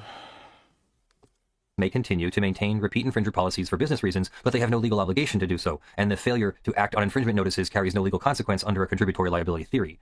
Cox's own attorney conceded at oral argument that under the court's rule, the safe harbor provision would not do anything at all going forward. 5. The road not taken. Justice Sotomayor's concurrence. Justice Sotomayor, nice. Joined by Justice Jackson... That might actually be a good thing for YouTube. And concurred in the judgment, but wrote separately to challenge virtually every aspect of the majority's reasoning. Her concurrence is significant not only for what it says about the case, but for the roadmap it provides for future litigants. The core of her disagreement is doctrinal. She argues that Sony and Grokster, the very cases the majority relies upon, expressly left open the possibility that other common law theories of secondary liability could apply in the copyright context. Grokster stated in plain terms that Sony neither displaced other theories of secondary liability nor foreclosed rules of fault-based liability derived from the common law. The majority, Sotomayor charges, does precisely what Grokster said courts should not do. It treats two previously applied theories as the only theories that can ever apply, without engaging with the precedent that held the door open. Having identified this error, Sotomayor turns to the theory she would apply, common law aiding and abetting. Drawing from two recent decisions, Twitter Inc. v. Hamne in 2023, involving social media platforms and ISIS terrorism, and Smith & Wesson Brands versus Estados Unidos. Do you think boomers voted Liberal because they're too old to care about the future of Canada? Well, it seems to be the case that Canadians are emotionally retarded children. And Trump getting into office and that like liberal nonsensical propaganda that the conservatives are basically maple MAGA. I have no fucking idea how the Conservative Party has any similarities between the MAGA party. That seems to be the biggest one. There's a lot of reasons why boomers would want to vote liberal, primarily just due to housing market. So if you're a boomer, you probably own a home, and the liberals are causing an absolute skyrocketing in home prices. So if you keep the liberals in power and they do what they do, which is make everything unaffordable for everyone, it's going to benefit boomers because their wealth increases. So that's the biggest thing with boomers voting liberal, like from any policy perspective anyway. But yeah, I don't know when people are going to wise up. You know, like, people are just stupid and they don't know what's good for them, you know? What's up, Richard? Do you think you could kill your roommate and get away with it? How would you do it? No, I don't think there's any way for me to get away with doing that. And I don't... I could come up with ideas, but I think it's better I just don't. Thanks for the donation, Saxby. Mexicanos in 2025, involving gun manufacturers and cartel violence. The concurrence identifies the core requirement of aiding and abetting liability. The defendant must consciously and culpably participate in a wrongful act so as to help make it succeed with the intent of facilitating the offense. Importantly, Sotomayor acknowledges that intent can sometimes be inferred from knowledge. The reinstatement second of torts provides that when an actor knows the consequences of his actions are certain or substantially certain, the law treats that knowledge as intent. But this inference requires highly specific knowledge, and that is where Cox's case falls apart, even under the concurrence's more flexible framework. The concurrence identifies three fatal gaps in Sony's evidence. First, infringement notices only identified IP addresses, not users. Cox could not know who within a household, dormitory, or coffee shop committed the infringement. Second, Cox provided service to regional ISPs that in turn serve thousands of downstream users, a chain of intermediaries analogous to the middlemen distributors in Smith & Wesson that attenuated any inference of intent. Third, Sony's allegations were generalized rather than transaction-specific, and under Smith & Wesson, such generalized theories require proof of pervasive, systemic, and culpable assistance, a bar that mere indifference to infringement does not clear. The practical significance of the concurrence is that it articulates a path by which, in a future case with different facts, an ISP could face secondary liability if a copyright holder could demonstrate knowledge of specific infringers, not merely specific IP addresses, a direct relationship between the provider and the infringer without intermediary attenuation, and conduct exceeding indifference, something approaching deliberate facilitation. Then aiding and abetting liability might attach. The majority's framework forecloses this path. The concurrence keeps it open. What this means in practice. For copyright holders and content creators, the decision substantially narrows the tools available to copyright holders seeking to enlist intermediaries in enforcement. No, I don't want to answer the question because, like, if somebody, like, I don't know if it goes against YouTube community guidelines or something. That's really it. Like, the strategy of sending mass infringement notices to ISPs and threatening contributory liability if they fail to terminate repeat infringers is no longer legally viable. Copyright holders' remaining options for combating online piracy through intermediaries are limited to inducement claims, which require evidence of active encouragement of infringement. The DMCA's notice and takedown regime for hosted content, which applies to hosting providers, not ISPs, vicarious liability, which requires both supervisory control and a direct financial benefit from the infringement, a theory the Fourth Circuit already rejected on these facts, and direct suits against individual infringers which remain available but are costly and impractical at scale. I should know that's my day-to-day practice, defending people from those kinds of suits. For individual content creators, musicians, filmmakers, authors, and others, the practical effect is that the burden of enforcement shifts further onto their shoulders. The dream of enlisting ISPs as copyright police is over, at least absent new legislation. Creators will need to rely more heavily on platform-level enforcement, DMCA takedowns directed at hosting services and social media platforms, through technological protection measures and through direct licensing arrangements. For internet service providers, ISPs are the most obvious beneficiaries. The decision eliminates the legal risk that animated compliance with repeat infringer policies. This does not mean ISPs will immediately abandon those policies. There are contractual obligations, customer expectations, and their relationship with content industries provides independent incentives, but the legal compulsion is gone. ISPs are now free to calibrate their response to infringement notices based on business judgment rather than litigation risk. For platforms and other service providers, the decision's implications extend well beyond traditional ISPs. Cloud storage providers, VPN services, content delivery networks, and any other provider of general-purpose infrastructure face the same analysis. Under the majority's framework, providing a general-purpose service with knowledge that some yeah, so that might be good for YouTube and shit. Employ it for infringement does not create contributory liability. Only active inducement of infringement or the provision of a service that lacks substantial non-infringing uses will suffice. This is a significant expansion of the safety zone for technology companies. For litigators with pending cases, practitioners with active contributory liability claims premised on a knowledge plus material contribution theory should reassess their positions immediately. The court's holding is categorical, not fact-dependent. It does not merely hold that the evidence against Cox was insufficient, but that the underlying legal theory was invalid. Any pending case in which the plaintiff's contributory liability claim rests on defendant's knowledge of infringement and continued provision of a general-purpose service is now foreclosed as a matter of law. Defendants in such cases will seek summary judgment, and courts will have little room to deny those motions.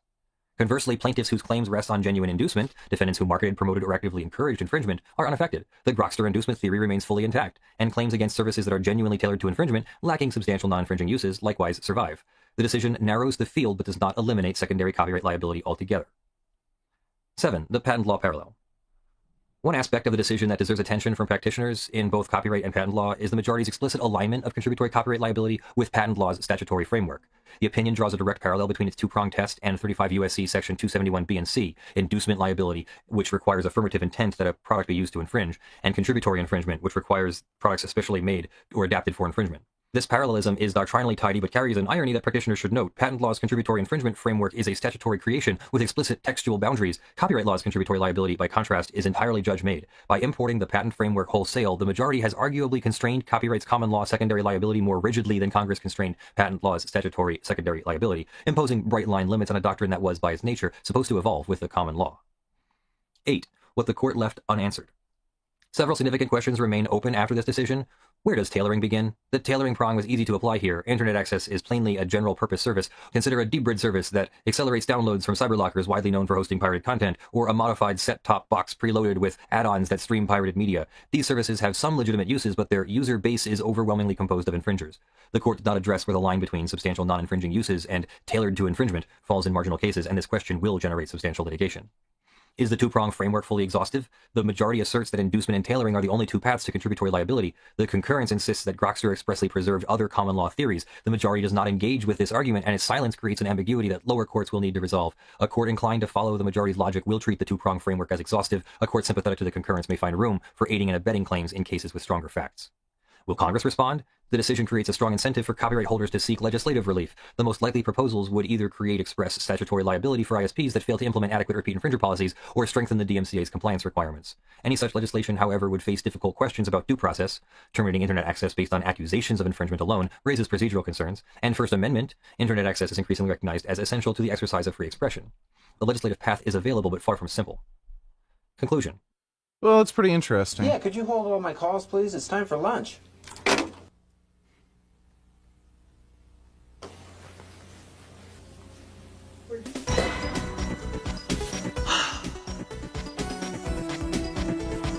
You who up there, Mr. Brain? Guess who? It's Bowl down here, way at the bottom of the food chain, doing what I do best, disposing of refuse. Stand by on that, Bow. We're pretty busy up here. You don't get the big picture, Mr. Brain. You should know what bean burritos do down here. I need some attention, and I need it now, or we're all going to be embarrassed, if you catch my drift. 10-4. I like how the brain's an Asian guy. That last message, Bow. Brown alert. Brown alert. Let's put it into manual Would have been funny if they got a black girl for the bowel. override. All systems. We're initiating emergency procedures. This is not a drill. I repeat, this is not a drill. Why should you date me? Because I am the opposite of your mother. I'm fun. I'm crazy, I'm wild, and we're gonna have fun together. Let's go party! I'm a senior beauty consultant with Mary Kay, so I host a ton of house parties. The parties get nuts, and it ends in a lot of sales for me. My worst qualities. Oh, why can't they just find that out on their own? Warning, warning. Fine, I'm needy. I don't think I have been in love I would not date her. She's crazy. before. Wouldn't I know? My biggest fear is growing old and boring. Being with this person, I don't even know him anymore, and we're sitting on a big, ugly couch, and we're eating hot dogs and mac and cheese, and just catatonic watching something on the TV. That is my nightmare. I hope that does not happen to me. Why should you date me?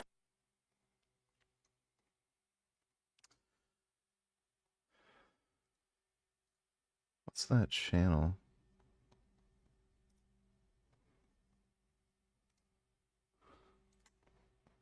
Weird. Passion Parties is a company about people, sensuality, and romance. We are dedicated to helping our customers and consultants achieve more fulfilling relationships and have more rewarding lives. You'll want to separate your products by groups. Test all vibrators with batteries to be sure they're operational. Remember to remove batteries after testing. Ladies, this next product happens to be one of my very favorites, and it is called, you know what, I'm not going to tell you what it's called. Next, I have Jelly Osaki, and this is a great, reasonable toy. This is called the Love Bug. It's located under the Passion Products section, and it's a bullet encased in a soft jelly vinyl covering with ticklers on both sides. We carry a product called Adult Toy Cleanser. It's great. Now let's watch how Kate increases party sales by suggesting additional products that will benefit her customer. Hi, Joan. What did you see that you liked tonight? Oh, I saw so many things, but I think I'll just take the jelly osaki. Great choice. It's also essential that you have toy cleanser. Should I put that down as well? Yes, yes, please do. Now, do you need batteries? Kate is upselling.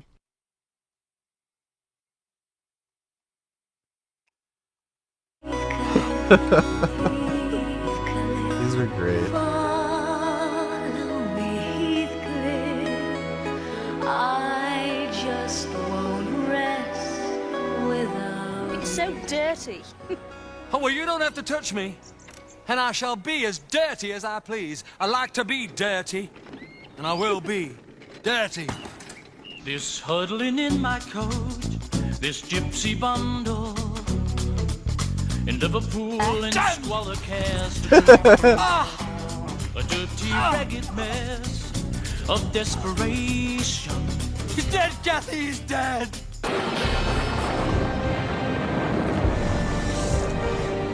I forgive what you have done to me, Kathy.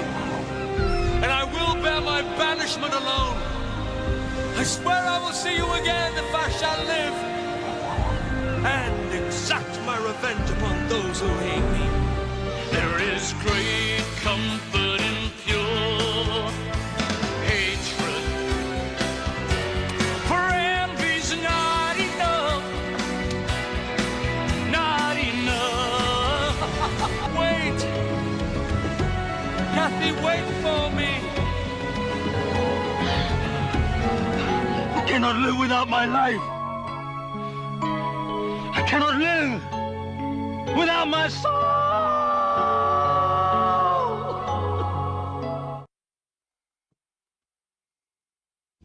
Clowns, clowns, and more clowns. I think they're funny. They're crazy, but they're kind of neat. They seem so free. I think I'd like to try it sometime. All those people are right. Clowns are funny, crazy, neat, and free to do all kinds of things we might not ordinarily do.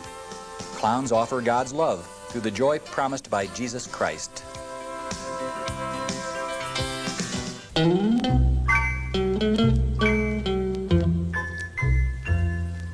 Jesus wants me for a sunbeam to shine for him each day. It's time for the Freddy for Jesus Children's Program. All across America and around the world, children listen with thrill and excitement in their hearts as evangelist Tim Todd takes his little dummy friend Freddy out of his suitcase to share life-changing Bible stories from the Word of God. You know he's doing it. God is doing a new thing. You know he's doing it. Who's doing it? God is doing a new thing. I just never thought I'd be able to do this in a church, you know? I just love it. I mean, every youth group needs one of these. These are so cool. What they're talking about is karaoke for Christian music. Jesus loves the little children, all the children of the world. When you enter the This explains why I keep running into so many gay Christians. This is the only way this shit gets made. They're gay. nursing home, do not stand there with your group in a large cluster of clowns. Clowns can look rather intimidating if you see a lot of them in one place.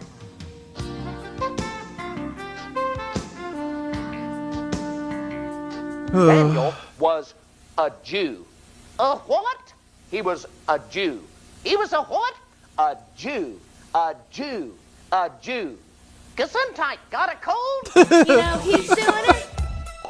God is doing a new thing. You know he's doing it.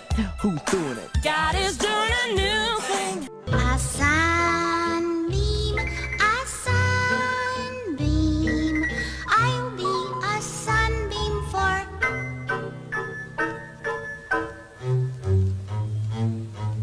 I'll be a sunbeam for him. Things that you can improvise for your camping trip, Jane. This is such a fun one. This is an umbrella turned upside down. You hook it over a tree limb or throw a rope up over it.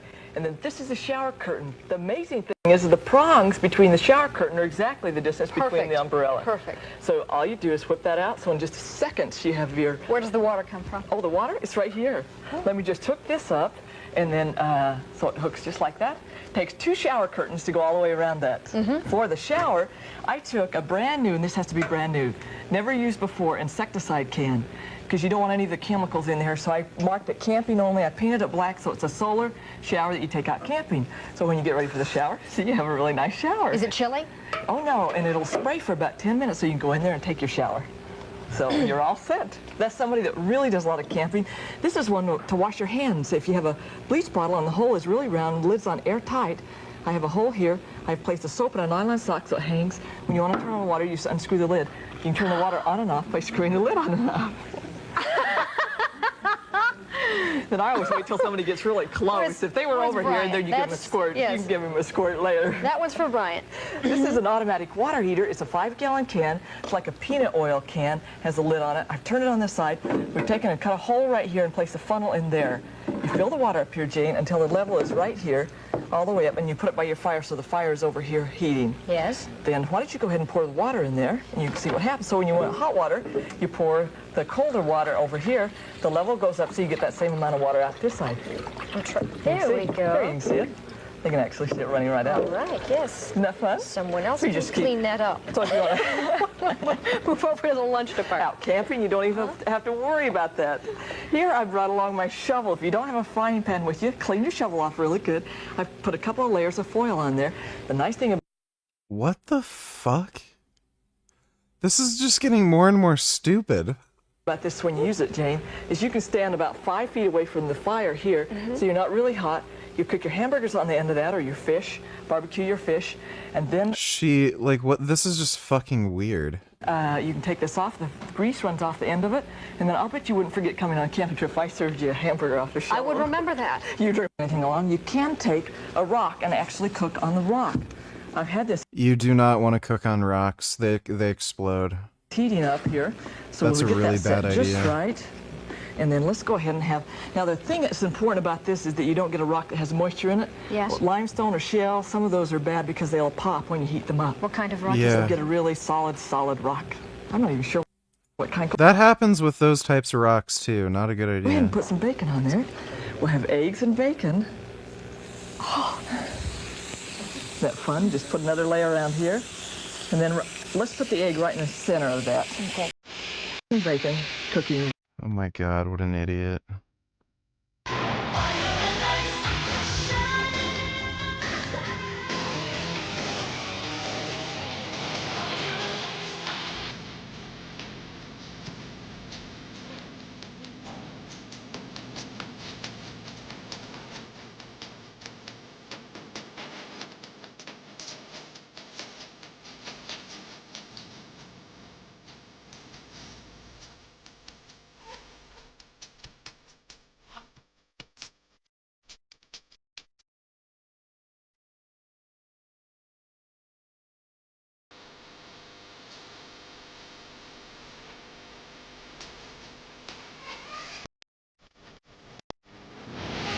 It's literally just people with sparklers going off the same jump.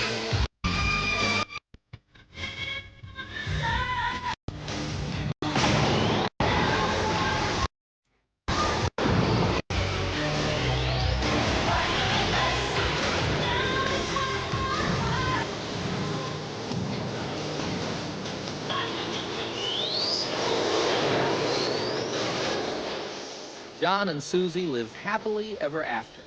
Well, maybe not forever, but at least till the end of the ski season. That was a skiing movie? Welcome to the Junior America Show from the great state of Wisconsin. Now, keep those hands together and welcome our host for today's show, Jeffrey Day. Thank you. Put your hands together now. Help me out. I go. Yep. There we are. Hold on tight to your dreams. Angela Rudolph, and I'm from right here in Milwaukee. I'm 11 years old, and I'd like to thank my mom and also my orthodontist, Dr. Zussman, for sponsoring me today. Bye. Here's Angela.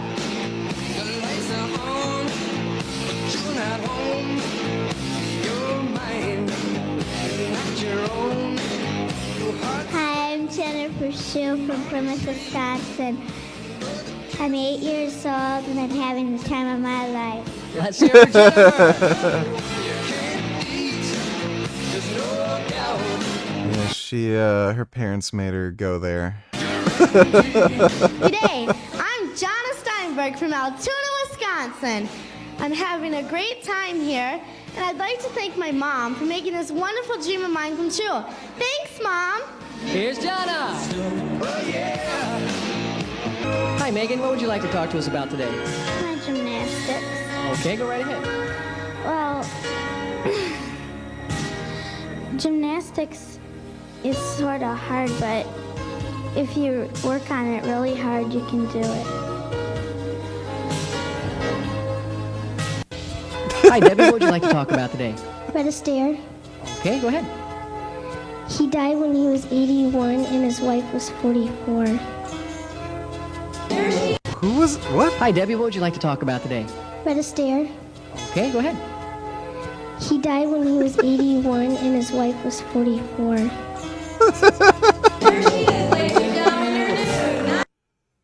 Oh, I love how awkward this is. And if you'd still like to purchase a video, you can do that right outside of the registration table. Oh my god, this is just amazing. I fucking love this shit. Stop, say no, and go, go, go. Stop, say no, and go, go, go. Stop, say no, and go, go, go. Hi everybody, my name's Bryce. I'm not supposed to be on yet, but I just couldn't wait to tell you kids why I'm so excited. Captain Kidd is doing his show right here, and he's gonna sing, dance, and do all sorts of fun things for you kids. Get into safety. Listen to Captain Kidd. That's me. Get into safety. You'll be glad you did. Your mom had an accident. She sent me to pick you up. What's the secret code word? I don't know. We don't know you. That's okay. Come with me anyway. No! Let's go. I'm here talking with the two boys who earlier today had a close call with a stranger. How did you know what to do? Well, Captain Kidd said a stranger can look like anybody. And we asked the stranger if he knew the secret code word, but he didn't. I'm so proud of my guys. They knew exactly what to do when that stranger came up to them. Their mom's pretty hot. Holy shit, look at her milkers. Dude, god damn. And what was that? Stop, say no, and go, go, go. Hey, that rhymes. That's easy to remember, Captain Kidd. This man looks like a nice guy, but watch this. Hey kids, you want to come to my house and play some video games? Cool! You've got some video games? That sounds like fun. Now, of course, this boy looks pretty cool, but don't be fooled. Hey, if you come with me, I'll take you for the ride of your lives. I think we know what to do. Come on. Stop, say no, and go, go, go. This is what you do when a stranger comes up to you. Stop, say no, and go, go, go. Turn and run, and don't go slow. If it's not a friend or someone you know, then stop, say no, and go, go, go. If someone who you've never seen gives you candy or ice cream, what are you gonna do? Stop, say no, and go, go, go. No matter what, no matter who, when a stranger comes up to you, what are you gonna do? Stop, say no, and go, go, go. Son Goku Donatillers, would it be plausible to assume a major reason why black kids grow up to become violent is because they're raised by women, which can cause them to be more impulsive, emotional through thinking? There's a good chance, yeah. It may have been related to that 1990s crime bill where they focused on arresting black dudes who were like selling crack, and a lot of innocent people ended up getting arrested because of that whole crime bill. So yeah, it could be. Thanks for the donation though, Son Goku.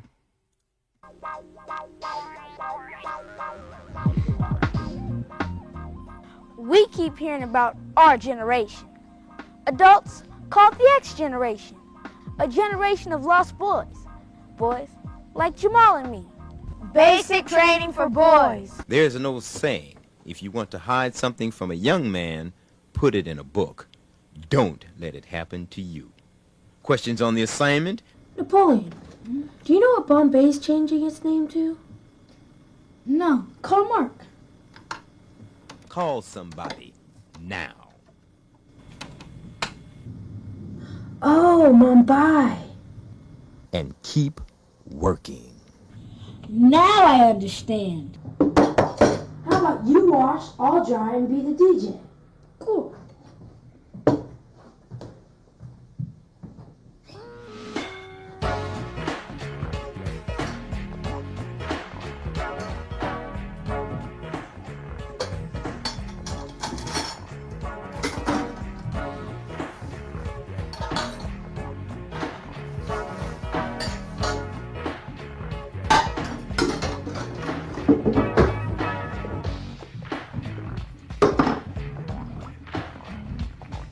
Who the hell filmed this?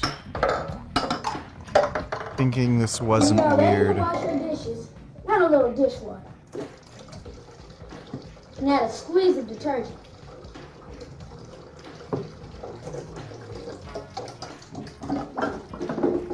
Take your dishcloth and wash the eating surface of the plate. Then the back. Rinse. Napoleon, Yes, Mom?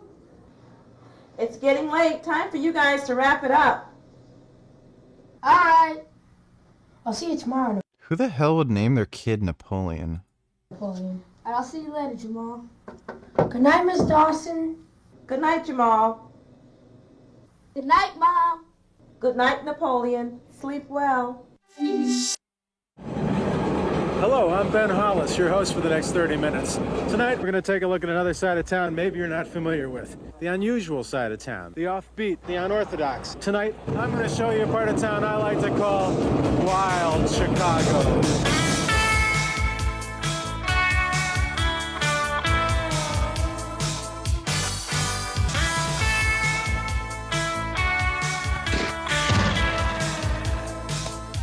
Want to throw a party your friends will never forget? Why not hire these guys from Windy City Amusements? George, how's this game work? Okay, what you gotta do, you gotta stick a poster. All right, once you stick a poster, you win it. All you gotta do is stick a poster. That's it. Hit it and get it. If this game ain't easy, fried chicken ain't greasy, partner. This is the Rocco plane. It's real popular with the young crowd today. Yeah, my father once went to Riverview in the 30s and walked across a dead body. We got no dead bodies here, man. Next time you get twisted on Rush Street and have a mad craving for donuts, stop by Dearborn and Division and a guy they call Piranha Man. Piranha Man, what are your hobbies? What do you like to do outside of here? Well, I sing, I dance. Sing for me, won't you? Well, what's your name? I'm Ben. Ben, okay. Ben, I love you. You are a most wonderful man. I love you. Oh, that's nice. Yeah. Is that an original tune? I have so many different tones. Yeah. Yes. You dance too now, huh? Oh, sure, I dance. I dance, Dance? but not alone, with girls. Ah. Those letters coming to my fans. If you read something, she said, "Hi, Piranha Man, baby, I love you. Eat me." If you've ever listened to off-duty cop Joe Casala before, you'll know why we've asked him to be a regular feature on the show. Take it, Joe. How is this shit so fucking funny? It's a beautiful day in the neighborhood, a beautiful day in the neighborhood. Won't you be, won't you be, won't you be my prisoner? Here we are leaving the 14th District lot again. Oh, We're shit. venturing to the Oak Theater, one of the two burlesque houses left in the city. Joe, introduce me. Oh, this is Misty. She's a former dancer. She took a leave of absence for a while, for obvious reasons. She's a good child now. But she's one of the better performers here at the Oak Theater. You don't even...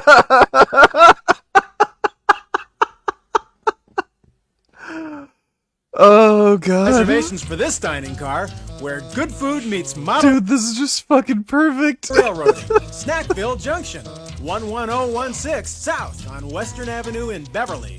Are they considering one of those high-speed bullet trains for the future here? I have no idea. Yeah. I have no idea. That would be up to the owners. Snackville. They keep on calling. They keep on hanging up. Who's calling? What's going on? Call for Planned Parenthood. Planned Parenthood's number is 3131 and ours is 1313, and they always...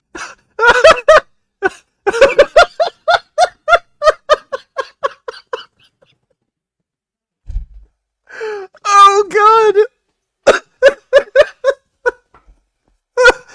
How did they, like, how are they able to record this?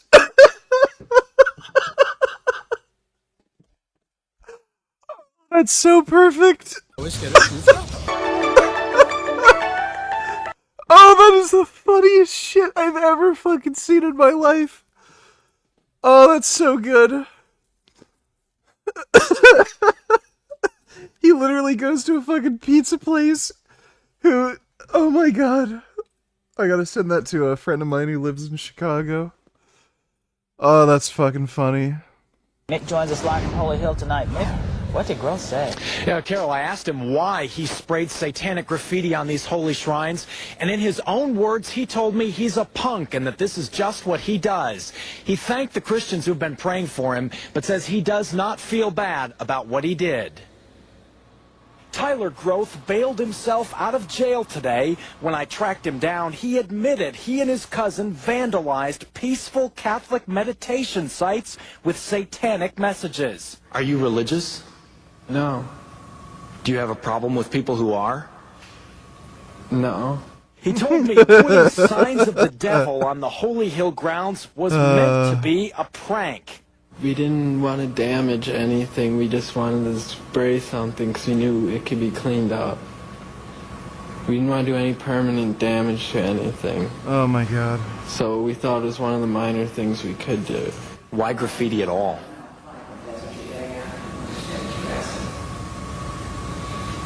Because I'm a punk, that's what I do.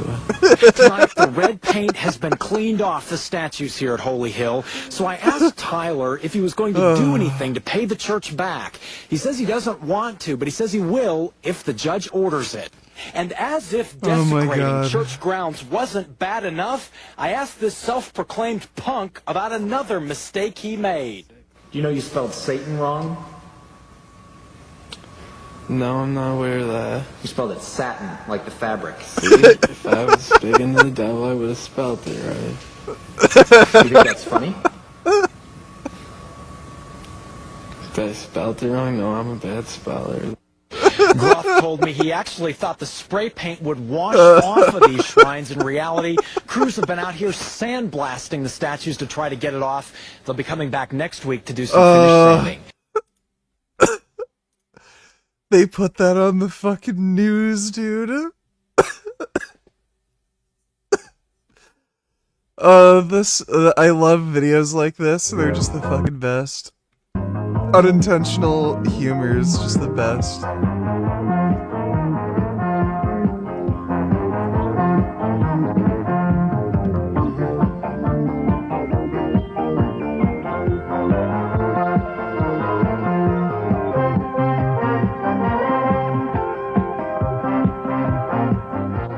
What do you think of Jeff's side?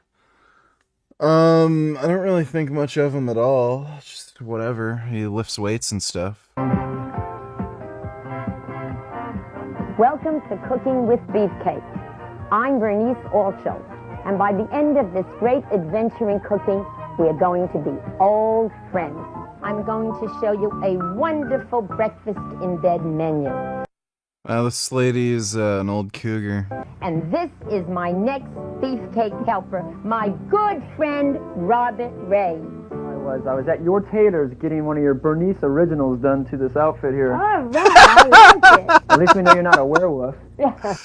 Oh my god, this old lady's having fun. These many full moons, you'd have teeth and all. Now let's get back to the food. What the fuck? Half a cup of Dutch processed cocoa powder. Right. Cocoa. And 1 box of fresh raspberries. It tastes a lot better in something than just plain. Oh, You got your on your fingers. thank you. Thank you. Mwah. Yeah, she's having fun. That's hilarious. My pleasure. Thank you. Thank you. Love you all. Is that her husband? Wonderful. Oh my god. We literally discovered a fucking cuck tape. Oh shit. These are just too good. Fuck.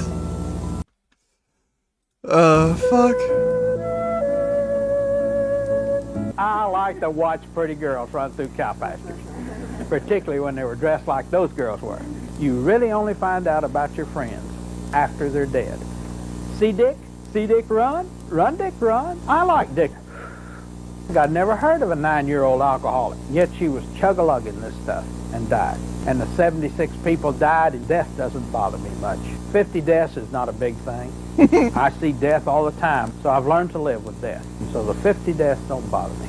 He was 8 years old. He smoked 4 California Golden Browns to go to the bathroom on his own. Now you think about that. They're playing a little game called Fruit Salad. One night at our local hospital, I pumped 44 stomachs. 5 nights later, we pumped 65 stomachs. Are drugs serious? You bet your boots are serious. It's a drug called brown horse, but you gotta stick it under the skin somewhere. Well, you shoot it between your toes. Nobody knows if it's between the toes. Shoot it under your tongue. Before long, you're shooting it into your eyelids. But this is Dick. It's too late for Dick. Dick is dead. Jane is now a known drug addict. Yellow Jackets, Blue Dots, these are barbiturates. When you had diarrhea, you put a few drops in your food. And when you have that diarrhea, you really need that drug. Kill me, let me out of here, I don't want to live, let me die. Angel dust, magic mist, wobbleweed, powder from heaven. Sprinkle it on a cigarette and smoke it, you can drink it, you can inject it, you can snort it. And that little girl was loaded with angel dust. She had scratched so violently that she scratched her right eye out. And he took a pair of pliers and pulled all his teeth out. I saw a boy chew his fingers off to the bone. I saw a girl eat the flesh off her arm. Of a mother who took her 2 children, stuffed them in an oven, and baked them. Thank you very much.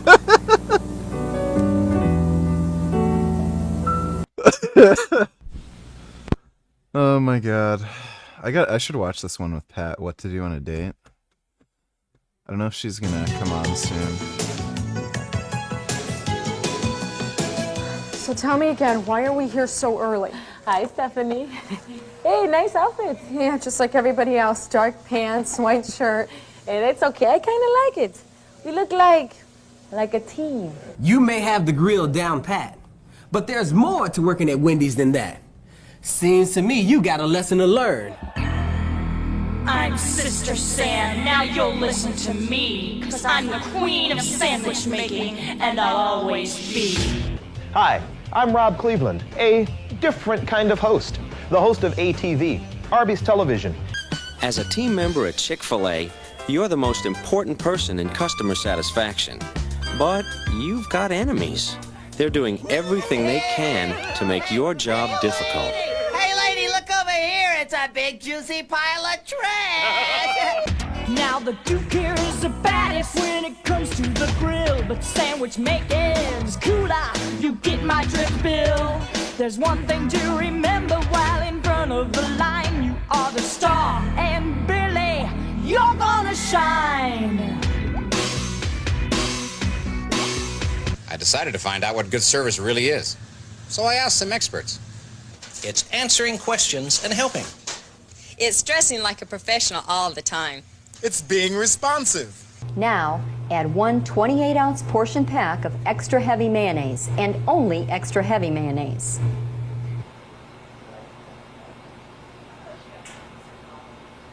That's gross.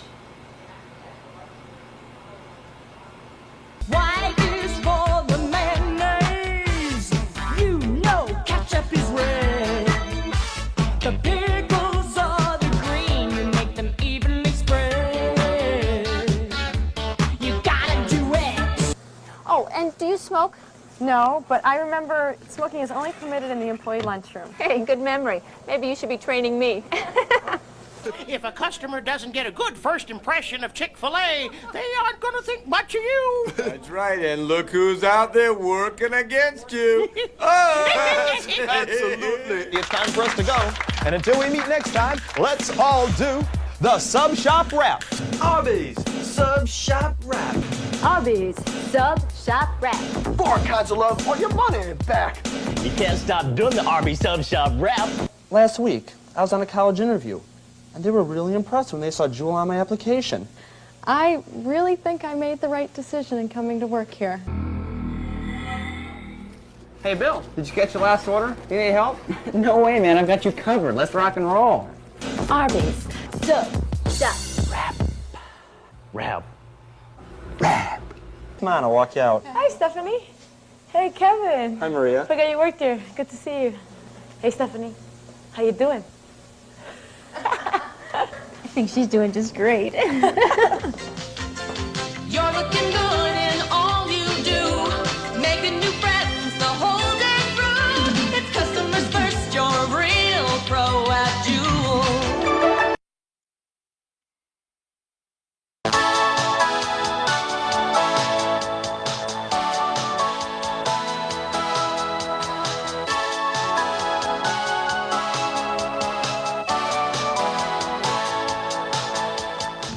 Have you ever thought about being in commercials or being a model in ads and catalogs?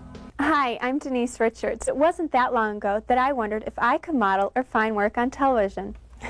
Well, here I am. The manner in which you hold the bottle.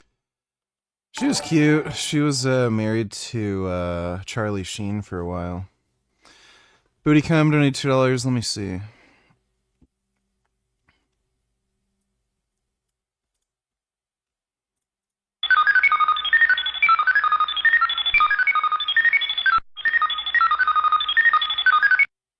Yeah, I've had that happen too. Thanks for the donation, Booty Cum. Can portray the perfume as glamorous or fun. It's actually the models that are selling the jeans. The jeans don't sell themselves. It's imagery in the denim business. And let me ask you a question. You are from Sweden? Yes. Right in this room now, there is heat in this room, and I could feel the warm air blowing over my body. If you accentuate the vowel A, you're guaranteed a nice, natural smile. Same with E, I, or you could try O. An action pose could be walking with the purse or looking inside.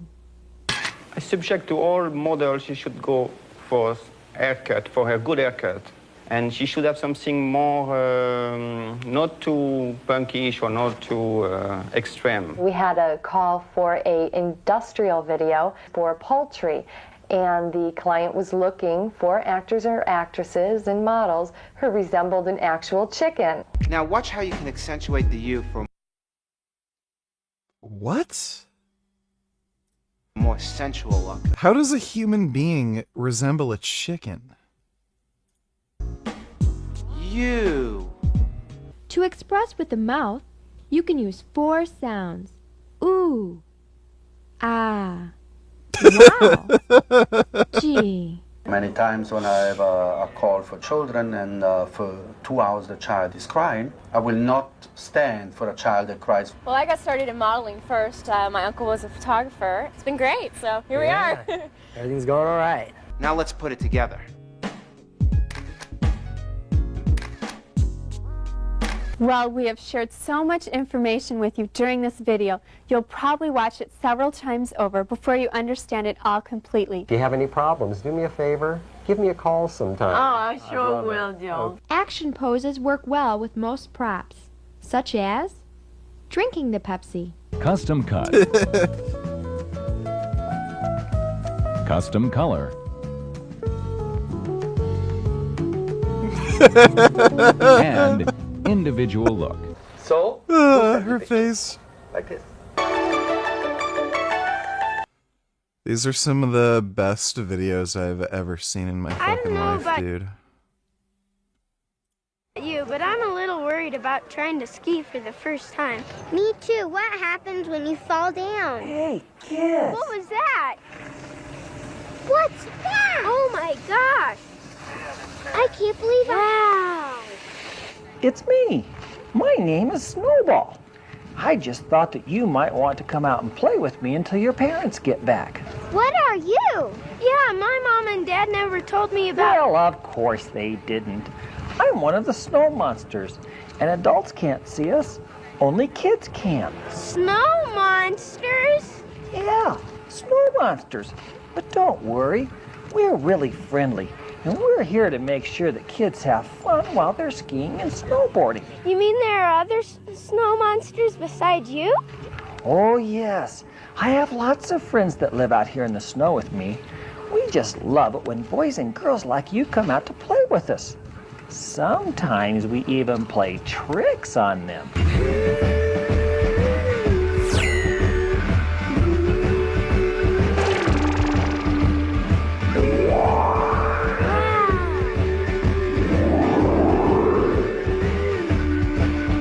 When you see that snow all over the ground, you know it's magic, like you've never found. To float through the trees or fly in the sky, but you better beware of a crazy pink guy. And when you're kicking on your favorite jump and your skis blow out, no go. Don't hit them or kick them or throw them around. Be cool, slow down. Cause when your skis don't work, take a look all around. There's a bunch of pink critters who just love to clown. If your friend is powdered sugar and he needs some repair, just be a good friend and help him in there. The powder pigs push snow up your nose. It's a treatment they give from your head to your toes. It's a price we all give for the fluffy stuff. These porkers will make you pay for the fluff.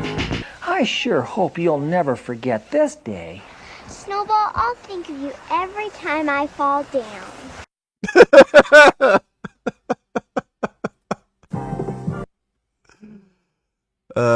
Shit. Oh my god. TV 20. KTZO. We've got what you're looking for. TV 20. KTZO. We've got what you're looking for. TV 20. KTZO. Christian, and you know that's true. But sometimes things are looking blue because I lose sight and I fall back. I start chilling. Yo, my name's Toby Mac, and I provide the rap for this posse, G. My name is Kevin. Kevin K. And I give it the rock that it needs. My name is Michael Tate, and I'm bringing the soul to this party. Together we make DC Talk.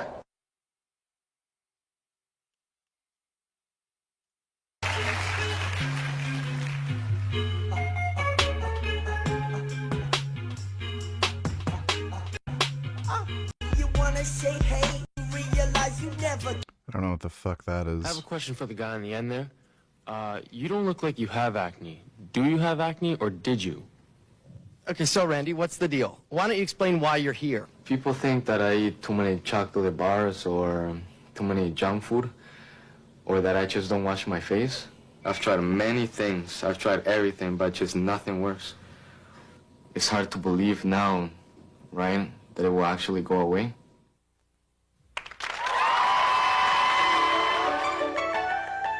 That's nice. Flies crawl in, maggots pour out.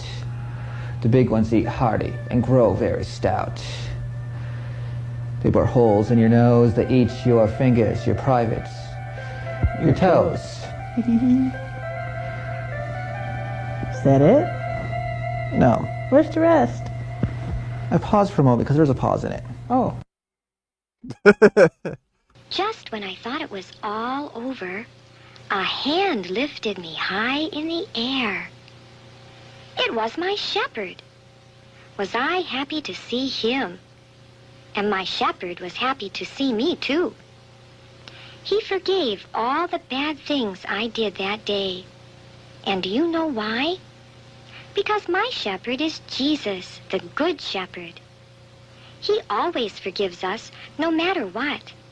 Really, Jesus loves us in a very special way.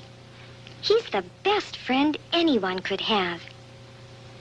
Would you like to help me sing this song to him?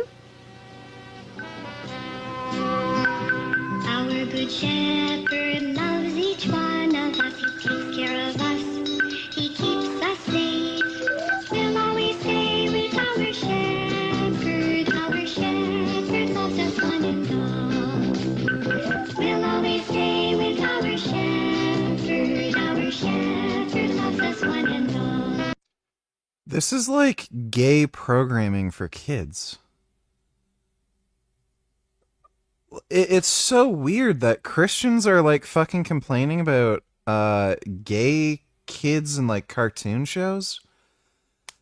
If I'd be worried about anything turning my kids gay, it'd be watching something like this. We're always happy when we're with our shepherd. Our shepherd knows us each by name. We're always happy when we're with our shepherd. Our shepherd loves us one and all. Our shepherd loves us one and all.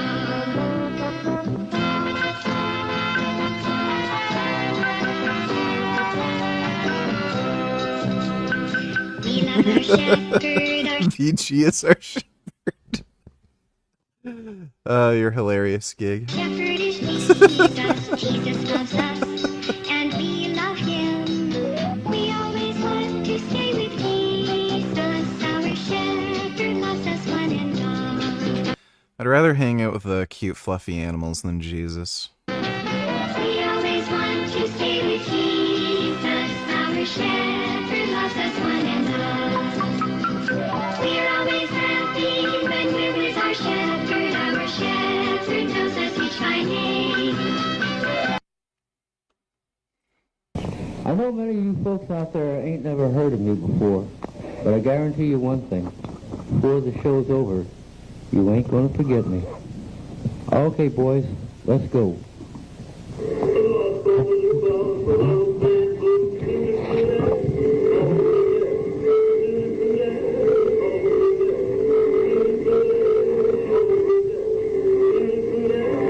What the fuck is that?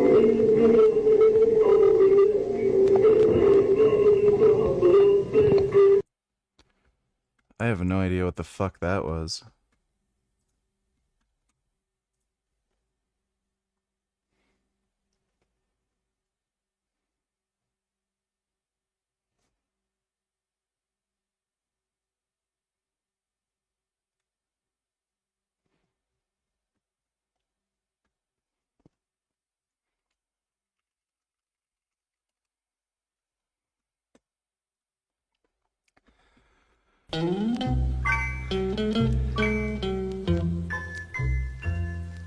Jesus wants me for a sunbeam to shine for him each day.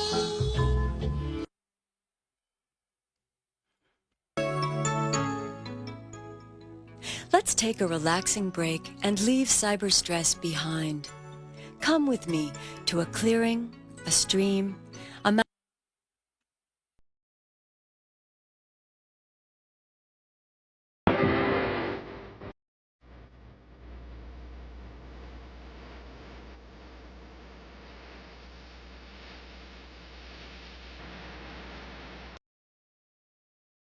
Alright, give me a second.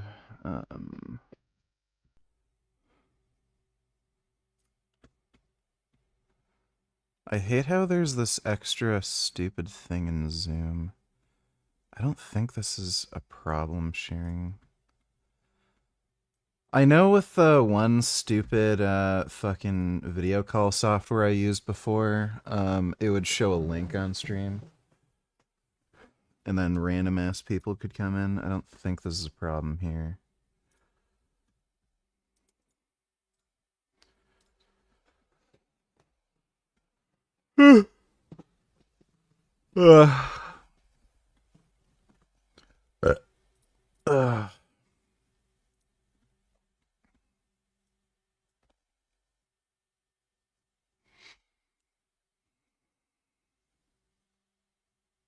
Yeah, I saw Clav got arrested. It looks like it's just bullshit. Some dumb bitch just made up a bunch of shit about him. That's what it seems to be, anyway.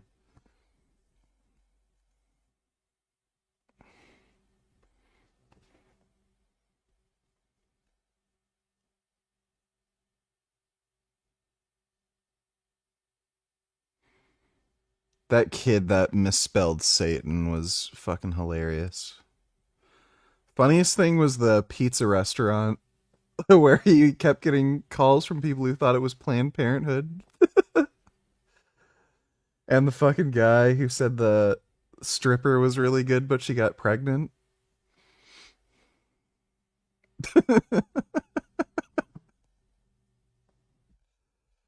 I love those old like 80s found footage tapes.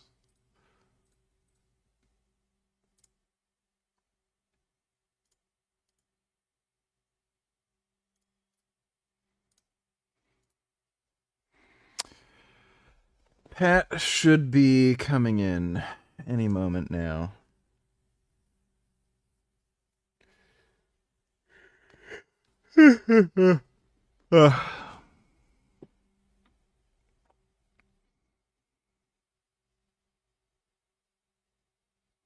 I'm in the bath watching you. I have laptop sitting on Poofy. That sounds nice.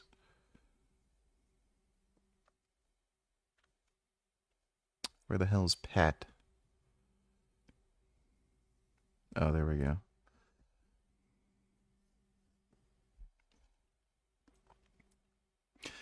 Hey, sweetie, how you doing? Hi. We've just been hanging I out can't watching. hear you again. I'm just gonna try and change something. Hello. Hello. You hear me?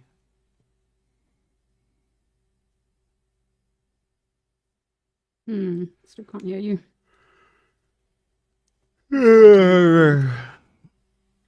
What about now? Hello?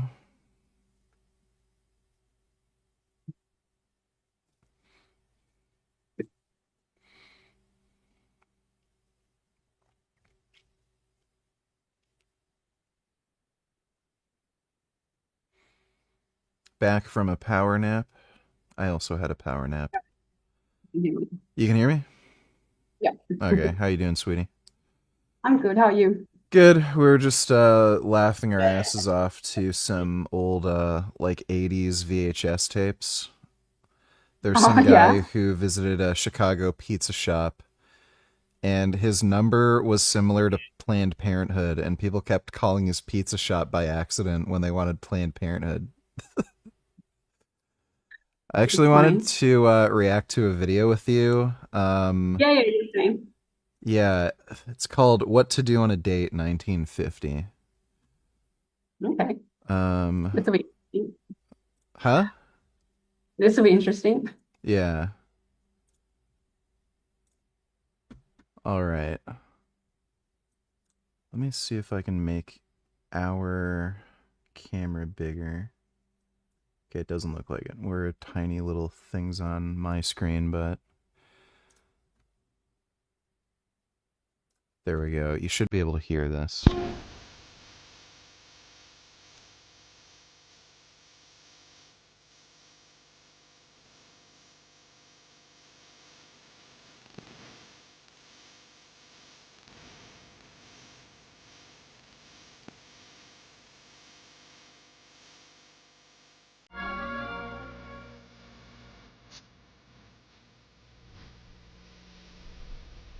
Summer afternoon begins with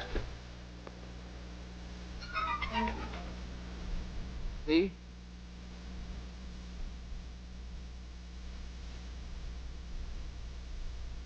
on what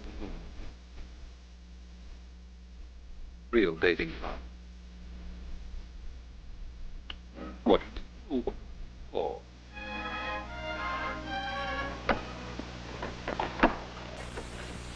Just a minute, Jeff. I'll get my tennis racket. Okay, Nick, but hurry.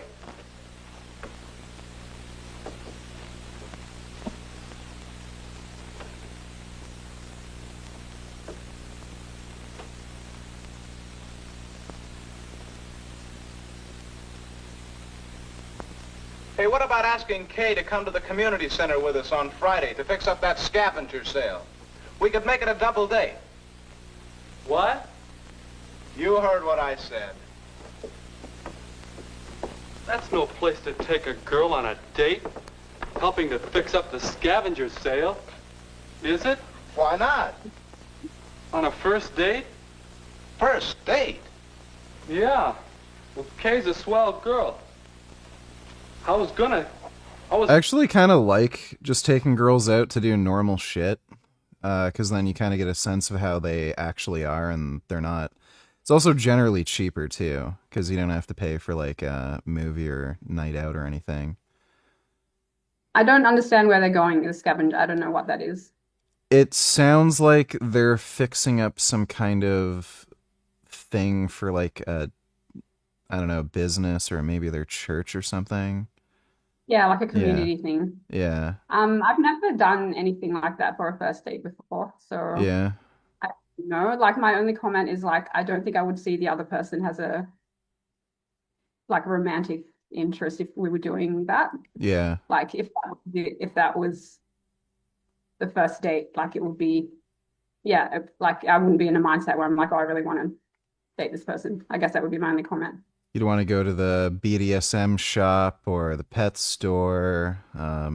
What else? Maybe the rug store. Just to make it obvious. I was thinking of calling her.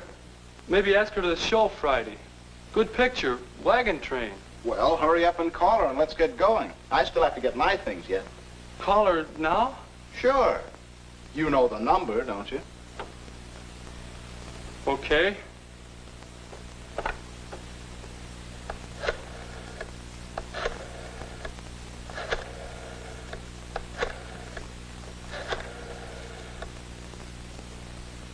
What if she says no?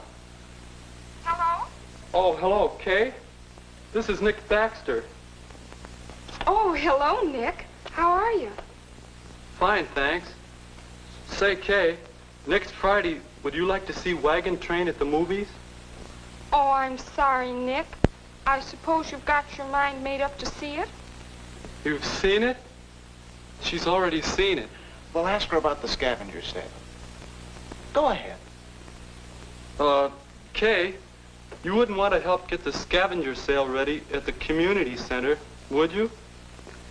Oh, I've been hearing about that. Yes, I'd like to very much. You would? All right. I'll call for you then. About 7? Bye. I sure didn't think she'd go to a place like that for a date. Where's my racket? Oh, ready? You know, you better think some more, fellow, about what to do on a date. Do you think she'll have a good time? What do you suppose I'll have to do? You know who all's gonna...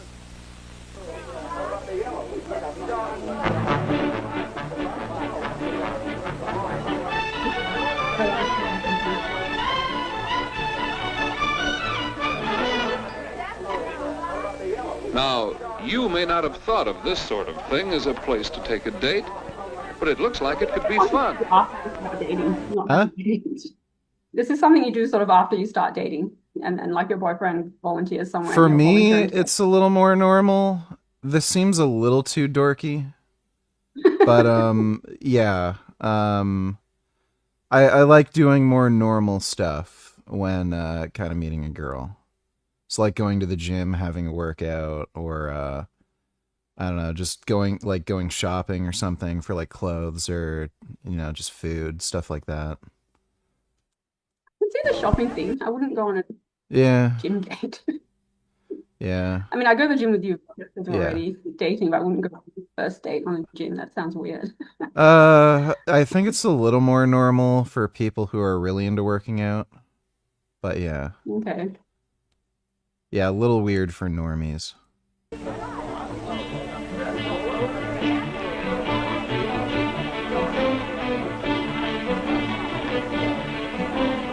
A group doing things together. Pretty good idea for a first date. Plenty to do, plenty of people to talk to. Well, that's But weird. let's see if I don't want to talk to anybody else. Nick and Kay are enjoying it. No amount of stuff to make this thing look any older. Boy, that is an old timer.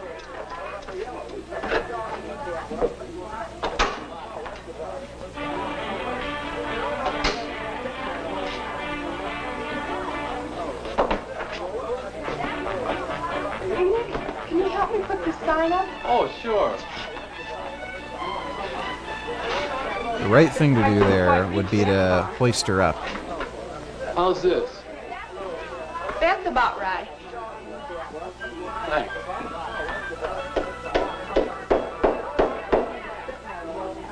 Say, Kay, are you really having a good time? Of course I am. I'm glad you thought of coming here. So am I. I mean, yes, it was a good idea. Okay. How about helping with refreshments for the gang? All right. See you later. Oh, yeah, oh, sure. Yeah, it's Got done. any more tacks? I think they're over there by the door.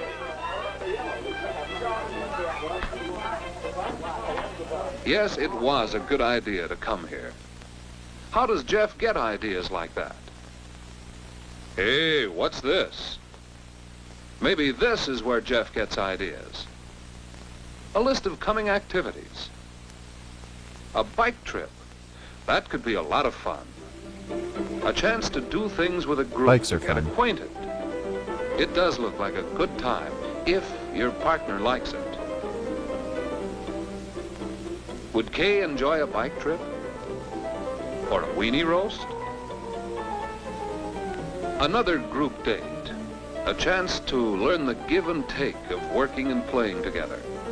Not much arranging needed, not much expense. I wonder if this is like some weird Christian thing where they're trying to not have girls and boys be a little too close and intimate with like just personal time. Because all these things are groups. Might just be the 50s as well. Like they're probably Christian by default and just a bit conservative by default. I don't know. Yeah, because it's Yeah. the 50s, right? And Western, like it's probably just the way it Maybe. is. Yeah. Time. Gay. And that could That's be a better. important. Could be a fine date, if Kay would like it. Wonder if she'd like to go to a baseball game. A date that's not too involved, one you can carry through comfortably. And there are all Baseball's sorts of so other fucking sports boring. events. Inexpensive dates, most of them. Swimming meets, for example. You can find many good ideas for dates. You a good swimmer? Sort of growing up in Australia, you sort of become good just by default. But I Yeah. wouldn't say I'm like competitive or anything, but I'm I used to you know, do you can tell- competitive swimming. I was pretty good. Oh yeah. Yeah, the only problem is I sink like a rock, so like treading water is really difficult, but I can swim really fast. Yeah, I've heard Race that you. with your guys. Yeah. Yeah. Dates that give you a good chance to get acquainted. And dates that you don't have to worry too much about in advance. It was a good deal coming here tonight, double dating with Jeff and Phyllis. When all four are good friends and enjoy the same things, double dates can be lots of fun. Or you can ask Kay to go on dates with you alone, if you More like a plan date for to what me, she like- enjoys. The what? Like this actually looks more like a date to me, like going to the cinema, like Yeah. picking someone up. Yeah, this looks more like something I would want to do. Or a first Vegan date would weenie probably- roast would be fun. Get some vegan weenies and roast them and eat them. Oh yeah. I like snacking. Snacking's always fun. Yeah. I might get some snacks tomorrow. Just enjoy the last few days left that I have before I start dieting. Oh, that's right. You're gonna start dieting. Yeah. Hey, you loafer. What are you doing over there? Be right there. Fine thing. As soon as Kay isn't around to supervise, you go off on a vacation. You know, Maestro, I don't think your date ideas are so original. What? About what to do on a date, I mean. But what I'd like to know is, how can you figure out what a girl would like to do? A certain girl, I mean. Well, you might ask her. Yeah, Nick's looking for you. Is he good company? He always seems so quiet. We get along all right. He's got a good sense of humor, and we haven't run out of things to say yet. He's kind of cute. You gonna date him again? I don't know. Besides, he hasn't asked me. George, get out of there. I'm hungry. If you want to do something, take the Cokes out there. Okay, come on, here you go. All set? I think so. Come and get it, everybody. Come on, we eat. Let's go. Eat at your own risk. Hi, stranger. I decided to come out of hiding. Say, this looks good. You make the sandwiches? Larry will get Frito plate.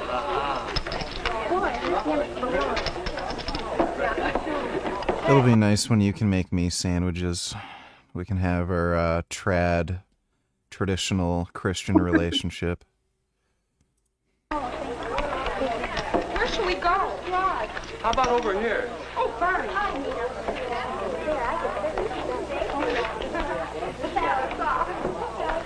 Your table, madame. Thank you, sir. This is fun, isn't it? Yeah. You're sure you like to do things like this? Sure. I thought all girls wanted fellas to take them to fancy places, spend lots of money. Not this girl. You know, I sort of like things like this, too. You won't laugh. I like to go on bicycle trips, too. Do you? And miniature golf. You like that? Yeah, and weenie roasts and square dances. And baseball games and taffy pull. I think they're swell. He's gonna get black-pilled after the dude with the Mustang picks her up. Say, you like to do lots of things, don't you?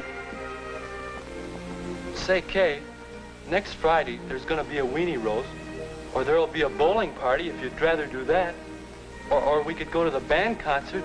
Oh, I'd enjoy going to the weenie roast very much. Unless you'd rather go bowling. No, I'd rather go to the weenie roast.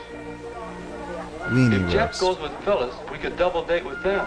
Hey, Nick, come on, we're gonna break open the ice cream. Okay, be right there. Is it all right then, about Friday? Yes, Nick. It's a date. Yes, there are lots of things to do on dates. If you know how to look for them, if you plan them with the other person in mind. We should do a weenie roast. Apparently that's the ideal date. Tiger Moves. Oh, you gotta watch Tiger Moves. This is amazing.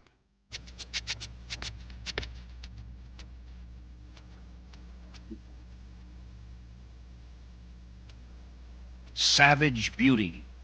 Look at that powerful body. Strength, grace, magnificent form. How does the tiger manage to keep himself at the peak of physical fitness for his entire life? He doesn't lift weights, work machines, perform calisthenics or aerobics, and he doesn't jog, yet he can tear the head off a man. His power comes from his own exercise system, far different from man's, and also far superior. It is the ultimate exercise system, which I call Tiger Moves. Ironically, when man sets about to improve his health and physical fitness through exercise, he devises systems which lack the simple wisdom of the tiger.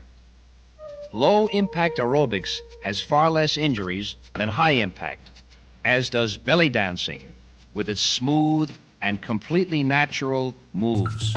Tiger Moves, the best and most natural exercise system man can use. I'm John McSweeney, and I'm going to cover 7 of these basic tiger moves. Inhale back with tension. Exhale forward. Try to reach for the stars. You being serious? Reach as high as you can. Yeah, this is dead serious. He has like no chest, and he's flabby. With tension, great tension. Go forward with great tension. Feel the tension in the triceps muscles. Think into those thigh muscles, the quadriceps, the hamstrings. The next tiger move is the stomach roll. This exercise now, from the side, I push down, then roll up. Flex, force it down. Come up. Not entirely sure what's happening there. You've just learned in this tape 3 critical areas of life and self-defense. I'll leave you with one thought. It pertains to nations, it pertains to the individual. First a warrior, or all else is folly. It's like a politician. Yeah. I think my workout routine is better than the tiger moves. Yep, I think so. Oh yeah, Lesbians 1986, UCLA Film and Television Archive. That might be a good one.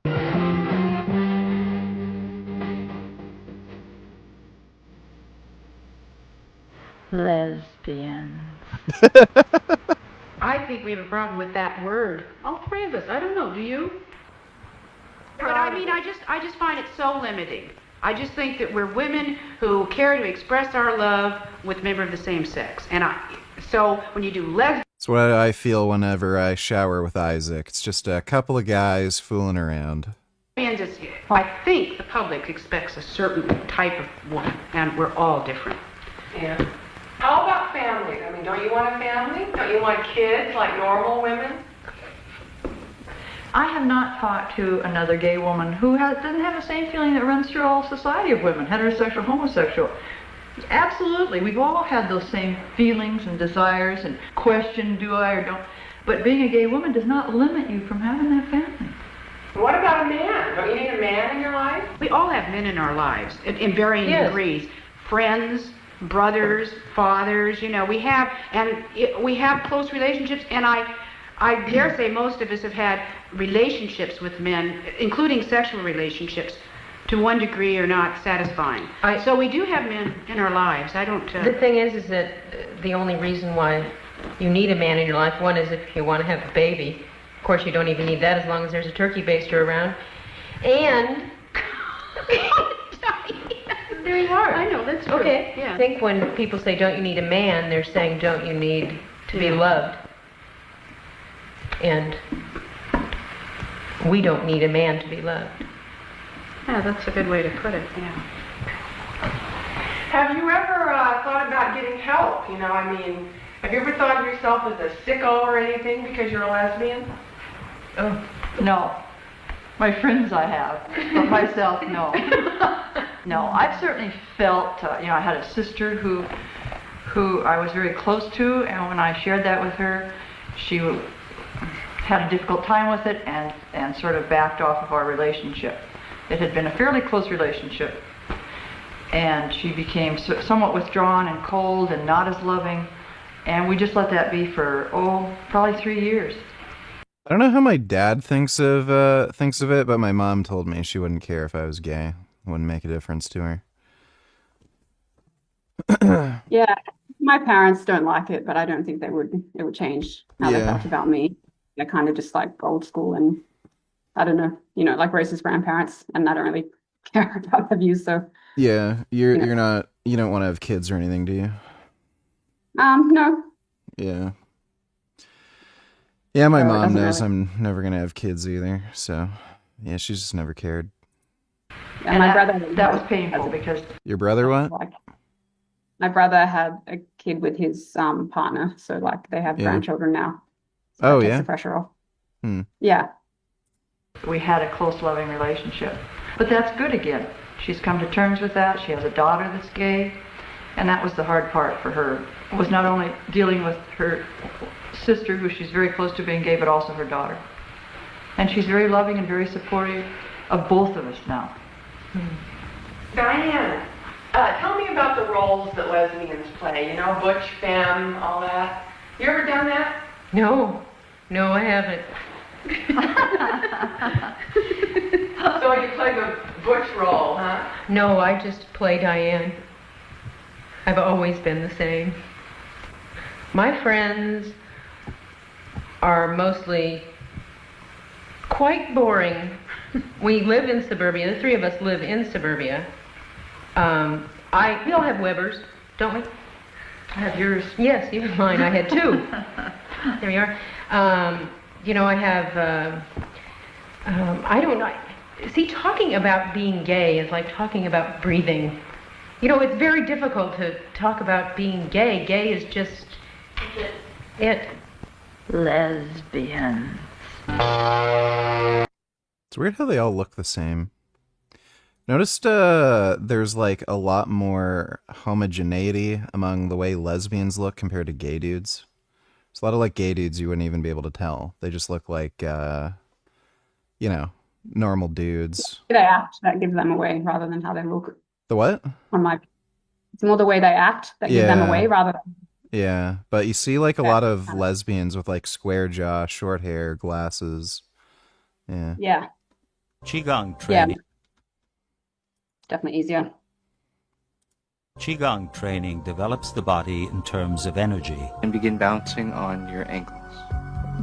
Relax your body and imagine that you are gently tossing a ball. Roll down an imaginary ball. Open the arms and outline a large ball. Imagine gathering energy from the earth and forming a golden ball.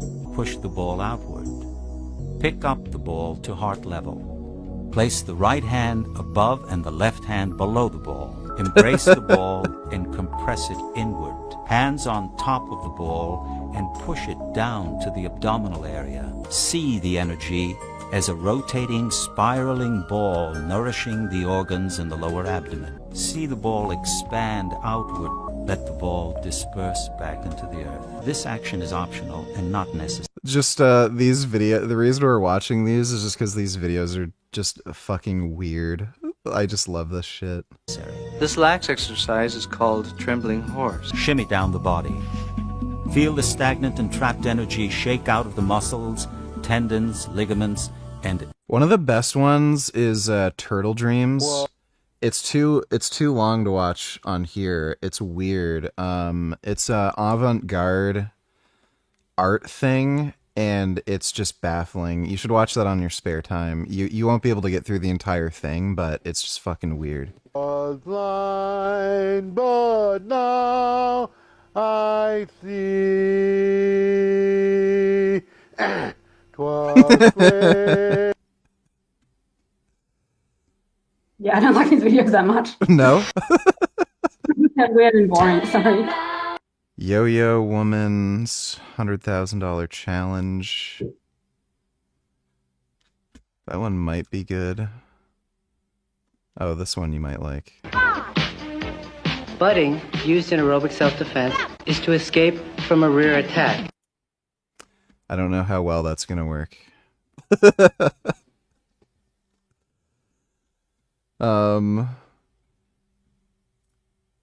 Well, why don't we just chat since you don't like these videos so much? I don't know. I'm sure there's people who have questions that might want answering. Some people keep asking what your like ethnic background is. She's not Indian, you're Malaysian, right? Yeah, so I think I said on the last stream, my family background's Malaysian. So my family are Malaysian, but I was born in the Seychelles.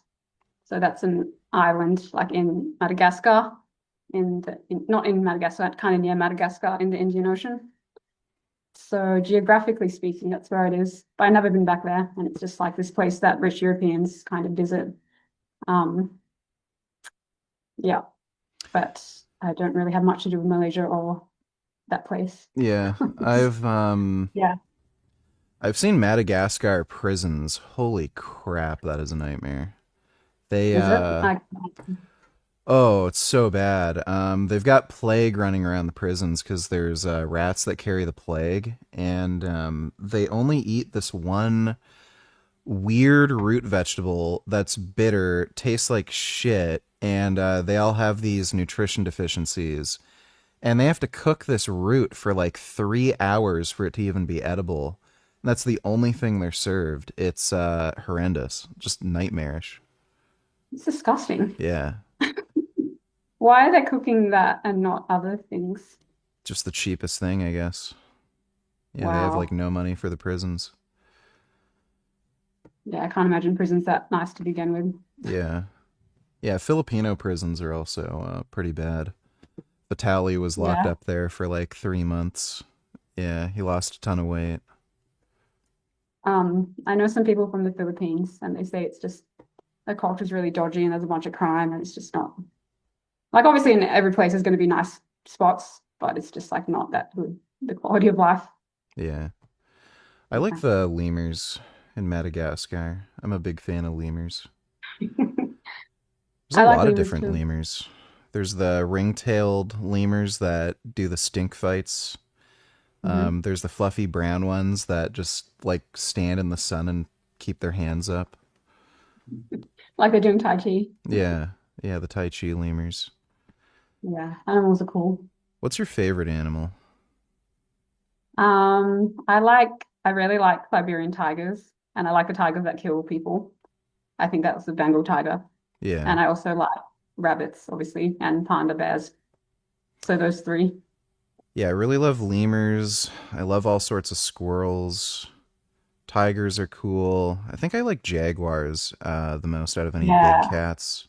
Yeah, I love jaguars. I love just kitties in general, Or including snow house leopards. cats. Yeah, snow leopards are cool. Cats Ocelots are are just cool. they're so athletic. Yeah, and And they're all the same. They act like cats. If you give like a tiger a ball of yarn, they'll play with it just like a house cat. yeah, in They're all terms of really movement similar. and yeah, super similar. Yeah, I also love I tree just don't have a kangaroos. father. Tree kangaroos are Which so kangaroo? cute. Oh, that's right. Yeah, they're just Have you like looked them up? possums. I think you showed them to me one time. Yeah, they're so Yeah. cute. Yeah, and I love pandas.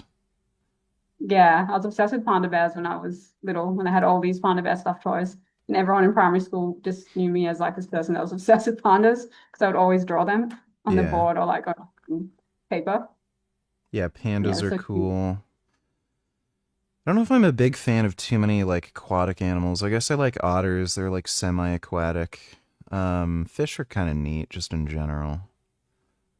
Yeah, Whales fish are are very on. whales seem really friendly. Yeah, they're really smart, I think. And I really love orcas because they smash the boats, Yeah. like ship vessels next to them. And I like the Tilikum orca I told you about, the one that killed all Yeah. his trainers. Yeah. Yeah, he's awesome. Well, they're so smart and they create like contracts with each other in the animal world. Like if you do one thing for me, I'll do one thing for you. And it's like the social contract. Yeah. Yeah, octopi are cool too. They're really smart. Apparently dolphins rape each other. It's like the only Yeah. animal apart from humans that rape each other because they're smart Yeah. and they're like, I'm yeah. sure there's plenty of animal rape. I know dolphins But rape. for pleasure. I'm pretty sure whales in general commit rape. I think so. I read something like maybe whales as well, but dolphins like are one of the few animals that have sex just for pleasure.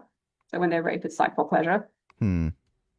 Yeah, but other animals kind of rape just out of instinct or something. So it's a bit I different. remember seeing a documentary where the reason whale penises are so long is so that if the female doesn't want to have sex, they do it by just surfacing and putting like their vagina up so that they can't get access to it, but they can like literally wrap their penis around to reach. So whales are rapists. Dolphins, yeah, Yeah, and dolphins. yeah, the rape Pretty sure ones. there's spider rape. Is that? Yeah, I think spiders rape. Male spiders usually get killed Oh, by like the female, petrified of though. spiders. The what? Huh?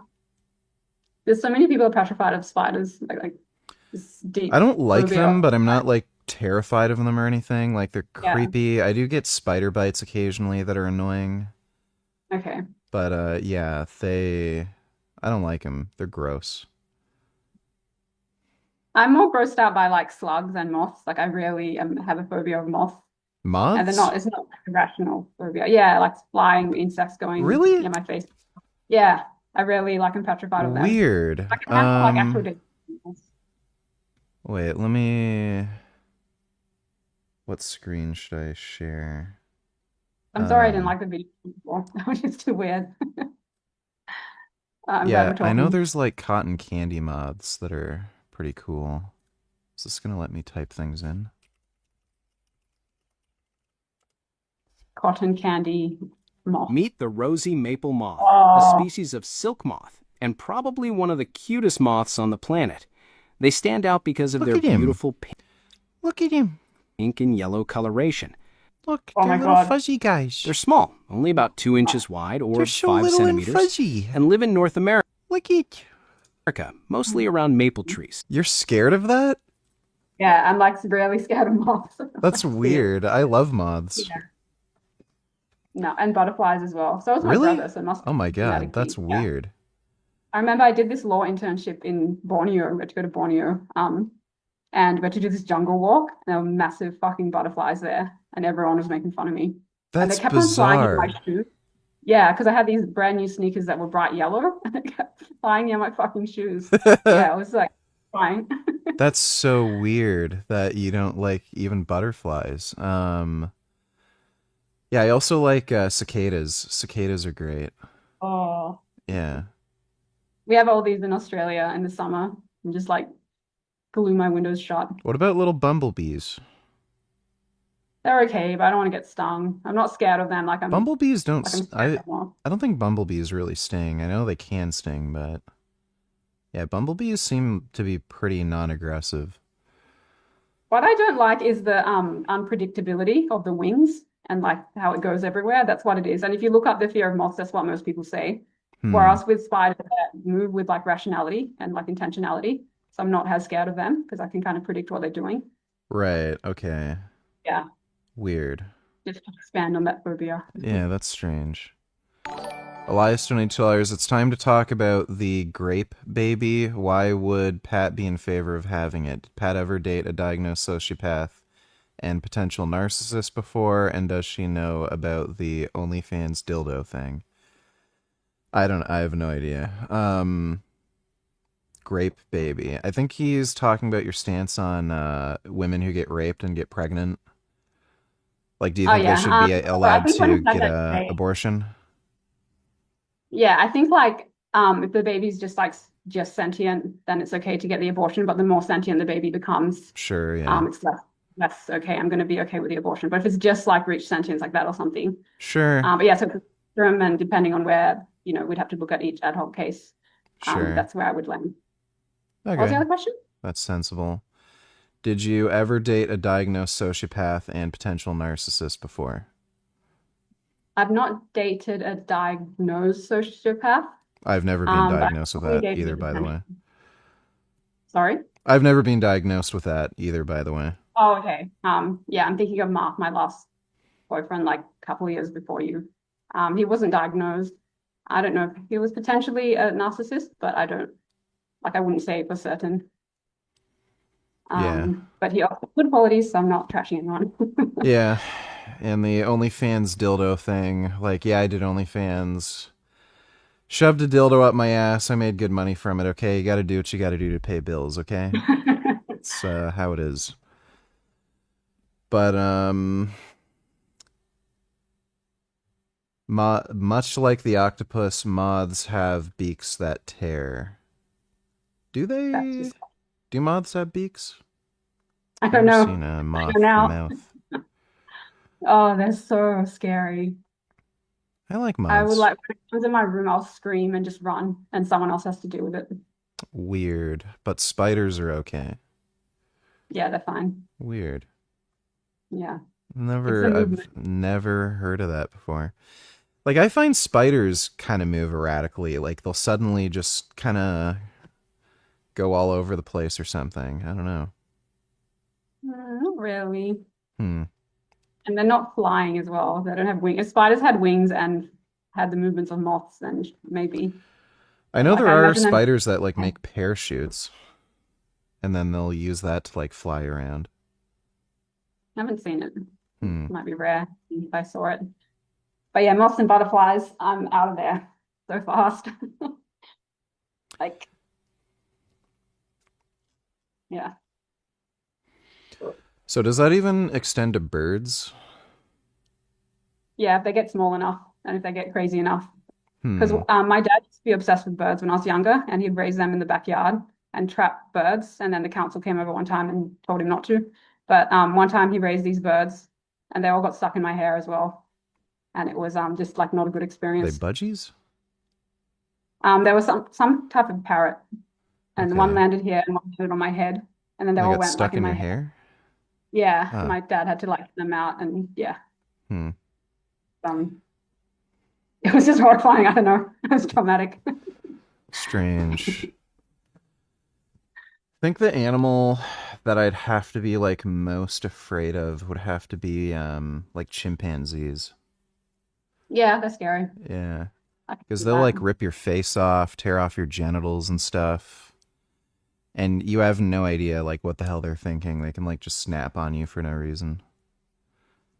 Yeah, And they're and they have smart. They like can social plan. hierarchy, right? Yeah. They bully the weaker ones. I don't really like chimpanzees Yeah, or me like primates. neither. They were Um, creepy and weird. but there's so much focus on them with like legal personhood, like in academia and animal rights and everything. Yeah. All the focus is on primates or whales or orcas or elephants, just because they're the smartest. But there's a lot of support, like like Jane Goodall and those people Yeah. for primates. It's the easiest to make the case for them. But yeah, I'm not a big fan personally. Obviously, I'll celebrate if there is a win for primates, but Yeah. yeah, just on a level. Yeah, I think Jane Goodall was like this just degenerate vegetarian. Yeah, she had some weird views, and she Yeah. had welfarist annoying views. Yeah. Yeah.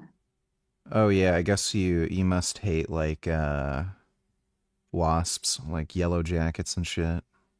I don't know if you have something Yeah, like that not in much of them Australia. all. Yeah, I'm still scared of them, but not to the level of like running out of the room and Weird. yeah. You know, I never got stung by wasps or anything when I was a kid. Like, generally speaking, they seem to kind of, like, maybe buzz around me a little bit and then leave. Then, ever since I broke my elbow, they've been, like, fucking on my ass. I broke my elbow mountain biking, and then I was just working on my bike, and randomly, a wasp, right after I broke my elbow, like, stung me right in the fucking elbow. And ever since then, they've just been on my ass. I've been stung every fucking year, like multiple times. One time, Maybe change your DNA or something. huh? Maybe change your DNA or something. Yeah. Now they're really One time, I was riding my motorcycle, and a wasp flew into my like jacket, into the collar, and then it kept stinging me in my back, and I had this like huge welt. That sucked.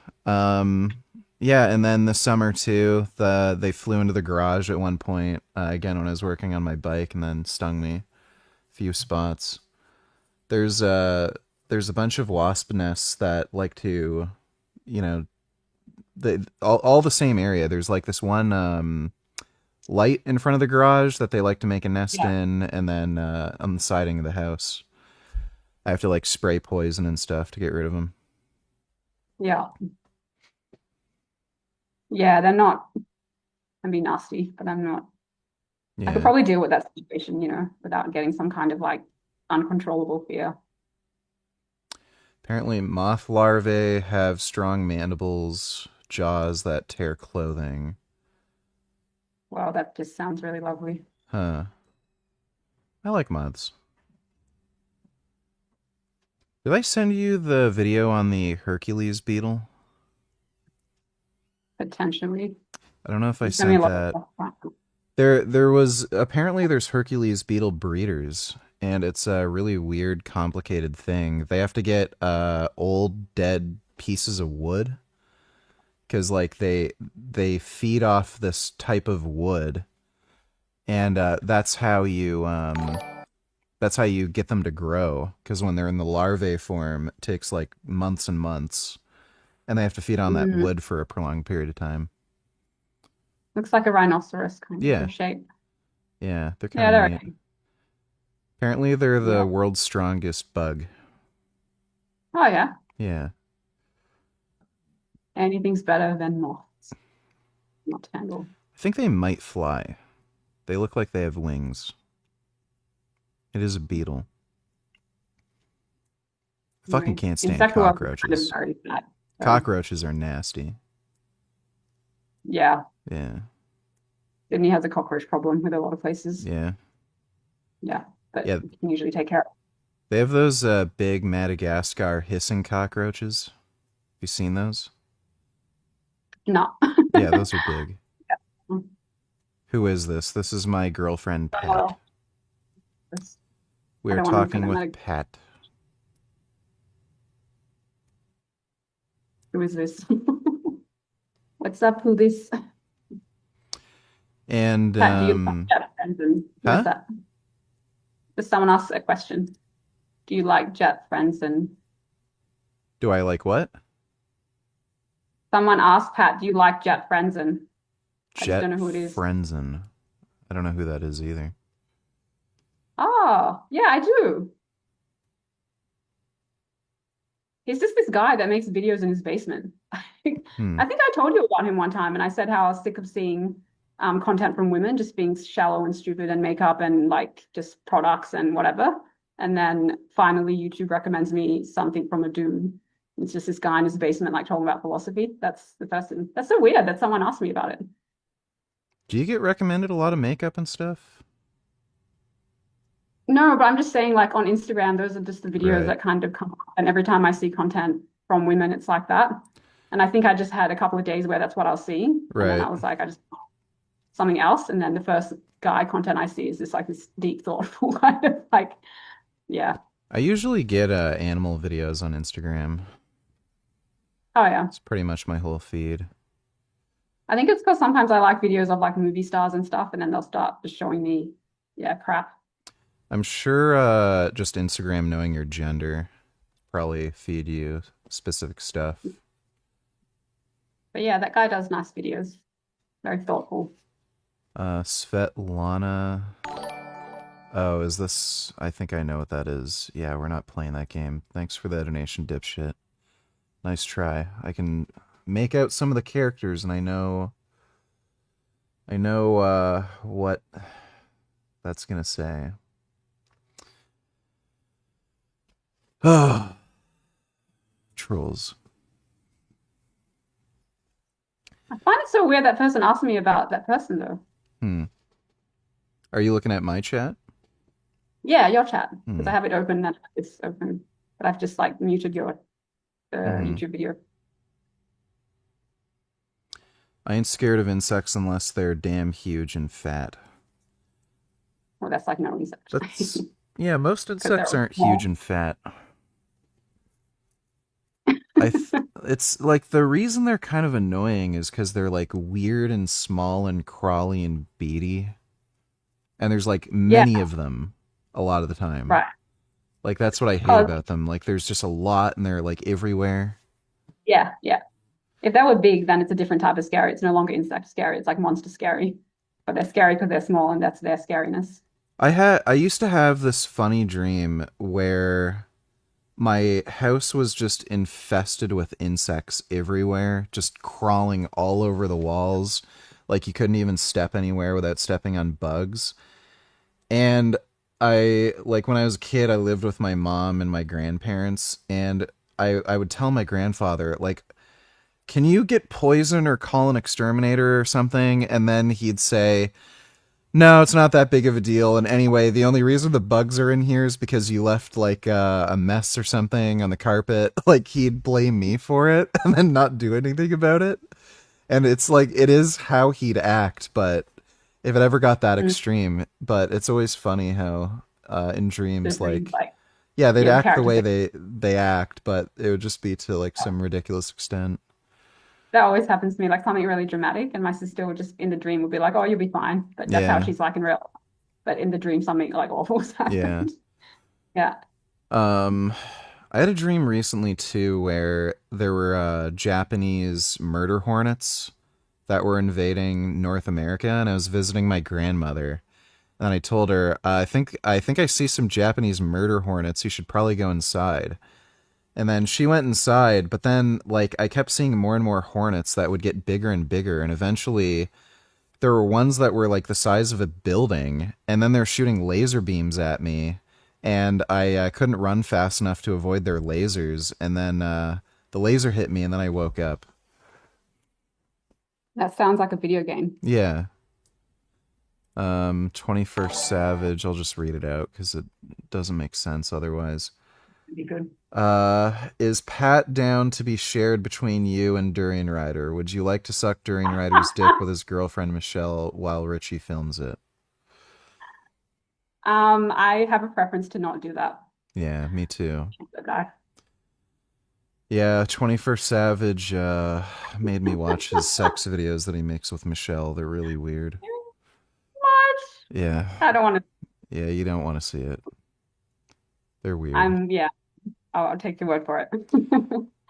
I was surprised how lazy he is with how animated he is on camera and energetic. He's pretty lazy when he has sex. Kind of just sits there. Maybe you're just seeing one video. Like, Yeah, or did well, you sample a lot? Yeah, I don't know. I don't really want to sample too much, but yeah, at least with the I mean, if clips he sent. you saw one, then it's kind of like a bit harsh to judge him just on that. Yeah.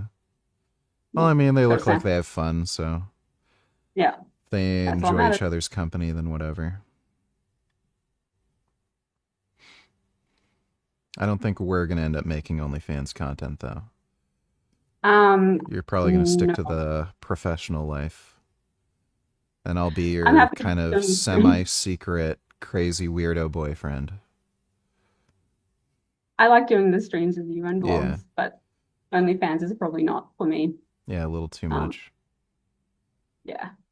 The professional thing, like it's the professional thing, but I also just don't have the desire to do it. Yeah. Yeah. I found, like, I've always been nervous with, like, public nudity, but I've always also had... It's kind of like also a taboo and it's kind of hot. So, like, I always had the thought that if I was forced to do it, it would be hot and I'd enjoy it, but it's not something I'd do willingly. And when I made the OnlyFans thing, I was kind of desperate for money, so I was kind of forced to do it. And then it was kind of like a fun, freeing thing where it's like, okay, finally, the world sees my pee-pee. You know? Yeah, some people say it's liberating. I can see Yeah. that. I can understand that. Elias donated $2. Are you planning to visit your dying father in hospital? If no, why? And what is the difference between sociopathy and antisocial personality disorder? Also, the new Snape sucks. You're a Harry Potter fan, right? Mm-hmm. Let me share this with you.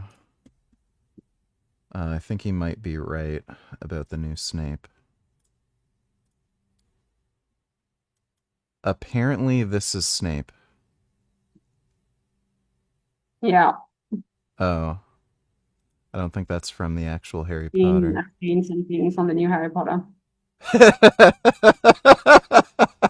Yeah, I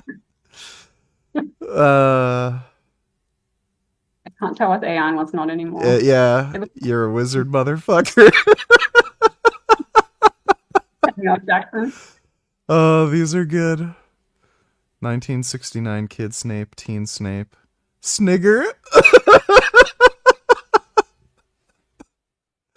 Oh, these are good. Harry Potter memes tend to be pretty damn good. Yeah. No, I love Harry Potter. I have the collector's edition. I'm a diehard fan. And when I see something that's meant to be part of Harry Potter, which is just stupid, I just don't consider it canon. So Did if you this ends up being really dumb, Did you see my big Harry Potter rant when I was working out the one time? I don't think so. Yeah, like my mom read I think the first like 2 books to me, and then I read the 3rd and 4th, and like most people kind of regard the 3rd as the best.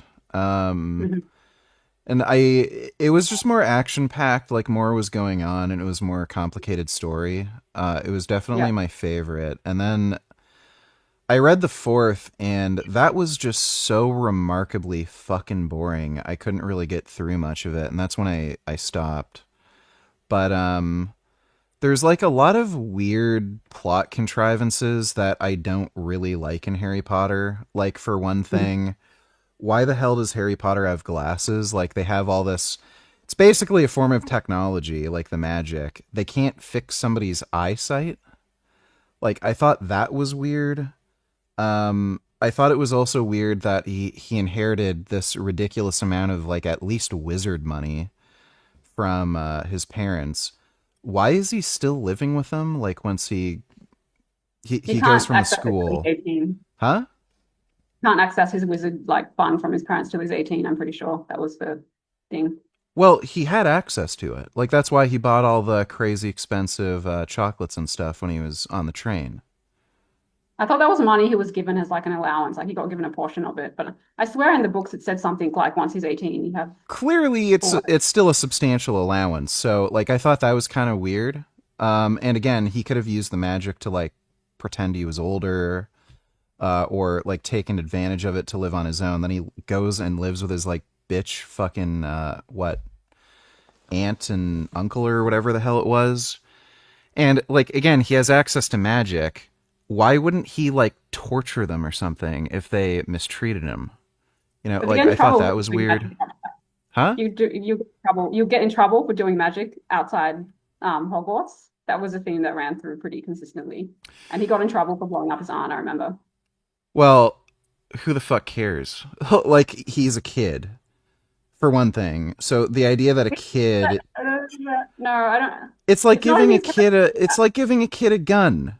Like it like you can tell a kid you can tell a kid, hey, I'm gonna give you this gun, but you can't shoot it outside. You can't go with it to school. Guess what a kid's gonna do? He's Harry Potter. He's like a good, sweet kid that wants to be like not like that. So it doesn't. Yeah, well, okay, give me a break. So he's used his magic at school to harm other kids to some degree. He has used it on monsters and stuff. So he's used to using magic to hurt other beings. The idea that these the parents and that other kid he lives with that are just horrible to him, treat him like shit, he wouldn't get some kind of revenge. Give me a fucking break. And if that's not the case, like he's a terrible character. Like it's annoying reading a book or watching a movie where like it just they're such pussies. You know what I mean? It's kind of like, well, it's like reading Batman or something. Well, it's like reading Batman and then Batman refuses to kill the Joker, even though the Joker's gonna like come out and then kill his next girlfriend or something. Like, it's like, are you that gay? Like, what the fuck is going on here? It's just that genre of superhero, like where they don't kill, but then you have like Dexter and these other more like vigilant characters. So maybe that's just not the genre. I can understand having a higher bar for murder. Like, you've got the Punisher where it's like super low. It's like, fuck you, criminal scum, and he'll just blow them away. And then you have like Spider-Man, who's kind of higher to the, like, more in the middle or higher to the top. Like, he will kill if he absolutely has to like save Mary Jane or Emma Watson or something. But like, he will kill if he has to. He doesn't feel great about it. Then you have Batman, who is like a fucking mega gay retard who, no matter what, literally they've created scenarios where even if the entire universe is going to be destroyed, he won't kill somebody, which is just absurd. So, I didn't realize the Batman rule was like really hard. Has he never killed anybody? It's to retarded, gay, insane nonsense degrees. Oh, okay, yeah, then that's fair. Yeah. Like, I'm probably more to that critique than the Harry Potter. So it's like when you have a kid who has access to magic, access to money, has never had that freedom before, finally has a means to kind of get back at his tormentors. It's just like it's just such a frustrating story to read, and then you lose respect for the character. Like, even if there are people like that, it just makes it frustrating to read, and that's one of the reasons why I didn't really like Harry Potter that much. So like, there's like explanations for your critiques though. So like, he can't really do that much in his outside Hogwarts life because he trusts Dumbledore, and Dumbledore said you can't, like, you have to live here, so you can't really do anything that's going to make you not live there. And that's explained because the aunt has that blood in her that protects him until I can't remember, until something happens. Like Voldemort can't touch him as long as he's kind of with her. So he can't really do anything that's really gonna like upset that situation. So even if he does like get back at them or something, he still needs to be there. So it doesn't make sense to really like. Well, I mean, you can like zap their ass or something, or like make them stub their toe or bump their head. Like, he in the books and the movies, he does like play pranks on Dudley, but they're not Yeah. anything that'll get him in trouble. So I feel like that kind of explains why he Yeah, I'd doesn't play a do anything. prank by having him fall down a set of stairs and snap his neck. Right. So he doesn't do anything to like really hurt them, but he does do things every now and then. And as to the glasses thing, like some things you just have to look past for, like he's meant to be like a kind of vulnerable kid that you feel sorry for, so the glasses probably just add to that. But like if you're gonna have these stick about like these things, it's gonna be hard to enjoy the story. There was also another big issue too. The third book created a huge amount of, it's kind of like Star Wars, where it's like, why the fuck didn't they use the Force here, kind of thing. They had that, they gave Hermione Granger the time powers so that she could attend both classes, remember? That were conflicting? Yeah, and the Prisoner of Azkaban. With that, it's like, well, what the fuck? They can manipulate time? Like that creates so many fucking problems. Because now, anytime there's a mystery, well, who did this when? You have fucking time powers. You could literally rewind time and watch it, you fucking idiot.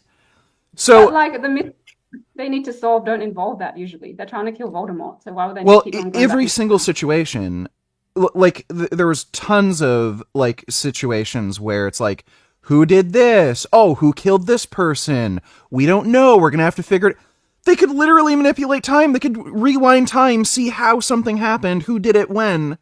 It annihilates every, like, it creates a huge plot contrivance for literally everything going forward in the series. Like sometimes they need to overhear a conversation, and that's the invisibility cloak. And sometimes they need to move something, and then they can do like the one shit.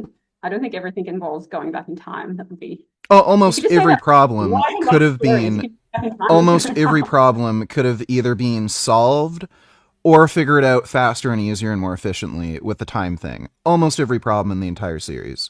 You can apply that logic to any story. You might as well just not write. No, you can't, because like that problem only happens when you have something in the story that has that much power. It's like the Force in Star Wars.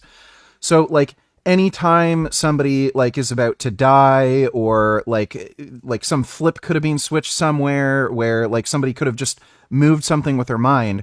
Well, like the Force is always there, and it's hard to explain how certain things happen or don't happen when like all these characters have this insane superpower that they could have always deployed. Like that's the problem that gets introduced in something like Harry Potter. That's not every story. It's kind of like like people have mentioned in Terminator, there's like problems with like the time manipulation mechanic, or going back in time. Like there's always problems with time travel. It's like a paradox. There's always problems with time travel like that, because then you end up having these paradoxes. Well, if the Terminator went back first, how much time has to occur in the future before you can't undo, because they're already back there. So anything they were about to do, it would have already happened. So the only way it makes sense is if they both went back at the exact same time. Like there's issues like that. And for the sake of the story, it's like, okay, whatever, don't think about it. But when that is a literal tool that can be deployed at any time throughout the entire story and series, that's another issue. It's not like the Terminator has like some time device on him constantly. That's just something that happens right at the beginning of the story for like the plot to happen. We don't know the rule. So firstly, we don't know the rules about how Hermione's been given this device, and we're only privy to like some rules surrounding it. So it might be like you can't use it for really big issues. You can't use it in certain situations. Well, you can. Like we don't know that. You ask J.K. Rowling. And also, if you're She's saying an idiot. So J.K. Rowling's an idiot. She has nothing. She does not even understand her own universe she created. So you literally cannot refer to the source, because she'll say something entirely different one day. Well, I disagree. Retroactively make certain characters gay when she feels like it. She's an idiot. Secondly, if they'd give the time thing to a fucking child, for something as trivial as, well, you want to take the course that conflicts on that schedule during one semester, something that trivial, they're not going to use that time device to figure out some sort of crime.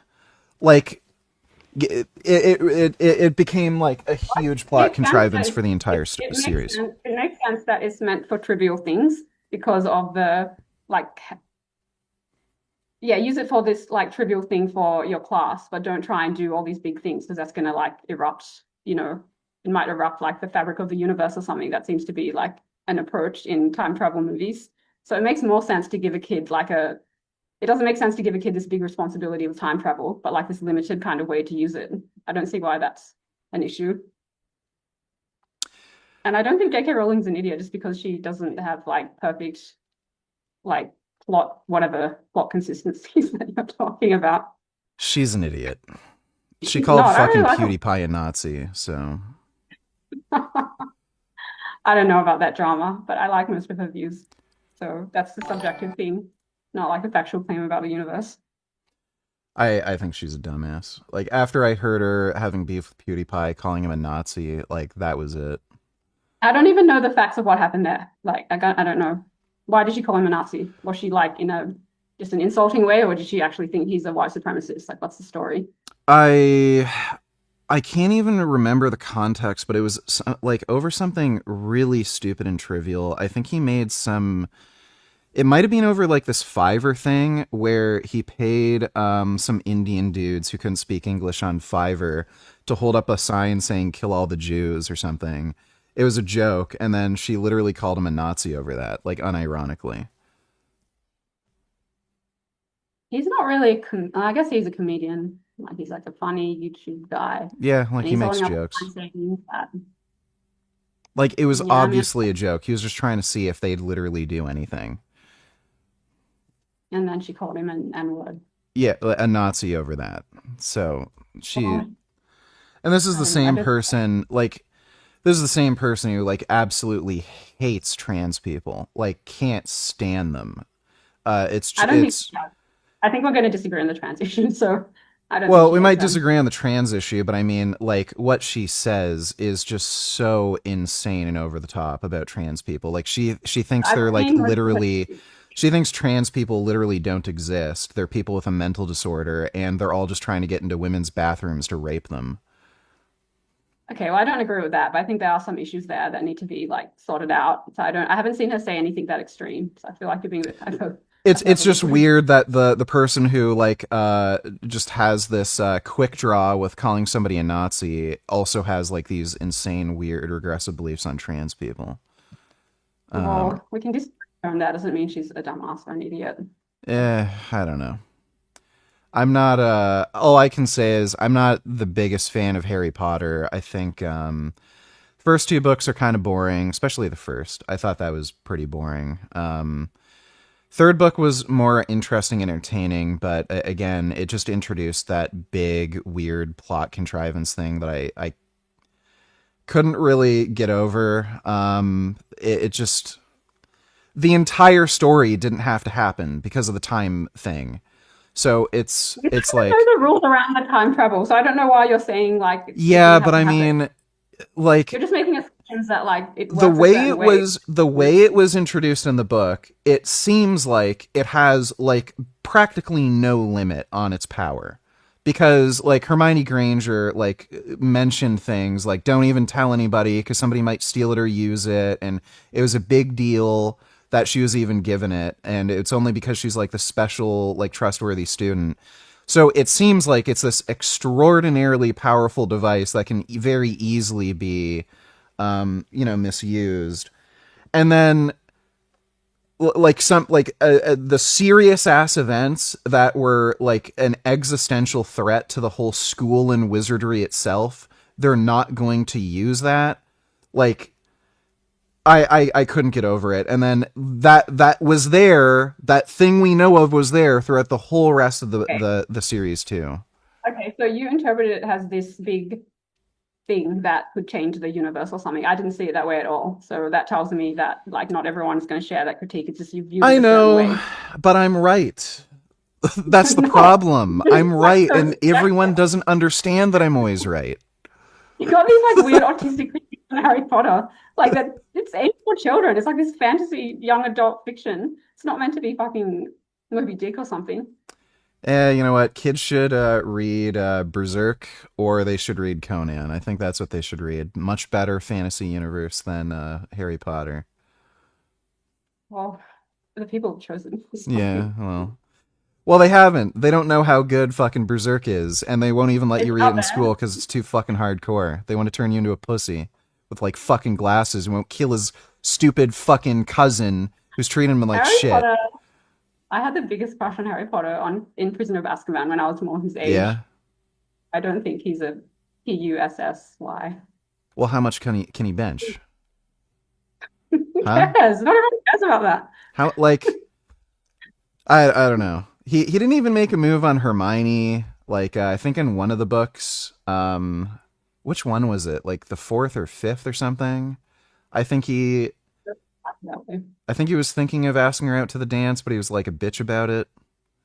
He doesn't feel romantically about her, but J.K. Rowling said afterwards that she regrets carrying Hermione and Ron because Ron reminds her of her first husband and Harry reminds her of a second, and she kind of wanted Harry to end up with Hermione to end up with the guy that was more like her husband or something.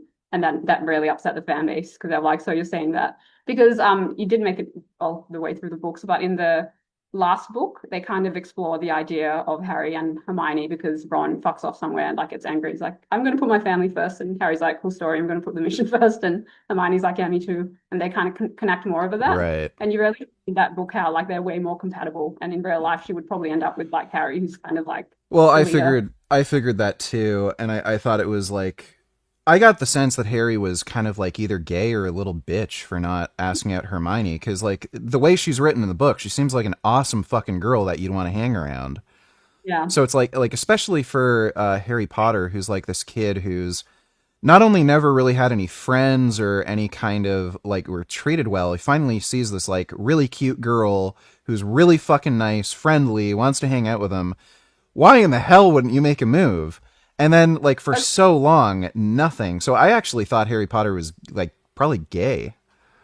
I definitely didn't think it was gay. And, like, if you read the books properly, you would see that hint at his heterosexuality. But he gets with Ginny, and she's awesome as well. You don't get to explore her as Hermione because she's not a major character. Yeah. But she's, like, she plays stage, and she's funny, and she's loud, and, like, she's also, like, portrayed charismatically. So he does have a nice girlfriend. It's just not Hermione, which J.K. Rowling regrets. They should have been. Yeah. Let's see. 21st donated $3. Is Pat less attracted to Durian Rider now that he's no longer a rapist? And do the highly credible rape accusations against Richard make her more attracted to you? I never thought he was a rapist, so I don't know how to answer that question. I never believed that whatever her name is. What was the second question? Do the highly credible rape accusations against Richard make her more attracted to you? I don't think there's any credible rape accusations against me. Not that I've heard of.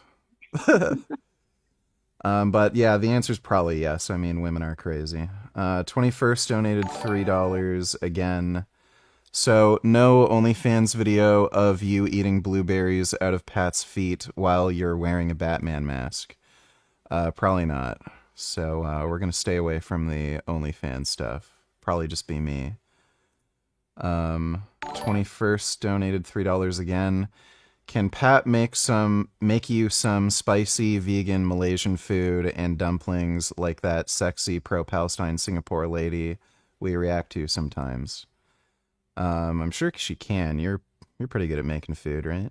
Yeah, I can make curry and dumplings and stuff. Yeah. So she's going to be making me some food. Thanks for the donation, 21st. Grandam donated $3. VG is the same guy who doesn't like Breaking Bad, one of the best shows ever, so his movie TV show opinion Why is do you trash. not like Breaking Bad? What? Breaking Bad sucks. That was so stupid. Why? What There's is wrong with way Breaking too many plot contrivances. It's just nonsense. Bad? It's a movie. It's literally a movie and a TV series. Like, Every single series has a plot contrivance. Every Not single like one. that. That Breaking Bad was If you really go to bad. IMDb and you can look up every single plot like contrivance that people have noted. It's like literally every movie. Oh, and book yeah, has I it. know, but not that bad. And usually they're pretty pedantic where it can be explained away through some reason. Breaking Bad was just nonsensical. Yeah, we'll trust your opinion. I've talked about, like, it was so stupid. So I'll give you one example. So Walter was working at the car wash, getting mistreated by his boss, and the kids at his school would also go to that car wash, and he was in this humiliating fucking situation where he basically was robbed of human dignity. Then, when he got the cancer diagnosis, I kind of got the sense that, like, this is finally something that he has control over, whether or not he, like, you know, is going to go through treatment and all this shit, or, like, just makes a decision to die. So, like, that decision to not get treatment and just die, it seemed like some way of crawling back some sort of control and dignity that he has. Then, he ended up having that whole idea to, like, sell crystal meth or whatever. But his friend, who was much more rich and successful than him, he was offering to pay him money for the cancer treatment. So that kind of created an issue where he's going to have the money, but then, like, he chose not to accept the money from the cancer treatment. And that ended up being a loose end. So he told his friend, no, I don't want the money from you. Then he told his wife, oh yeah, I'm going to take the money. And then he was getting the money through crystal meth dealing, so that ended up creating a loose end where he knew his wife was probably going to end up talking to these people. And the explanation for this stupid idea was, oh, well, he has too much, like, dignity or something to accept money like that. He was completely robbed of his human dignity, like, from the beginning of the show. So he was willing to just completely debase himself and humiliate himself to get by. And then, like, he ends up just accepting death, like, whatever, I'm just gonna die. And but then, somehow, he has a problem with lying so he can sell crystal meth? Like, what? So it was fucking stupid. What would have made fucking sense is, oh yeah, I'll take your money, take the money for the cancer treatment, stockpile that much more fucking money from the meth. Like, so on the one hand, yeah, whatever, I have no dignity left, I'm just gonna die. And then, oh, I'm too proud to accept the money, but he is okay with selling crystal meth. Like, so let's just say that they do it your way. So, like, it's a slightly different scene and it goes for like 20 seconds where he's like, okay, I'll accept the treatment. Like, and then everything else plays out the same. Why does this make such a difference to you? Like, do you understand the point of the movie? And that's a big reason for why his wife found out that he's selling crystal meth. What was? Her finding out that she didn't accept the money from his friend. Yeah, so? So he didn't want his wife to find out. Right. So also there's another explanation. Like, people act in irrational ways. Like, not everybody acts super rationally. Okay, I mean, act irrationally. The super smart, like, PhD level guy who through unfortunate circumstances ended up as a school teacher. Like, I don't buy it. Like, he was supposed to be the smart kind of rational one in the series. Like, brilliant in a field and still, like, just have human error. That's completely normal. That seems beyond human error. That's, like, actually fucking retarded. I don't think so. He probably just felt like, I need to be, like, not taking money and I need to do it myself. Like, that kind of makes sense given that's what he spends the entire series doing. And anyway, like, my bigger point is, like, the point of movies and books is to, like, explore a story and a concept. Like, is the concept becoming, like, an individual that doesn't have to rely, like, a self-sufficient individual. Like, that's what people focus on. They don't focus on, like, these plot things. When there's issues like that where he makes decisions that completely conflict with his own interests and the characterization that they already established, like, then it just becomes, oh, well, he's like a cockroach. He doesn't even think. It's just nerve impulses, and he'll do one thing that doesn't make any sense towards one goal, and then another thing that doesn't make any sense towards another goal, and it's like, okay, I don't care. If you read criminal cases and about criminals and how they act and how they got caught and everything, it's always some really stupid fucking retarded thing. Like even with the Charlie Kirk shooting, like why is he texting people when, you know what I mean? Like he's texting someone where he is, he's giving them information, and people came up with conspiracy. Well, that's a dumb, thoughtless, irrational criminal. This is a guy who was never a criminal. This was a guy who was never a criminal and did things that, like again, through the course of the story, these are things that somebody would rationally start considering. It doesn't matter. Like even in white collar crime, people act irrationally. Like why would you even do that? But if you read about how they got there, it's usually not something that stupid, though. Like, oh, you'd be surprised. That stupid where your wife is constantly talking to a buddy of yours and you know that whole topic's going to get brought up, like, and then, like, I don't know, that just seems like way too obvious and stupid. He also stayed friends with Jesse for absolutely no reason. He never needed him, and he was a huge liability, and he almost got him killed multiple times. Like, that, his relationship with Jesse didn't make any sense as the story went on. Their relationship. That's the whole point of that, is like exploring their relationship. So that's what people care Well, about. again, there's no reason that he'd stay friends with Jesse the way he was. He didn't need him. Well, he was a dumbass. I thought he became quite good by the end of the series. And he was like a player. Like, the stupid shit he did throughout the whole series, like, it didn't make sense that he'd keep this relationship with Jesse when Jesse proved he's an unreliable, like, fucking idiot who keeps fucking things up.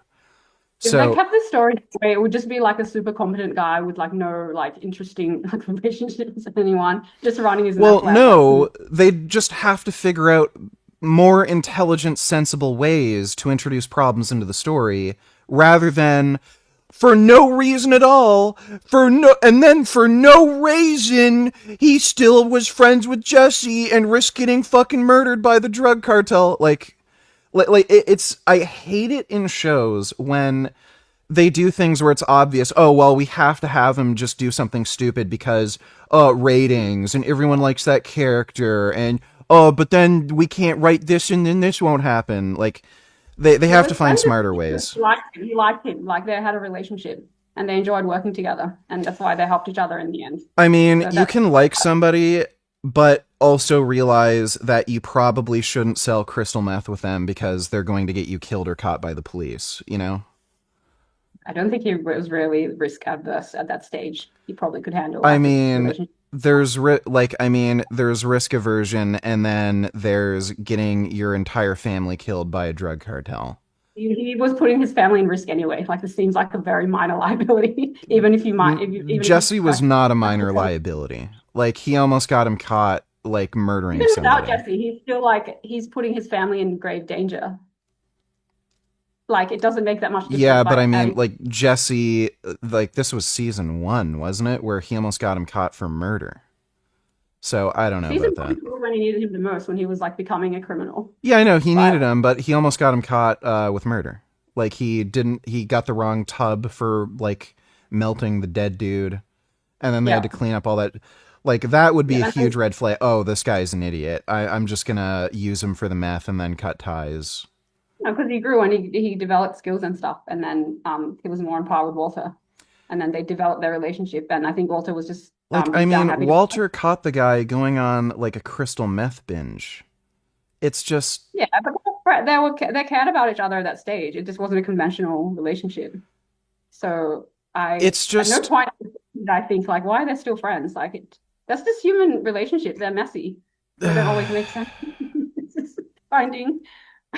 Yeah, I don't know. Like, I'm just thinking, if I was selling crystal meth and I had the option to just cut ties with an idiot like that and do things more safely, more efficiently, it's just why, like, you can stay friends with him, just don't sell meth with him. Like, you just there's a business relationship that doesn't work, but you can still have the friend relationship.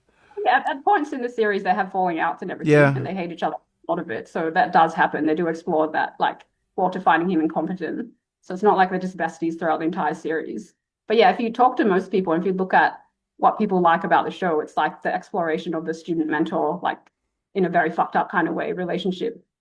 Yeah. So, I'm still not convinced that Breaking Bad is good. I think it's just silly nonsense. I think it's phenomenal. Let's see. It's Grandam donated $3. VG is the same guy who doesn't like Breaking... Oh, wait. I already read that. Sorry. Ben Boy donated $2. Walter didn't take Elliot's money because he was the one who started Gray Matter, and they got wealthy off his idea. People have made that excuse to me.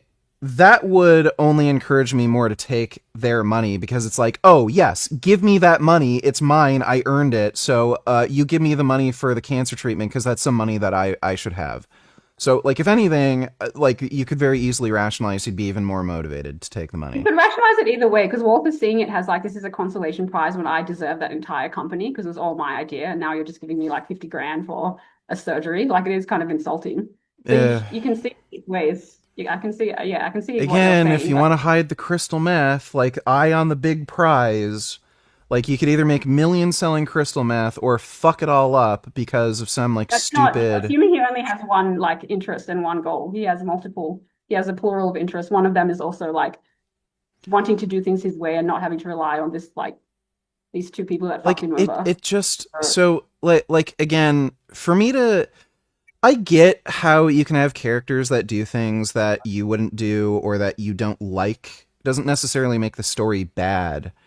But when I see something that could like, he clearly has a primary motivation, it's so easy to rationalize in the other direction where it's like, haha, they think they're helping me by giving me 50 grand? Well, fuck you. This is money coming out of your kid's college tuition. Fucking idiots. I'm a millionaire making meth, and now I can make even more money because that $50,000 that you're giving me, I'm going to put that into making more meth. Like... It's so easy to rationalize in the other direction. That Breaking Bad thing doesn't happen. Like, he needs a motivation, and it's kind of lame if he's like, "Hey, I'll take the money, then I'm just gonna like choose to become a meth dealer." Like, you need something that like drives the character. A lot of it's just like a plot device. It's not meant to be some deeper truth. That's not really a plot device. That's just something to just create tension where it's like, oh no, is she gonna find out now? And it's just a bad way to do it, you know? I don't know. I never thought about it, but I don't think it's that bad.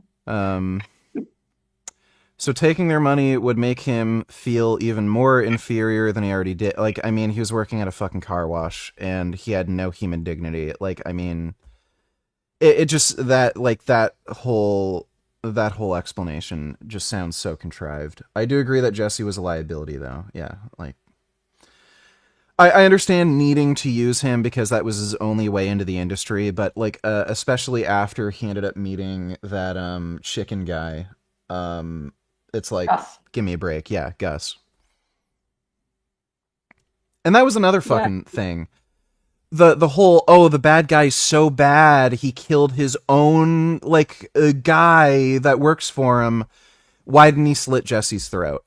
Perfect opportunity to slit Jesse's throat, kill somebody that Walter clearly cares about, so that he can show, I will fucking murder your friends, your family. You better stay in line and do what I fucking want, or else that'll be you next. That'll be your family next.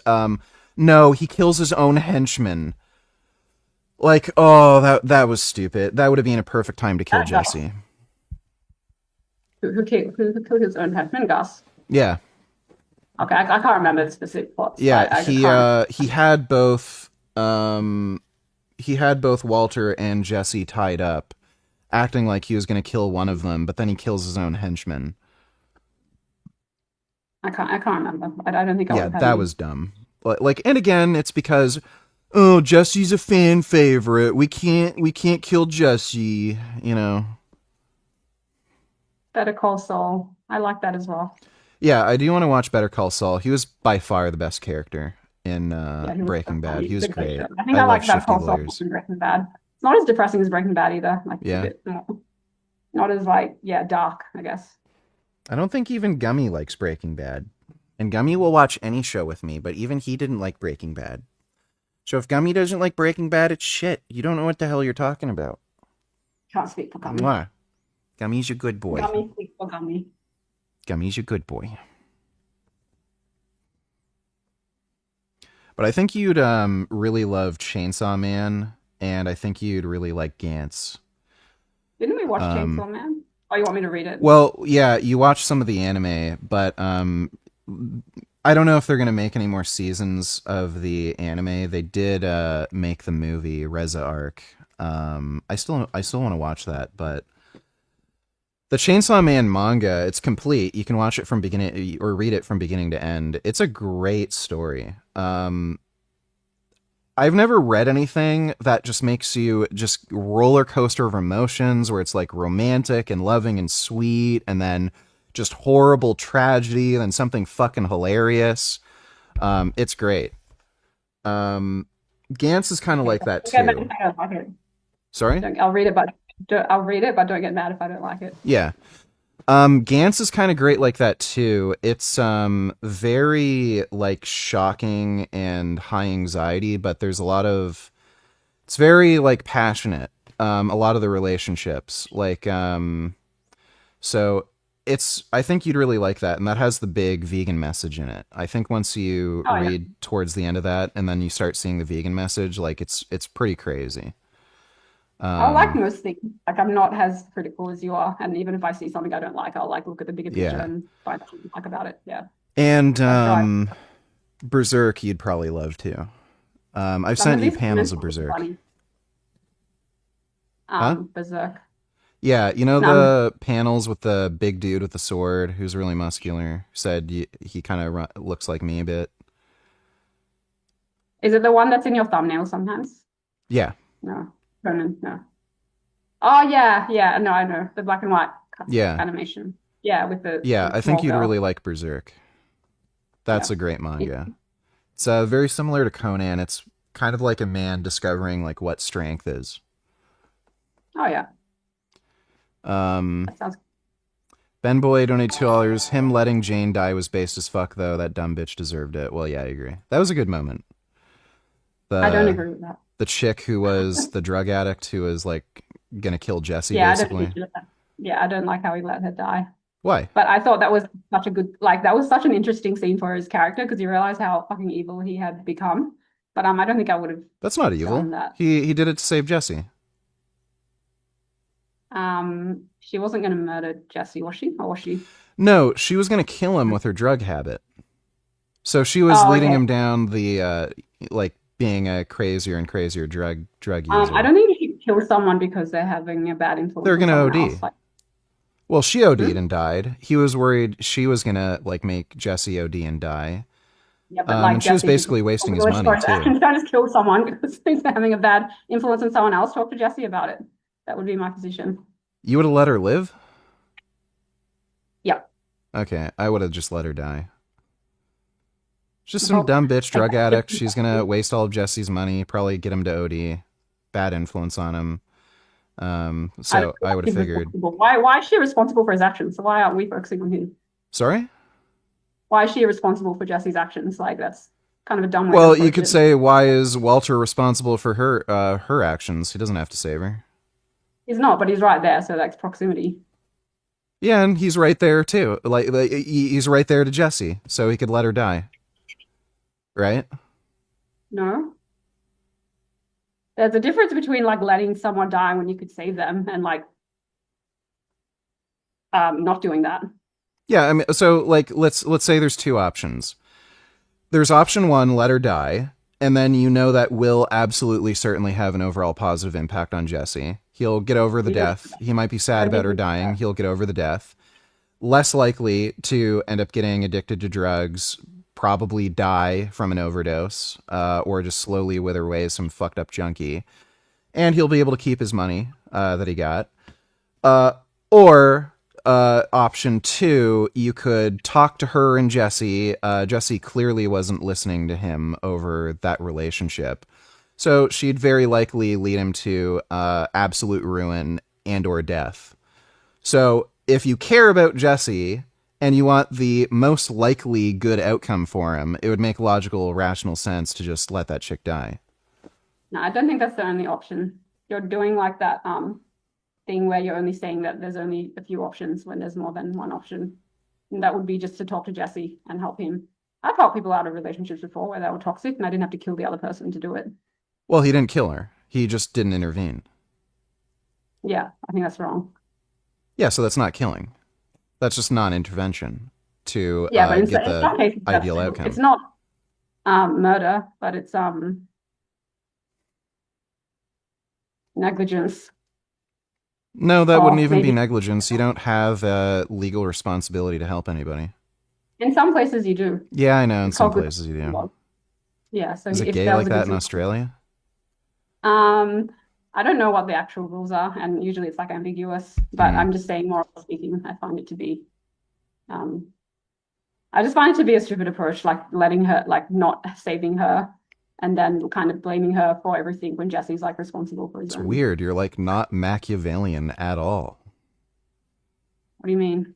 Like, I just see it as, you know, it's not great that she dies, but I get the better outcome that I want. Well, from Walter's And it's very perspective, simple and he's- straightforward too. No. Yeah, I know what you're saying. From Walter's perspective, I would have done what he did based on his goals, but if we're talking about moral preferences, Yeah. my answer's different. Yeah. How come you care about that random drug addict What random drug addict? that Jesse was dating? Oh, the girl? Yeah. Because I don't think her life is worthless just because she's got bad qualities. Like, I mean, she's even using his money to like buy drugs and stuff and wasting his like money.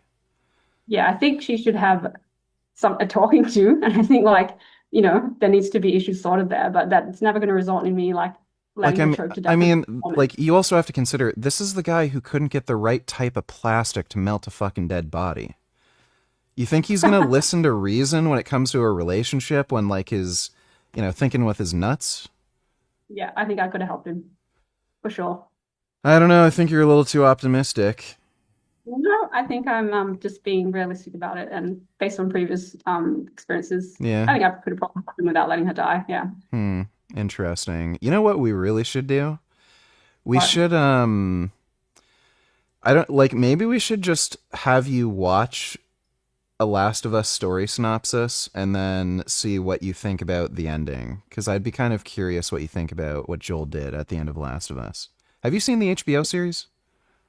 No, I've heard a lot about it. Last of Us is meant to be pretty good, right? Yeah. The first game, like, I wouldn't give it a great review. It didn't have much of a story, but the ending was really interesting. That's what makes that game like interesting, just the ending. I'd like to know what you think of the ending. The only two. It'd be great to play through the whole game with you. Like, you don't have to play it yourself, but just watch the whole story and everything. And then I'd like to see your take on some of the characters. Okay. Because that would be perfect. Because I think we have kind of differing views. That'd be an interesting conversation to have about Last of Us and Last of Us 2. And you're a bit harsh. Yeah, People. I mean, look, I'm all about business. I get things done. I just want to make crystal meth. I want to stack the cash. I don't want to deal with any like stupid fucking like- drug addict women fucking over my friends so they can all die. I agree with like your assessment of their character and like everything all the way until you're like, and then we should let them die. Like that's where I'll Yeah. hop off the train. Let's see. There's more stupid questions being asked. Smash you on your fucking head. Donate $2. Richard, promise me you won't smash her on her fucking head. Pat Jordan, please don't call him a fat powerlifter. When he faints doing overhead press, I'd hate to see you suffer a traumatic head injury. I'd never smash Pat on her head. She's my sweet little baby. Thanks for the donation, though. Smash you. Oh, no, God! That's terrific. Oh, my God. That is so fucking annoying. God damn it. Gummy, fucking... Turn it up loud. Yeah, you know exactly what happened. Gummy turned off my fucking computer. Son of a bitch.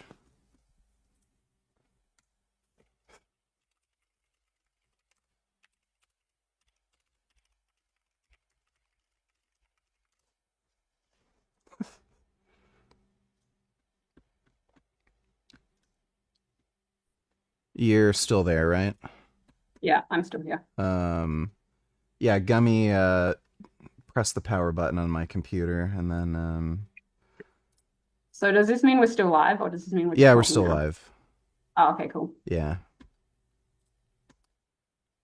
Yeah, Gummy does that a lot. He'll jump on my computer, and then he'll, like, press the power button, then turn it off.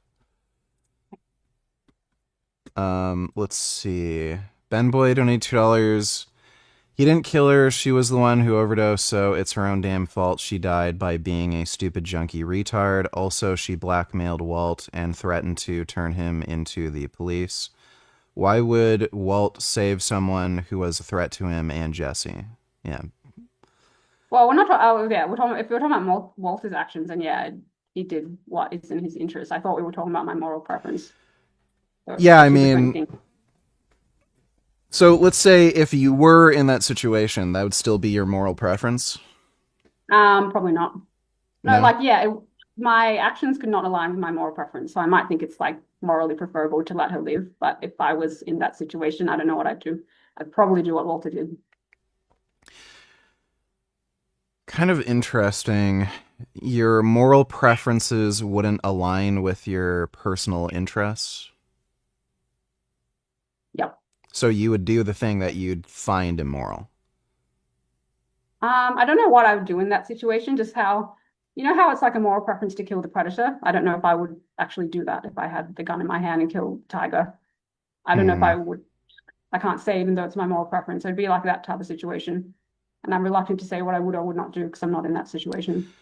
I'd definitely be able to shoot a tiger that I saw killing another animal. Just because I don't think I'd have any kind of preference over it.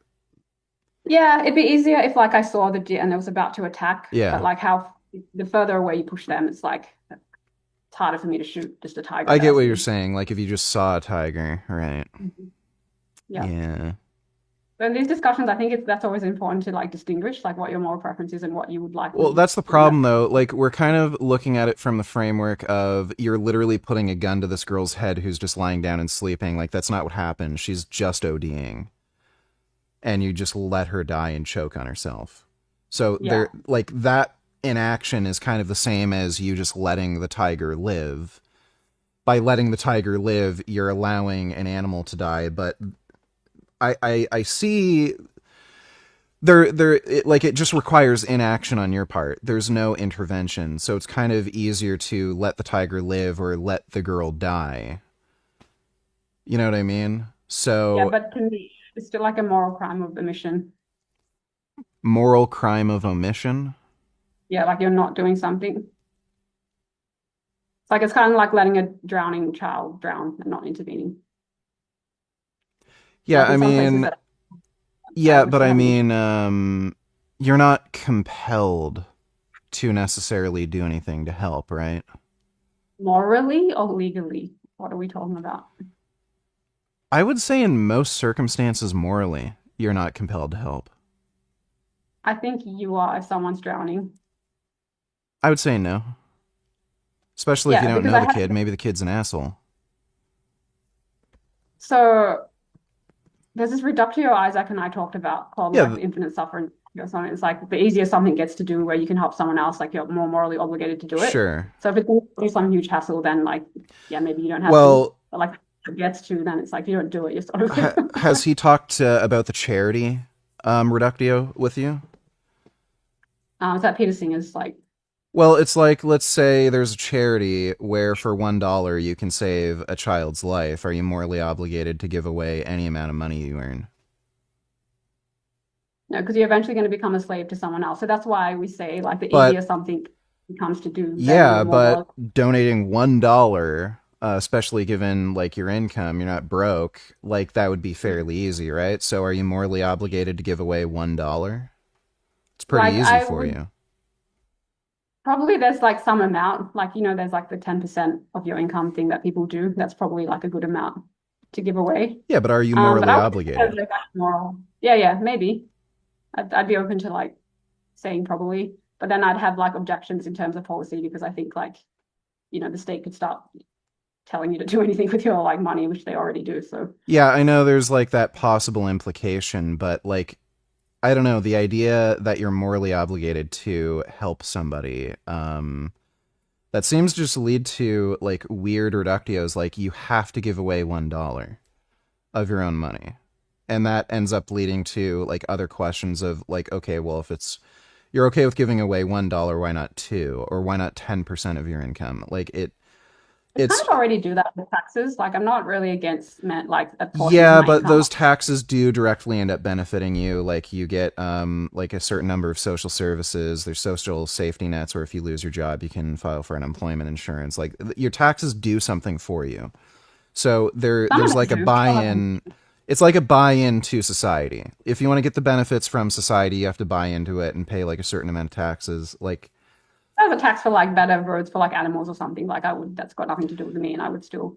It depends on what it is. But I'm just saying, I don't think sure, not all taxes necessarily directly benefit you, but it's kind of like a buy-in thing to society at large, where you do get the society benefits, but you also have to pay into society. Whereas with okay, you will help a like starving child somewhere with the $1 and it will save his life, or give him a vaccine that will save his life. Like it's kind of weird. There's not any kind of buy-in thing there. It's just you throwing money away with the idea of it will help somebody somewhere. I just go back to like the easier it is for you, I think the more obligated you are to do it. So for like a billionaire to give someone $1 or something, like just say to save them, like they should probably do that. So I do like think some portion of your money, if you're earning a certain What if amount, it's somebody you really don't fucking like though? Like let's say it's a carnist. It depends on like the question. If we're talking about like specific policies, should you give your money away to carnists? Well, right, but that's another aspect of should you be required to help somebody?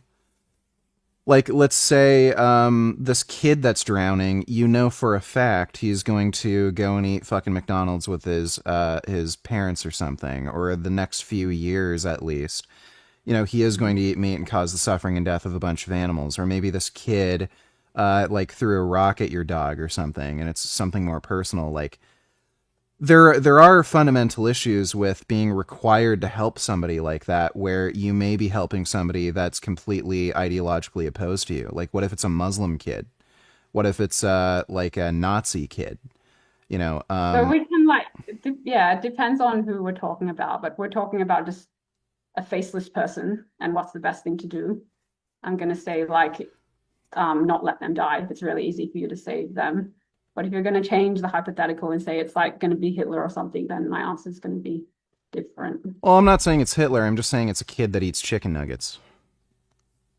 But yeah, so like I would save the kid because I don't know that he's not going to, there's ways to make people vegan. There's could be other things that he's doing that's like a very positive good in the world. Maybe he's going to bomb Iran one day or something. Like there's other considerations I take, not just that he's going to eat meat. I'd rather have a kid die than have a few extra chickens die. Okay. Yeah, that's just me, though. Ben Boy donated $2. He didn't kill her. She was on... Oh, wait. I already read that. It's just my screen reloaded and it showed the thing, I think. Yeah. I think Last of Us... I think we can get a story synopsis that's actually quick enough on YouTube, or maybe we can. Yeah, just tell me it, and then we can talk about it. This is way more fun than watching those videos. Yeah. Let me. Yeah, this should be enough for you to get a good sense. Welcome to the Fireflies. So. He's basically a human smuggler. That's kind of what he does in this like post-apocalyptic zombie world. Basically what happened was there's this terrorist organization called the Fireflies. They basically just have certain political interests that are opposed to the government in this post-apocalyptic zombie wasteland. they happened upon a girl who's immune to the fungus that causes, somebody to turn into a zombie. So they found out she can get bitten by a zombie, she can get exposed to this fungus, and she doesn't turn into a zombie, so she's immune. They wanted to bring her to this hospital, I think in Seattle, that this doctor could make a vaccine and possibly like save humanity, prevent people from turning into zombies. And it turns out they need to kill her in order to make the vaccine because the fungus infects your brain. So they need a samples of her brain to get this fungus and everything to create the vaccine. So Joel, after like this whole experience of traveling with her, basically he lost a daughter during the zombie outbreak.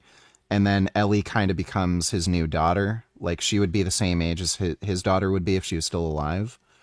So that's kind of the relationship they have now. Joel kind of sees her as her surrogate daughter, and he really bonded with her. And now they're at this hospital, and he's finding out that they have to kill her in order to make this vaccine to, save humanity. Okay. Sorry about that. They didn't know who you were. And Ellie? She's all right. They brought her back. You came all this way. I don't think I can hear it. Oh, right. I have to put on... Oh, wait. I don't want to do that. Share sound. It was her. She fought like hell to get here.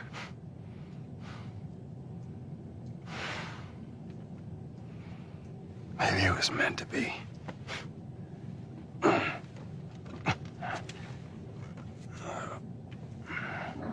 I lost most of my crew crossing the country. I pretty much lost everything. And then you show up, and somehow we find you just in time to save her. Maybe it was meant to be.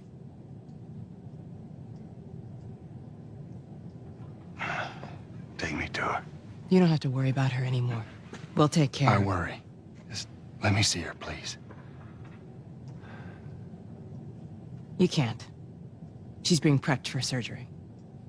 The hell you mean, surgery? The doctors tell me the cordyceps, the growth inside her, has somehow mutated. It's why she's immune. Once they remove it, they'll be able to reverse engineer a vaccine. A vaccine. But it grows all over the brain. It does.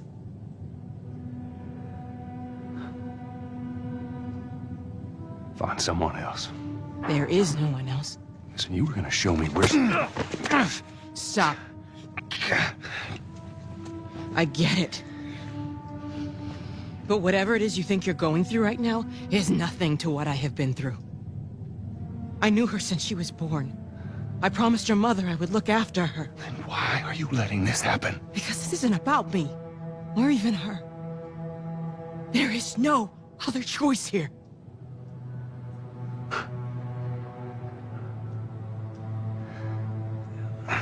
I can't make the cams on our side bigger for some reason. I have no fucking idea. It only lets me do full window. It's just the way Zoom works. Some gay shit. But yeah, that's the best I can do. Yeah, you keep telling yourself that bullshit.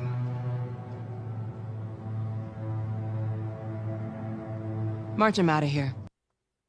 He tries anything, shoot him. Don't waste this gift. Just realized it's in low quality. Joe.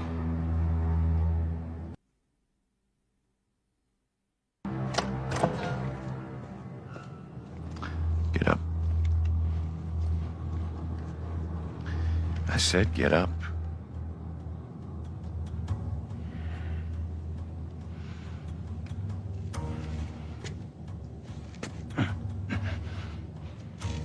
Go on. Move.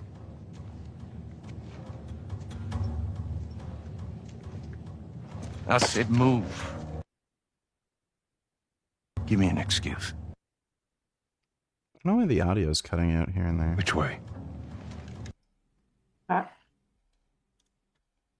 Does this have something to do with this dumb shit? I don't know.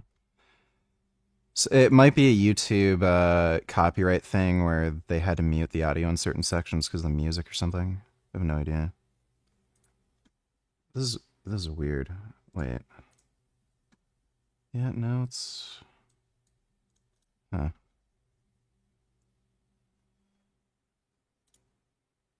I say keep walking. Where's the operating room? I ain't got time for this. Where? Where? Top floor, the far end. Now, here's a moral question for you. Would you have shot the guy's balls out to figure out where they're keeping Ellie?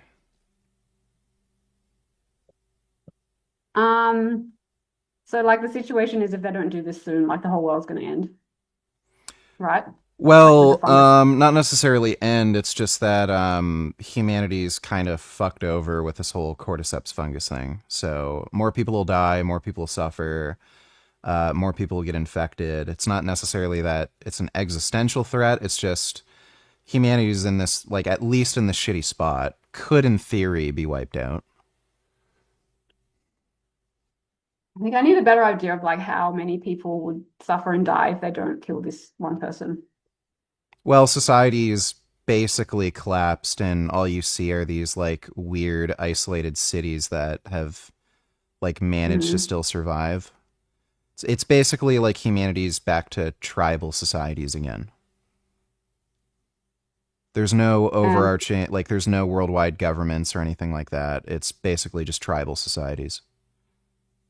And one of their chances at bettering the society is to get rid of the fungus. Like this is the only chance, really. Nobody's being able to make a vaccine. This is like the first time that anybody's had any immunity. So it's not necessarily a good chance, just the only chance.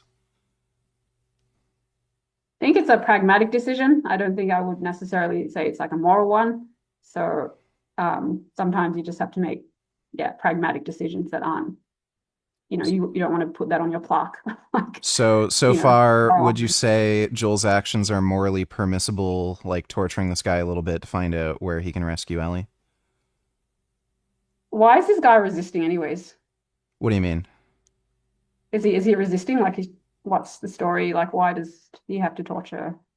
He's not telling him where Ellie is, and he has to kind of get going. Like, there were shots, they're going to figure out where he is, they're going to shoot at him. Yeah, this seems like a particularly dire situation. So, like, I think they're being pragmatic, but I wouldn't say it's, like, awesome that this guy's being tortured or something. Right. Yeah. I don't think, just to be clear, I don't think every reaction is going to be, like, moral or not moral. Right. Like, I think something's pragmatic. I kind of think in much more right or wrong, yes or no kind of terms. Like, it's generally, like, there's not many situations where I will say something's morally ambiguous. Like, I've changed my opinion on this a little bit. I used to think Joel was a monster for, like, saving Ellie and not having created the vaccine. I've kind of changed my opinion just because of, like, if it were you, or it turned out you were, had this fungus in your head that has immunity, and then they had to kill you to make a vaccine, I'd be like, nah, fuck the rest of humanity. I'd, like, kill everybody and save you. Oh, Who's in here?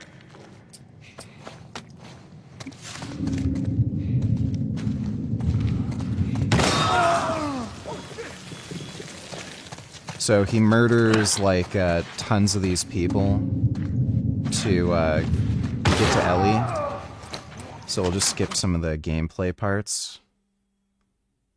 there's also this question of, like, you can save a few people and then heaps die, so you take a more deontological approach. But if the few people you save are, like, very excellent, you're saving Einstein, you're saving Oppenheimer, sorry, Right. and you're saving, like, geniuses, it also depends on that. Like, it's not just, let's save the world all the time. It's also, like, these other variables. Mm-hmm. And I'm also just not comfortable most of the time because, like, a lot of the times people are assuming, like, the world's definitely going to end or it's definitely not. Like, in reality, it's usually, like, just up to the individual to, do it. Right. There's no set So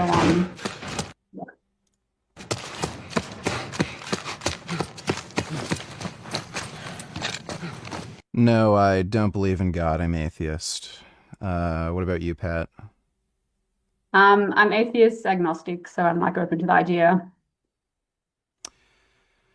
So if you're open to the idea, what do you mean by that? I just mean if there's some kind of evidence later onwards, I change my position. I'm not like dogmatic about not believing.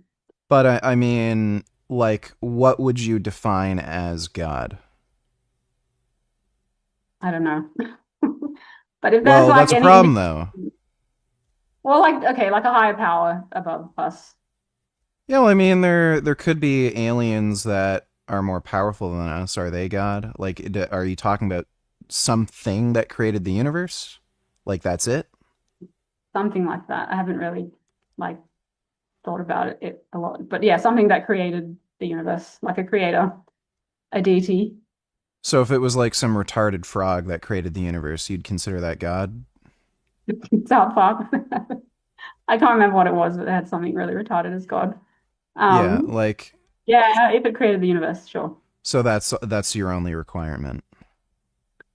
That's one of the... It's a sufficient requirement, but not a necessary one. So it's like there could be other requirements. Sufficient. So it could be like a special particle. It could be anything that has more power than us and potentially created life. What do you mean by more power? Like more knowledge, more ability to create, more power over time, that kind of thing. Okay, so it could have more knowledge, more power to create, but it could like be dumber overall. I Like don't its know. 'Cause I reasoning haven't really skills thought could about be it. far worse. Or not be as good at math. I don't know. Okay. Like when people say, what do you think God is? It's like generally just like something that created the universe and has like some kind of all-knowing power. But I haven't thought about it more than that. So it could be any of these other things that you're saying. Yeah, because like what I'm getting at here is like when you use a word like do you believe in God? Well, what is God? And then when we get into these discussions, like is God a thing or is it something that you're deciding what God is? Because like usually when people are talking about God, they're talking about like some all-powerful kind of being, and it's like when we're having a discussion on that level, it's like this all-powerful being needs me to define whether or not he's a god, because you could create some requirements where he has to be benevolent. Then this all-powerful being is no longer a god because he doesn't fit your definition. So it's like when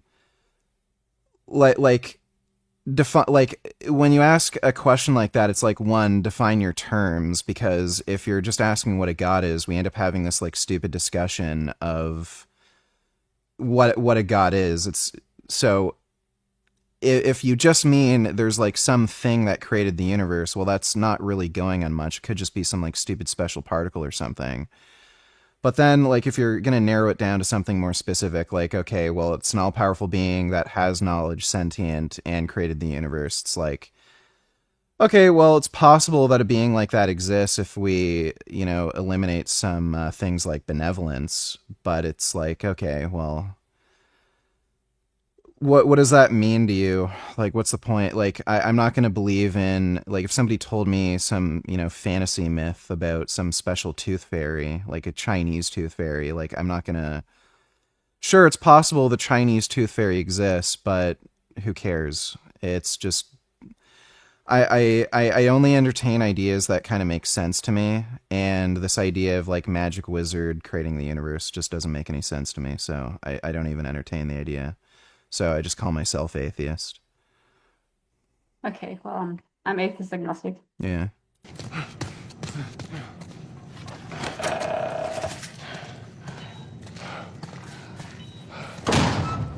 Sweet Jesus. Doctor? What are you doing in here? I won't let you take her. This is our future. Think of all the lives we'll save. No! You fucking animal!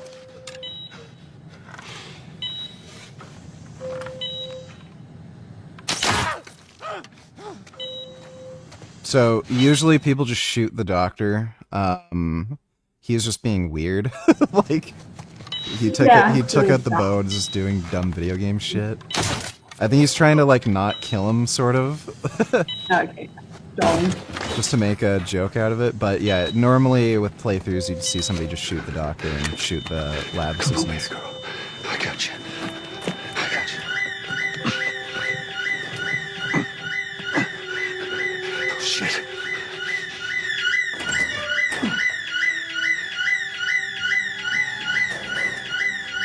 You can't report pediatrics. Get up here now. Come here. I'm getting you out of here, girl. Cover the exit. I got you. Come on. Which way? I know where to go. Go around to the other side. It's kind of funny, the alarm system made him sneak past them that much easier.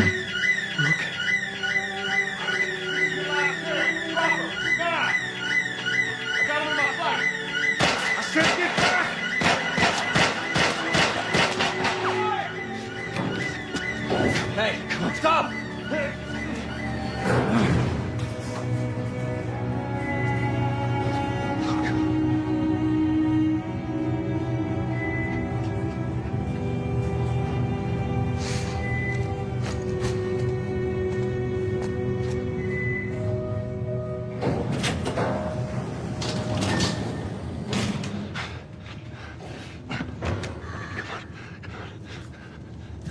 You can't save her.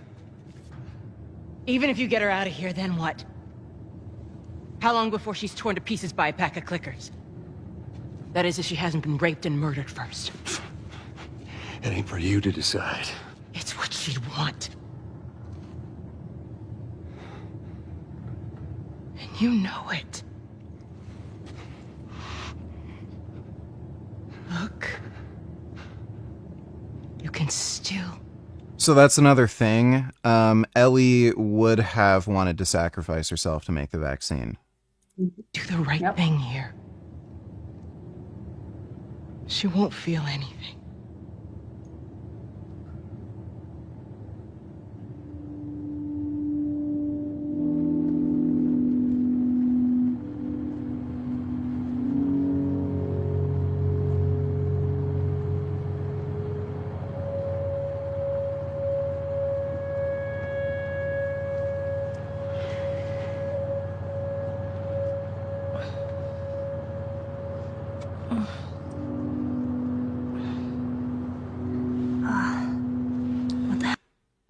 To be honest, if any god were actually real, I would legit want to know, though none seem to actually hold up scrutiny.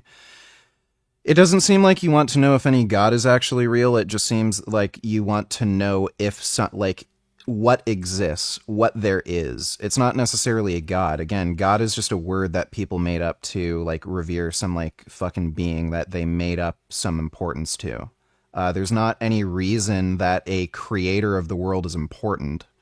No, like the only thing that creates importance is you, and you just decided that this being with these qualities is important, but it just sounds like you would want to know if there is a creator to the universe, if there is an afterlife, if he is going to judge you, and that makes sense, but again, God is just a word, and words are but wind. So like when somebody asks me if God exists, it's just a nonsensical question. So yeah, I'm just atheist. It's lack of belief in bullshit. How am I wearing? Just take it easy. Drugs are still wearing off. What happened?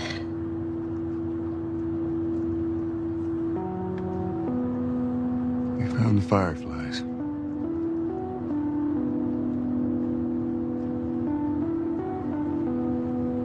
Turns out there's a whole lot more like you, Ellie. People that are immune. There's dozens, actually. Ain't done them a damn bit of good, neither.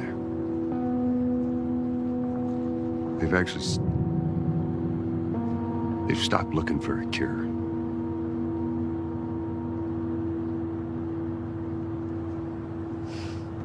I'm taking us home.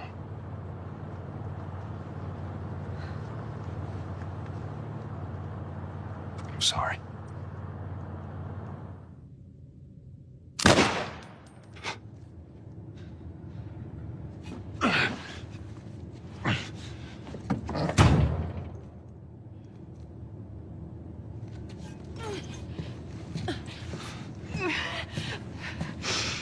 Wait! Let me go. Please.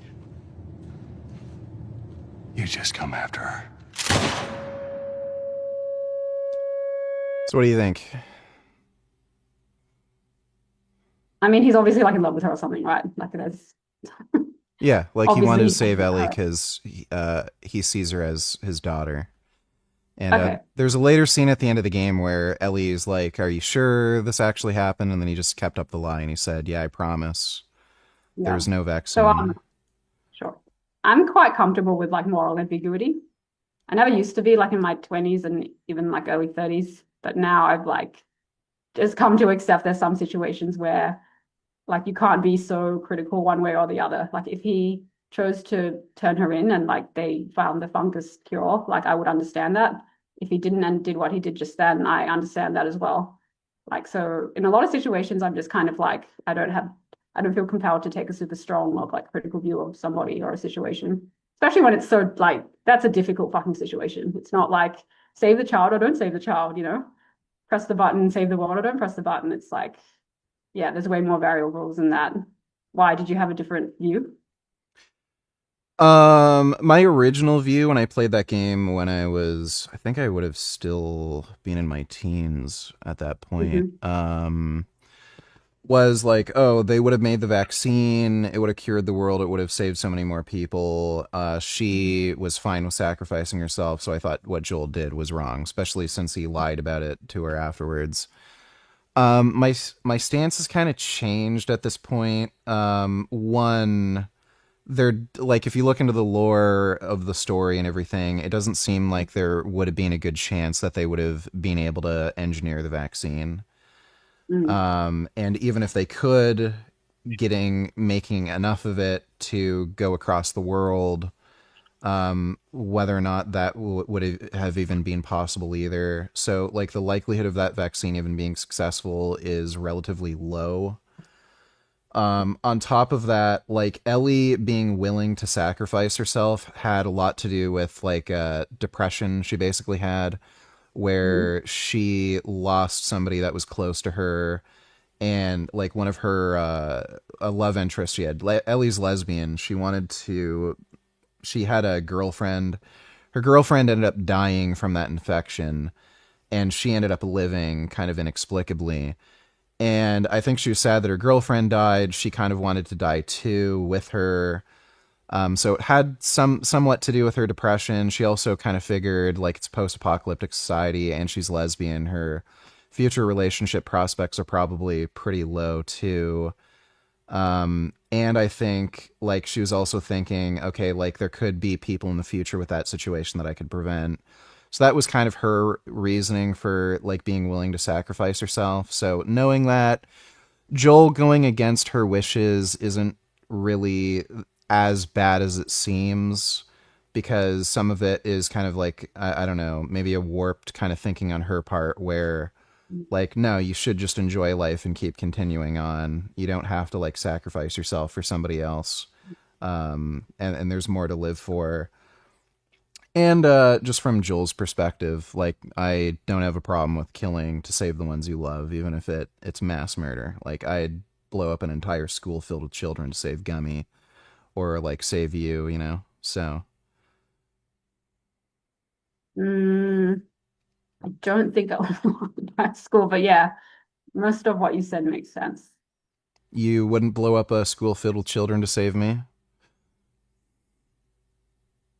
Well, don't put me on the spot. Well, let's Again, I'm not in that, like, it's not a people ask school me filled with questions vegan about children. It's a school filled with asshole fucking, chicken nut eating children. I don't like, I don't know what I would do because I'm not in that situation. So I don't like saying I would do this, I would do that. I would obviously prefer for you to live over people I've never met before. Oh, I'd definitely blow up the school filled with children. I'd blow up every school filled with children. I don't think that's easy to say as well, given I'm an educator in an institution. Well, you're gonna have to find a different job if it comes to that. Better hope I don't have to go through that situation. You're gonna be out of work.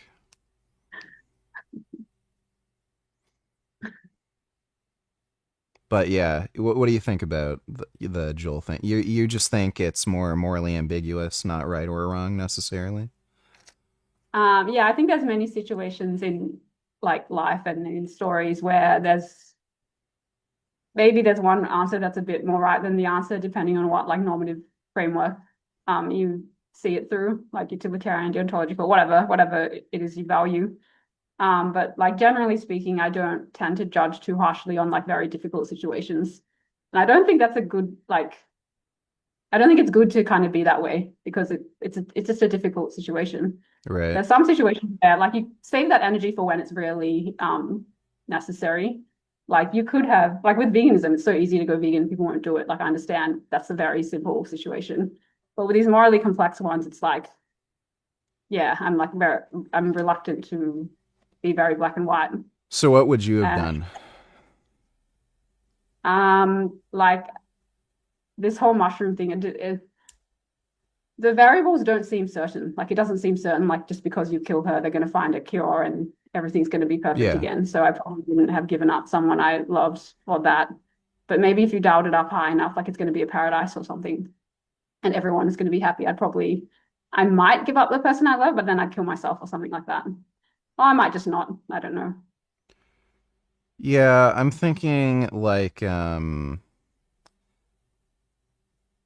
fuck it. I don't have to like intervene in this kind of way to help humanity, and I love you and I love Gummy, so if I had to like sacrifice you or Gummy to like, save other people, I just say fuck him. Yeah, so that's another thing. If it's like the general population, then it's like, but if we're talking about like, so how do you value people in the world? Like someone that can protect even more rights. So if there's someone that can protect even more rights and save even more animals than me, like I'm trying to think of things you value, it might make more sense to kill me and save that other person. You know what I mean? Like it just, yeah. Mm-hmm. So there's situations where it becomes more difficult than just like me or a bunch of plebs. Yeah. Yeah. Yeah, we've got to, you've either got to like play Last of Us 2 with me, like watch me go through the game or something, or just watch like a playthrough or like all the cutscenes and stuff to see the story, and then we can talk about it. Because Last of Us 2 is a lot more complex. Okay, if it's something really difficult, I would struggle, but if it's more straightforward, I can there's a lot of extra characters, a lot of crazy different shit that happens that you have to kind of piece together, and that's harder to kind of break down. Yeah, I probably would save you. Like in terms of what I would actually do in reality, I probably would save you. Yeah. Because I haven't been in this situation, but I've been in situations where I can help someone I really care about. I can help, not, and then be more fair and have to help them first. So applying that to like a very serious situation, I'm sure I'd be the same. Well, you're a sweetie.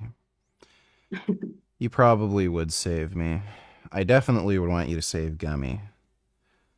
If I'm somehow incapacitated and Gummy is being used for some sort of experiment to create a vaccine to save humanity, you just let everybody die. Just save Gummy for me, okay? Gum's amazing. I don't want his life being used to save anybody else. You just let everyone else die to save Gum. What if it was other cats? Yeah, just save Gum. Emotional. Gum's a special kitty. It'd be way more fun if she played the game herself on stream. I don't know if she, like, how long has it been since you played any games? I don't know. I used to play as a teenager. Like I don't play games or anything. Probably during uni, maybe. Like in 2015. I don't know. I played Spyro like with some friends. We were all hungover, and someone had the Spyro game, and we played Spyro. It's the Yeah, hardest there's only game so you've ever many hours in the beaten. day. Like, I'm not a full-time streamer, so I don't have like Yeah. hours where I game. Yeah, but I can watch you do it, or I can have a go. Yeah. Yeah. Yeah, maybe it'll be a while until we could be in a situation where you could like come over and just watch me do a full playthrough or something, but maybe just on your spare time if you want to watch stuff, because Last of Us 2 has a really good story. I think you'd like it. You might want to just watch a full story playthrough where they skip through some of the like gameplay sections and just show you the bits that are required for the story. Oh yeah. And then we can talk about that. Like we can maybe just do react to it. Huh? If we're gonna do more streams, like we can just react to stuff. Like we can do it. Well, it's a lot. Like that's got to be at least like what 4 hours for the total story. Like, can we like do it in sections? We don't have to watch the whole 4 hours at once. We can watch like 40 minutes here and then save the rest until I watch all of it. Yeah, I guess we could do that. Yeah, I can use this time to do that. 8 hours. Is that with gameplay?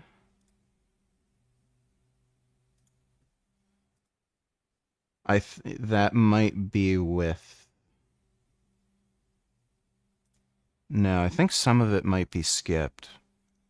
Yeah, 8 hours with some gameplay in between, 4 hours 45 minutes. I think with just the cutscenes. Yeah. I can do it in seconds. Yeah. Don't think I'm going to play 8 hour game by myself. Yeah. It's pretty hard too. I don't know if you could get through it if you're not really a gamer. Yeah, I probably couldn't. I definitely couldn't. Look at this handsome boy. Isn't he amazing? What a cute cat. He's just so beautiful. Look how beautiful his stripes are. Have you ever seen a kitty with such beautiful stripes? Never seen a kitten so big. He's very big. He's very hungry too. He's my hungry baby. Oh. Really fucking retarded comments on that video I uploaded of us from the last stream. Oh yeah, what were they saying? Just like retarded shit.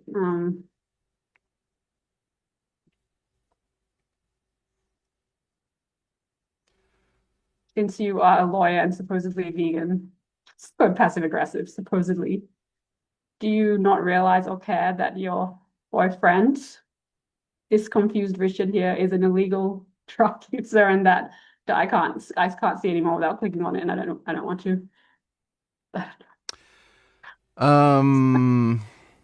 What idiots? Depends on what you mean by illegal. Because my use of them is illegal. In Canada, which is where I live. Let's see, Poe donated $2. I'm excited to buy an air rifle, but I feel slightly guilty that I'd be supporting dickhead hunters. Well, you're supporting a company that sells air rifles. You're not supporting hunters. Thanks for the donation, though, Poe. What kind of air rifle? Is it one of the high-powered ones that you need a license for, or just like a pellet gun? Like a 177 cal? I think the 22 caliber ones aren't regulated here so long as they have like a low enough muzzle energy. You know, gay shit. Thanks for the donation though, Poe. Yeah, Australia has the gayest fucking fire. I've seen videos where people buy kids' Nerf guns and they have to get them registered with the police. I don't know if that's true or not. No, it is. There's certain... It literally... Do you need... That sounds like really fucking stupid. No, they literally need to. Not guns in Australia. Yeah, there's certain like provinces or I don't know if you go by provinces or like districts or whatever, but yeah. Gel blasters, most modern Nerf branded products. It's like not just gel blasters. It's other like kids toys where you have to. I'll see if I can find the video and we can react to it. It's hilarious. I'm saying only even that sounds stupid though. What is gel blasters? Oh, it's just beyond retarded. Phone. Why is this so zoomed in? Wait, what the fuck happened? What did I do here? Anyway, I don't agree with Australian laws. I have no idea. Wait, default view. Oh, is that it? Let me see if I can find the video. Australia Nerf guns.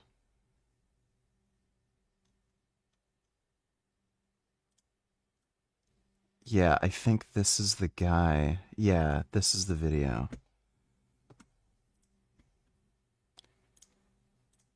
You see it? Richard has started screen sharing. I can't see any. Oh, yeah, I see something. Australia has stupid laws for toy guns. Yeah. Let me see. There's literally, he literally has a video clip where somebody has to register a Nerf gun. I mean, I wanted to buy a knife, like a butterfly knife, and I couldn't do that after I saw Mission Impossible with Vanessa Hudgens. Yeah, butterfly knives are banned here too. Just Yeah, it's political horseshit. They know they're doing nothing. They just want to erode away your rights to justify their jobs. Like, I'm doing something. I'm not just getting paid $300,000 a year for no reason. To register your Nerf guns as registered firearms. I asked SAPOL whether I'd have to register it, and they said yes, I would. Police are afraid of gel. Yeah. Oh that my God. fucking gay as shit, eh? Blasters or Nerf guns or any type of replica that closely resembles a real firearm. So that's why if you own a gel blaster that looks like a penis, you'll also have to get that registered at the local police station. So to get this to me here in South Australia, I had to get them to post it to a firearms dealer. The firearms dealer... That's literally a penis toy gun. He ordered a penis online that shoots little, like, gel things out of it. He had to get that registered through the police station. They charged me $50 to submit the paperwork. I then go and collect the gel blaster with its serial number engraved. Yeah. I take it to a police station who then charge me $40 to register it. People fear... He had to get a penis registered in Australia. The most cocked country. Like, it's unbelievable. Like, it's actually illegal. It should be illegal to be as oppressive as they are. Yeah. That is No one thinks so gay. Like, wow. Imagine having, like, a government filled with men, and they're so terrified of something that makes loud noises that you have to get Nerf guns registered. Like, holy shit. If a country needs fucking testosterone, it's definitely Australia. Yeah. Oh, speaking of that, you know in Sweden, they can literally arrest you and throw you in jail for being too muscular? No. I'm not even making that up. They have such retarded laws about steroids that the police have a right to arrest you and force you to take a drug test if they think you might be on steroids because you're muscular. Okay, so it's like the connection with illegal drug use. That's still really stupid and possibly like discriminatory as well. Yeah. Yeah. Fuck. Yeah, it's crazy. Like, what the fuck? Yeah, there's definitely a plot against men, against strong men. It's really irritating. Yeah, and their whole justification is, well, steroids are dangerous and they're bad for your health, so, you know, we're just preventing people from, like, hurting themselves with steroids.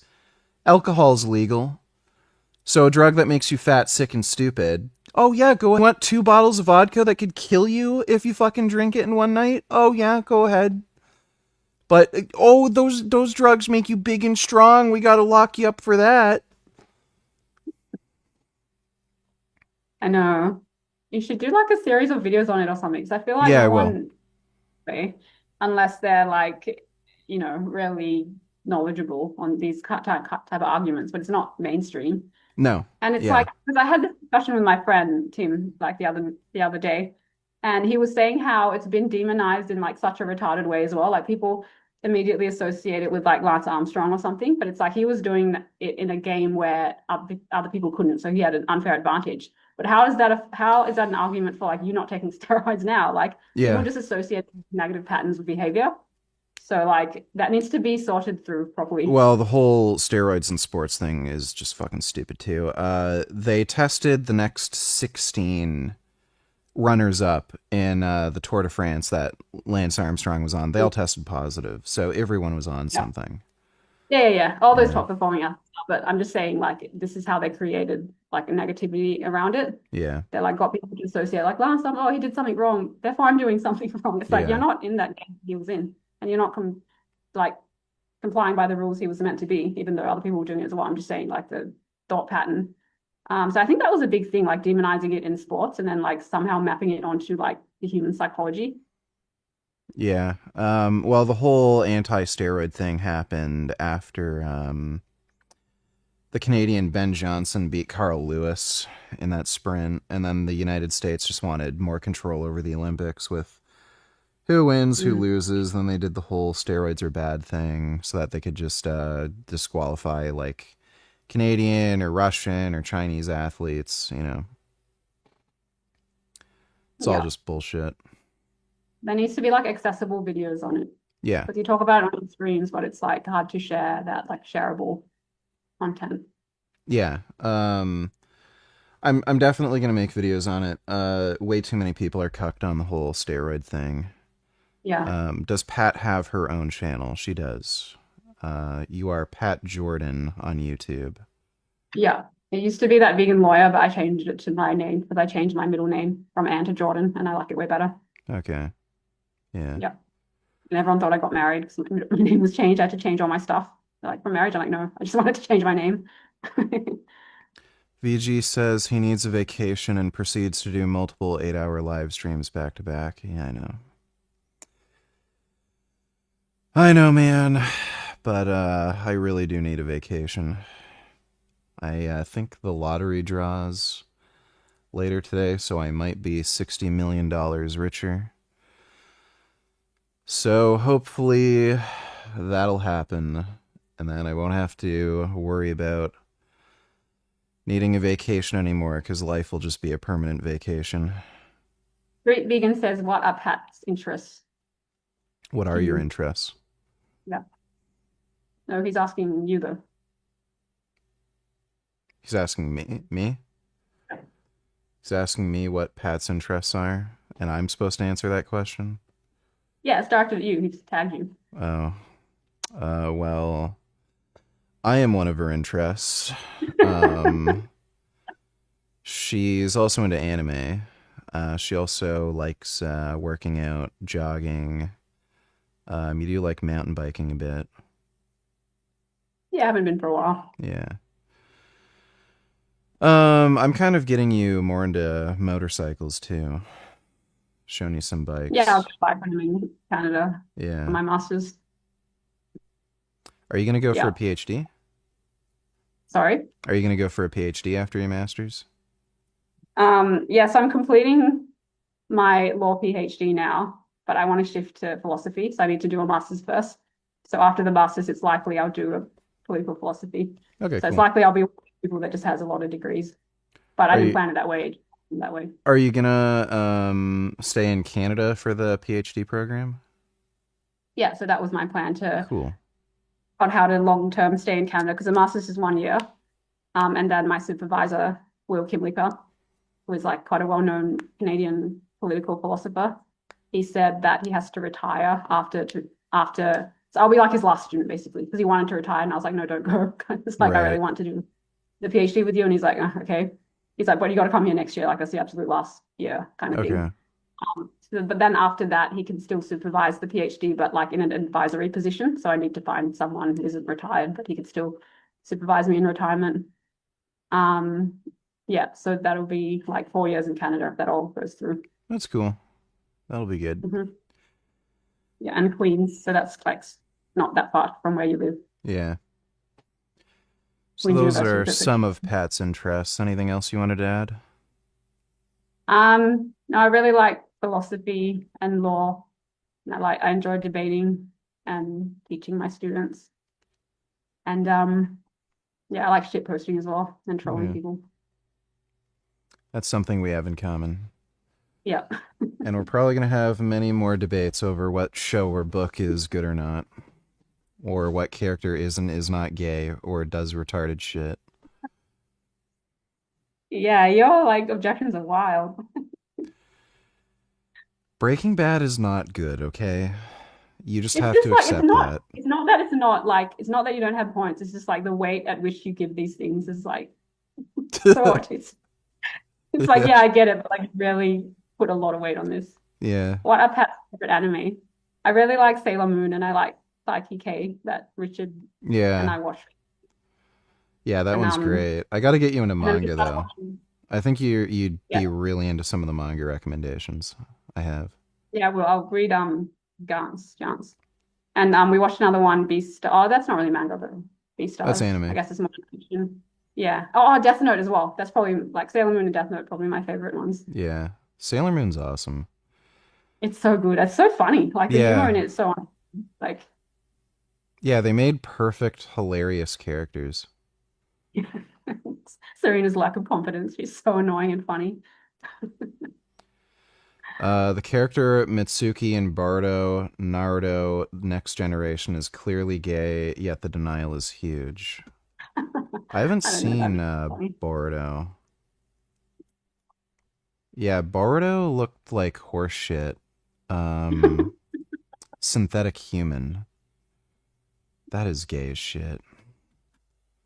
Fuck Bardo. Naruto was cool, but yeah, Bardo is just fucking stupid.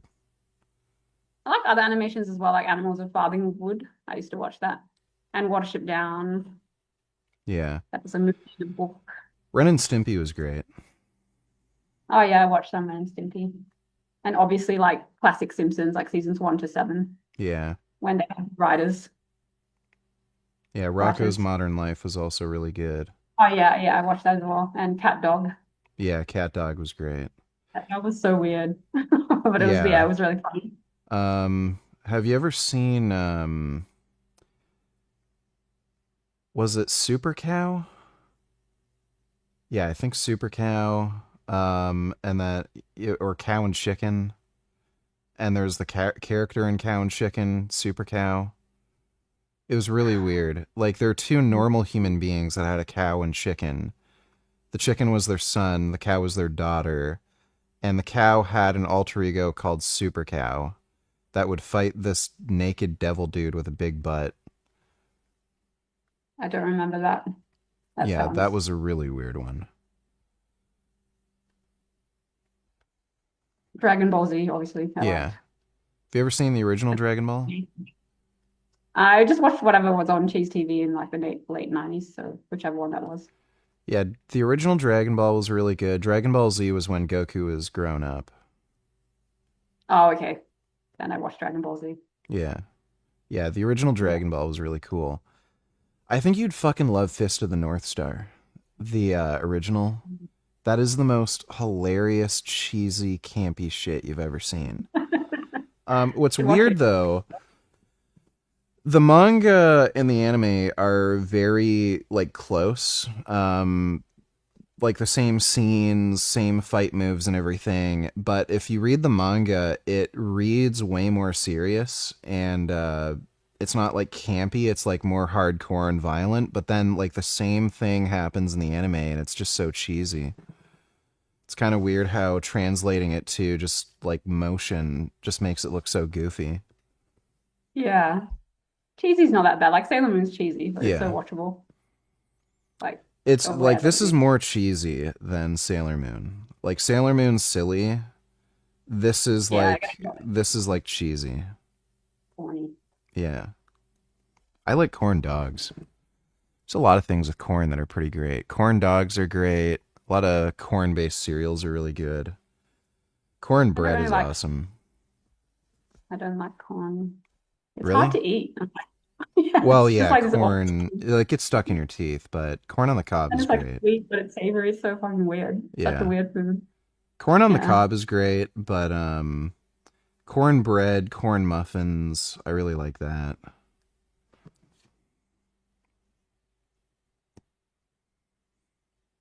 What say you? What? What's your opinion on cornbread, corn muffins, corn dogs. I don't know. I don't know if I've had them before, but they sound kind of very filling. Corn dogs are great. I fucking love corn dogs. I don't think I've ever had a corn dog before. Oh, It corn dogs seems are so good. I thought that was like a hot dog. Yeah, it's a Corn hot dog. dog covered in corn batter and deep fried. Oh, okay. I haven't had a vegan one. I don't like food like this, so No. I don't like deep fried stuff. I like deep fried tofu.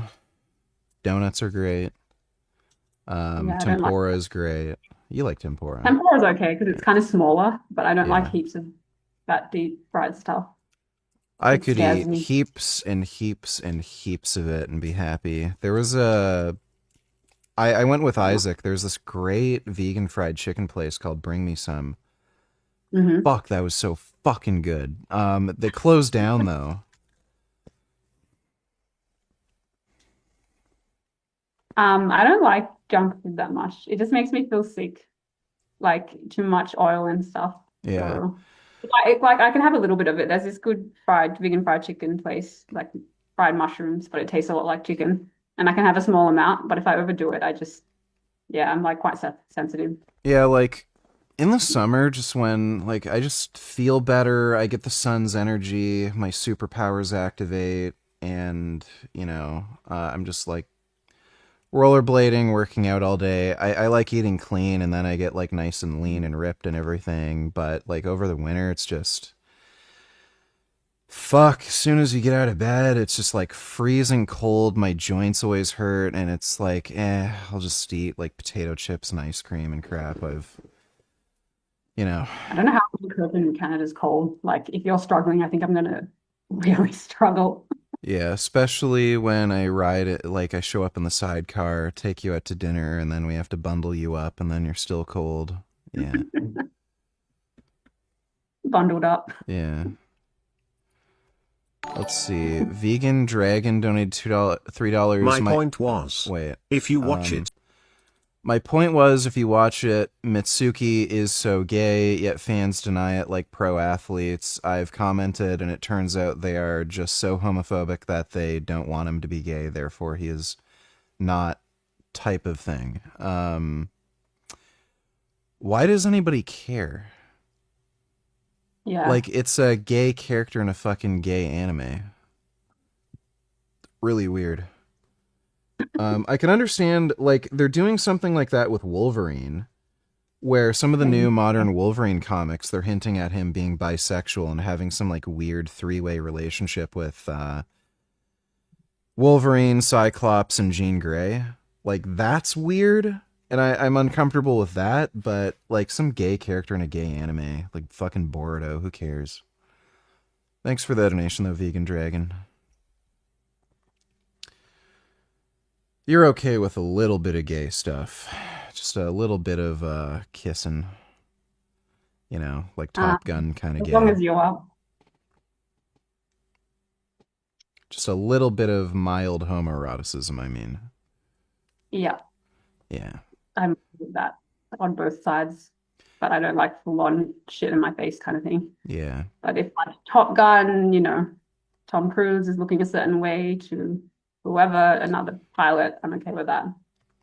Yeah, she wants a crossover with Top Gun and Game of Thrones so that Khal Drogo can kiss Tom Cruise.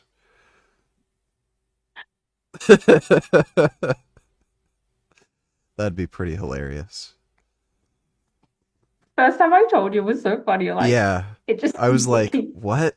The first time I seen you properly shocked. Yeah. Funny. Yeah. I think that and your fear of butterflies are the two weirdest things about you. It's just uncommon. Like, there's so many things that are assumed about women that aren't assumed about men that are true. Well, I don't know, there's so many things, but this one comes to mind. Like, it's so normal that most guys think it's hot when two attractive girls kiss, but it's not normal that it's not as like talked about because I don't know why, for whatever reason. It's definitely not as normal. Yeah, right. But it's true. Like, and I feel like the other girls I've talked to, they don't feel as strongly and they're not like as into it, but they're like, yeah, I can see why that would be attractive. The other thing is like how, how a lot of guys say they want a girl with like that hasn't fucked like a bunch of, you know, like maybe like 50 is too high or something. And that's like the only thing that's talked about. But I think the reverse is true as well. Like I'm very put off by the idea of being with someone who's slept with like, I mean, you know, it's the modern world, but like if it's the body count Yeah. is super, super high, like I Well, find yeah, that. it's gross. It's weird. It's like with a Yeah, trash right. can. Like it's just objectively gross, but it's only like only one kind of way to like It's look at. it's definitely the case that men kind of care a bit more of this, like, about this chastity thing, but But I've like always been like yeah, like I mean, the point I was gonna make is like it's not terrible or anything if somebody's been with like, you know, a few people, like 3 or 4, Right. but when you're talking about like 20, 30, 40, 50, like it just gets grosser and grosser. Especially when they're only like 25 or something. It's like this is kind of Yeah. crazy. That I've always thought that even before the whole red pill like anti-woke thing, like this would be a thing in like feminism, or people talked about and said, oh, it's so like the male gaze to want like a really pure person. I'm like, I think it's just normal to want someone that hasn't been with heaps of people. Yeah. And I remember someone was talking about James Bond, and that was one of the reasons I didn't find him attractive, because I would just think of STDs when I see him, because he's just like sleeping with a different woman so he's like not an attractive character to me for that reason. Yeah, it's just weird that it doesn't always, that Yeah, conversation like is James Bond is definitely made for men. It's not like a series that's made for women, so it's kind of like dudes would be into it, like, oh yeah, he gets to fuck a hot chick every mission. right. But, like the thing is, I feel like Mission Impossible is predominantly men, but like the character Ethan Hunt is super attractive, and he's only been with like 2 women, and I find that like from like the female gaze, I find that attractive more than like, yeah. And that's like a guy's, like it has Women more are male. definitely more into dudes who women are into, whereas like the difference is like obviously a woman that's going to be attractive to a dude is probably going to be attracted to other dudes, but when it comes to women, it seems like it's not just that the guy is generally attractive, it's that other women also find him attractive. Like they care about what other women think. Whereas like a dude would just care if he thinks the chick is hot. You get what I'm saying? I don't know if I agree, because like when I talk to friends that are girls, we always disagree on who is like. Yeah. And maybe I don't know. Maybe I'd that's say just like my generally ish. Like you're maybe. obviously going to Maybe. disagree on who's hot or whatever, but I mean, I think Yeah. women care more about what their friends think or what other women think is attractive. Hopefully at the start, maybe at the start they kind of get like wanting to get approval or something like that. Yeah. I don't know. I don't have that many female friends, so I don't actually know. I'm basing it off like my sister and stuff. Yeah. What are your friends think of me? Well, my friends are your friends, so. Kind of, yeah. Well, like your sister, mom. Well, my sister's watched your content as long as I have, so she's like familiar with everything, and she's a fan of your channel. Cool. Who else? Like, I don't have many, and like Emily, she's that slightly crazy vegan. She's obviously a fan of your channel as well. Yeah. Freely is very supportive. So that would be like my 3 friends that are girls. That's cool. And good, yeah. Yeah, my mom likes you. Yeah, I shared our stream from the other day, and she heart reacted. Mm-hmm. That was cute. Yeah, she's probably gonna come visit me next weekend. Mm-hmm. We're probably gonna do like a workout stream. Oh, nice. Yeah. That'll be fun. Work out with the mama gains. Yeah. She's been on steroids for a bit. Yeah, you mentioned. Yeah, she did an Anavar cycle. Now she's on testosterone. Did you say before the steroid you're doing is not legal? No, somebody said that. I said they're legal for me to take. It's a weird legal gray area in Canada. You can't sell them. You can't produce them, but you can use them for personal use. So it's legal for me, and you can't get prosecuted for buying them. So Okay. It's technically illegal to produce and sell. That's the illegal part. But for me to buy them and use them, and that they can't do anything against me for that. That's not illegal then.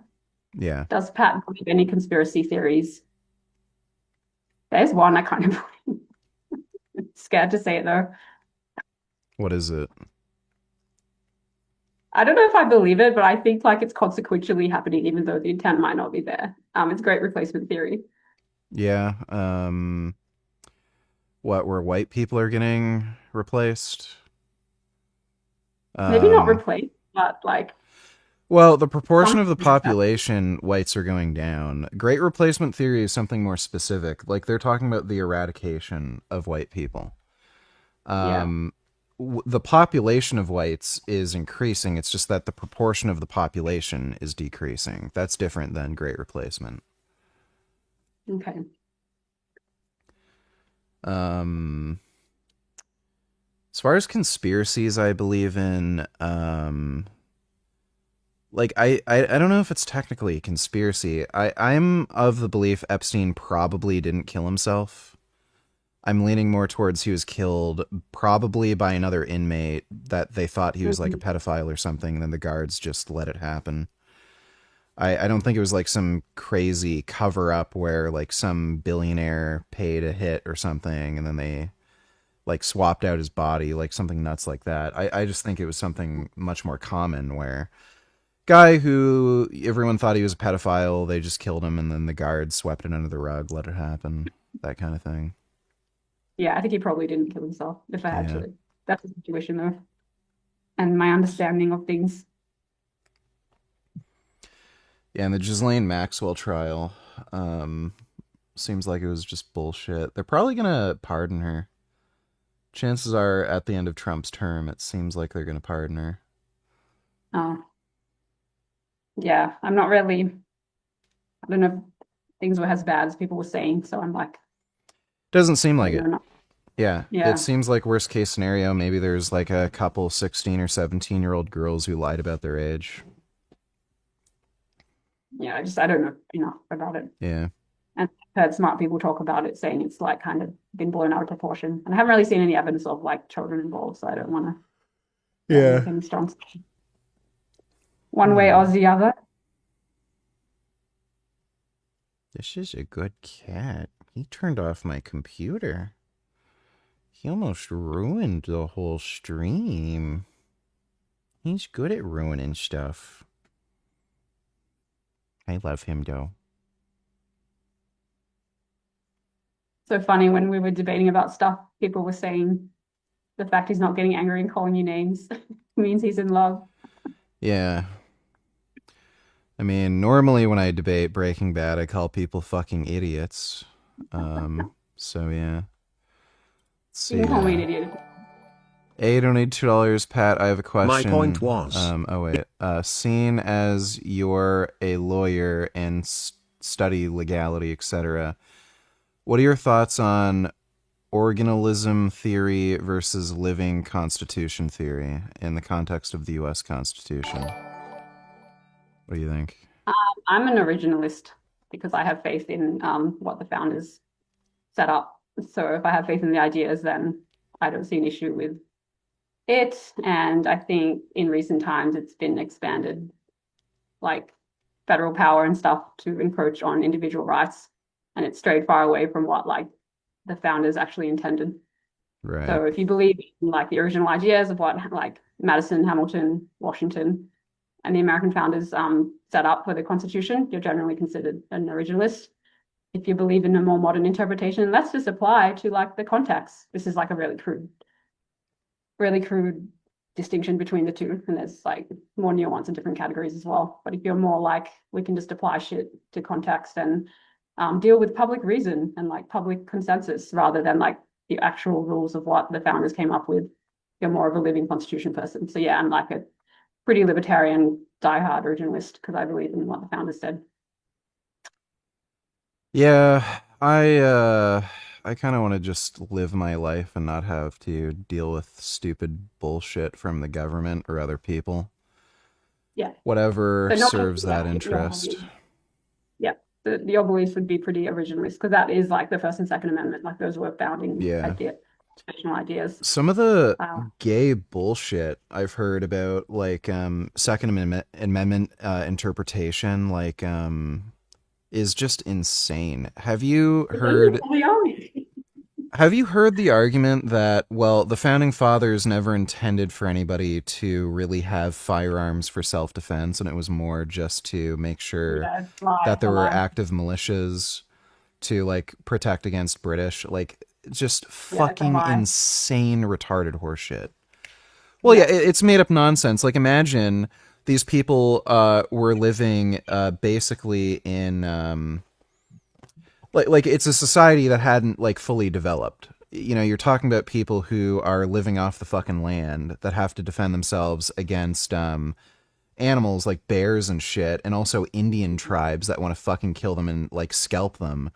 And then you have like the founding fathers who are like, guns for self-defense, like no way people could think we would think of that. Like Yeah. No, it was definitely intentional for it to be an individual right. Like founders. I don't know why people are lying about that. And like it doesn't even matter, because the case District of Columbia versus Heller in 2008 like just establishes it has an individual right now, so people can't say shit about it since that Supreme case. It's crazy. It's crazy how the fucking US is one of the only countries on the planet that recognizes firearms as a human right. I know. Just nuts. I know. Yeah. And somebody wants to rape and kill your whole fucking family? Well, that's life. Just call the police. Yeah. They'll just insane. Yeah. No, originalism's based. Yeah. Yeah. Yeah, and Canada has some pretty gay self-defense laws. It looks like it may change. The Conservative Party is definitely really pushing for legislation, and hopefully it also kind of relaxes some of these firearms laws too. Like I see that as a good path forward, because the fucking liberal government basically had this like revolving door policy with crime, so like criminals aren't getting prosecuted like they should, and they've massively increased like the cost of living and shit. So what you're seeing is a massive increase in home invasions due to their policies. I think they've more than doubled at this point. And what's happened is there are gun owners in Canada, obviously. Some of these people have gotten their guns, shot these home invaders, and yeah, the liberal government has, you know, basically made these mandates for the police to prosecute these people. And people cope with like, oh, well, it's the police's decision and they're just following the law. Like, no. They're like, these liberal leaders are kind of, you know, guiding, you know, the law and policy. It's not just, oh, well, this is the way the law is written. It's also how these things kind of get interpreted. Like we do have self-defense, you know, in Canada, like that is a right, but it's also just how things are interpreted. So if somebody like breaks into your home and they may or may not have a weapon, you have a gun, you shoot them. Under Canadian law, you have to have like some sort of legitimate purpose to use the firearm for self-defense. So like if a fucking 7-year-old like breaks into your home like through the window, well, the 7-year-old isn't really a danger to you, and if they're unarmed, there's no justification for it. But if it's like a big scary fucking dude or several men and they're armed, the interpretation would more likely be, yeah, it's justifiable to use the firearm. But because we have like this gay cucked liberal society, well, did you ask the fucking black people with machetes what they were planning to do with those machetes? Like, were they going to chop you up into pieces and put you in a garbage bag, or were they going to cut tomatoes with them? Like, that's basically what they end up doing. They play this stupid fucking game where it's like, oh, well, you don't know if the crazy person with schizophrenia who is just let out on bail for committing the exact same crime and beating up his girlfriend was, you know, going to hurt you when they broke into your home. So then they end up prosecuting these homeowners. It's fucking stupid. It kind of goes back to the question of like originalism versus living constitution, because they've made it once you steer so far from the rules, it's like this is your Yeah. right, no matter what. And you start putting in, public reason. What would the reasonable person do? Like, did you have a Yeah. legitimate purpose? Start like fucking with the actual rule and making it more. Well, yeah, Yeah. it's so Oh. you like depending on the kind of society, things can be completely fucking different, right? So, yeah. Did VG say earlier that the Epstein thing was blown out of proportion, or am I tripping? I think Pat was the one who used that exact wording, but yeah, it seems like it's very likely blown out of proportion. Because that would be pretty dumb if so. Well, you're a fucking idiot. Like again, there's nothing there's a bunch of random bullshit in the Epstein files. Like there's stuff about worshiping Satan and sacrificing children to like some demon or something. None of it's proven. Like it's just a bunch of accusations. And again, these women have a financial motive to lie because after Epstein died, his estate was basically up for grabs. And sure enough, a lot of these Epstein accusers, they've walked away with tens of millions of dollars. And they're proven liars, too. So. I mean, ultimately, we just haven't seen any hard evidence of like actual children. And call him a pedophile for like one instance where it's kind of unclear what happened. It's just otherwise. Yeah, so he was clearly interested in young girls, like around the age of 18. That's indisputable, but that 18's a legal adult. The one chick that he went to jail for like sex with a minor or something, I don't even know if it was technically a minor in his state. It was 17. The chick was like 17 and 4 months or something. And that's the legal age of consent in most states.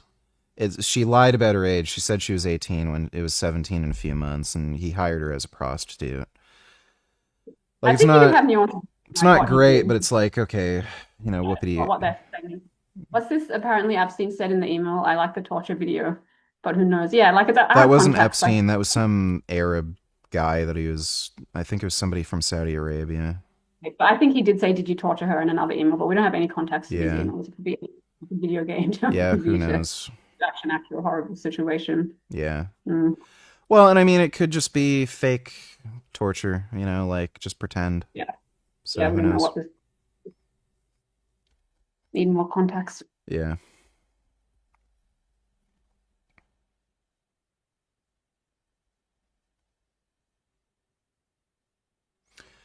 It's a cute story. He was body swapped. The noses, chin were completely different. They're not. Guards missing. Vids cut out. Sure, he did. There's no way you could fake something like that. There's just too many people involved. He either committed suicide or he was killed, and I lean towards him being killed. The body swap thing is just insane.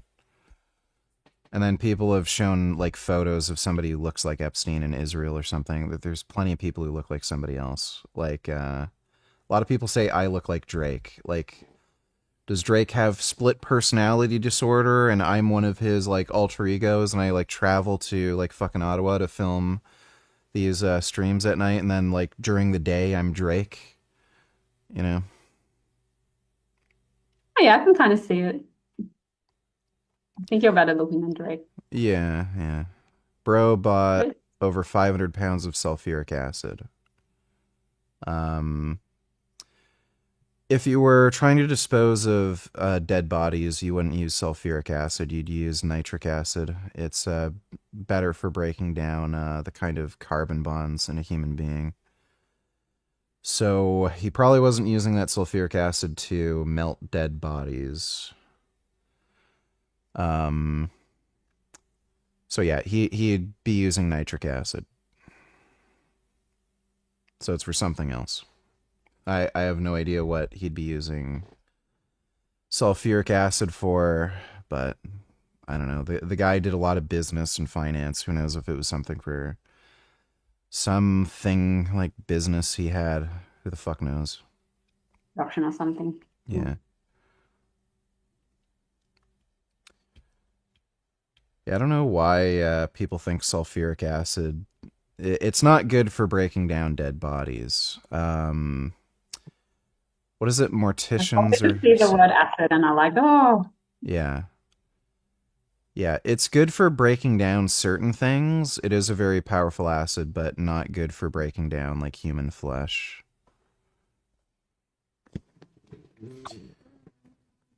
Nitric acid.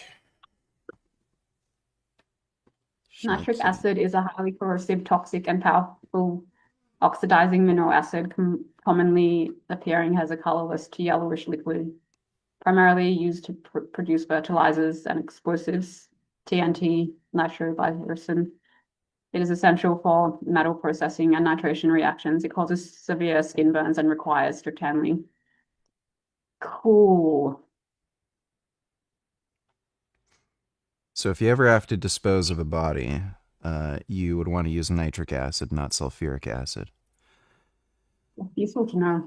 Trust me. Well, yeah, it could be. You never know. Yeah, it's good to know these things. You don't know what situation you're going to be in. What things you need to take care of. Yeah. It's like knowing that you don't use a potato for a silencer. You know? Yeah, those type of things.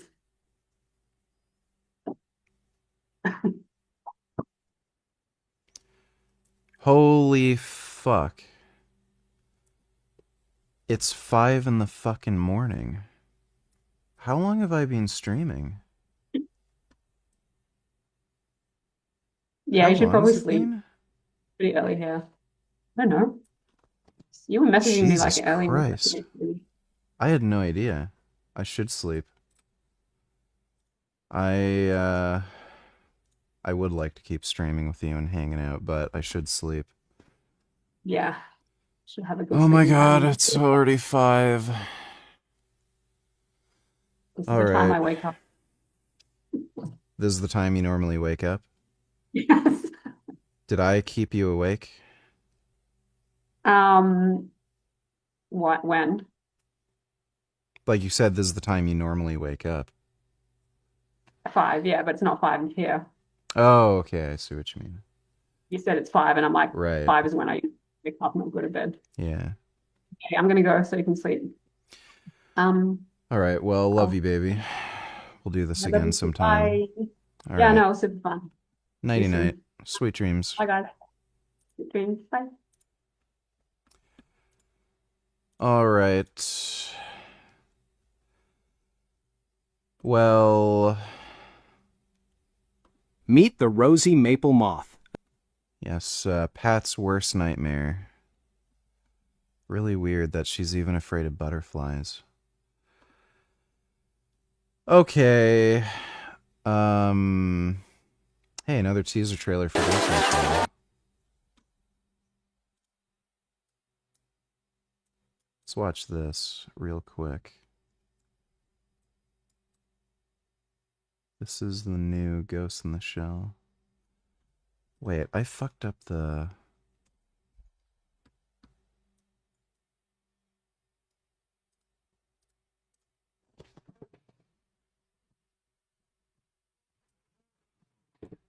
This new Ghost in the Shell looks like it follows the manga more.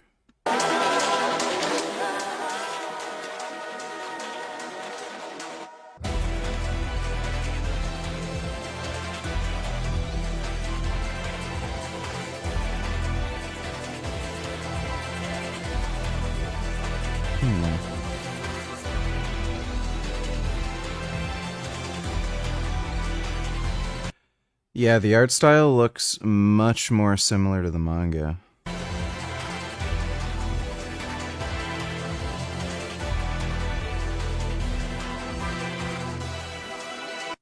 I really like Motoko Kusanagi. There was a...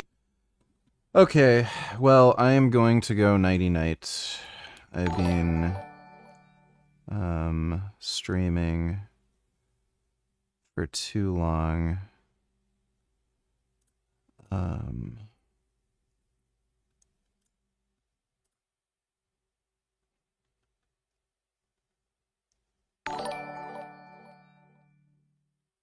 There are riots in Bahrain. The people are trying to overthrow the Western-aligned monarchy there thanks to Trump's war in Iran, because Bahrain as a result of that killed a Shia dissident. So good going, Trump. 65% of Bahrain are pro-Iran Shias.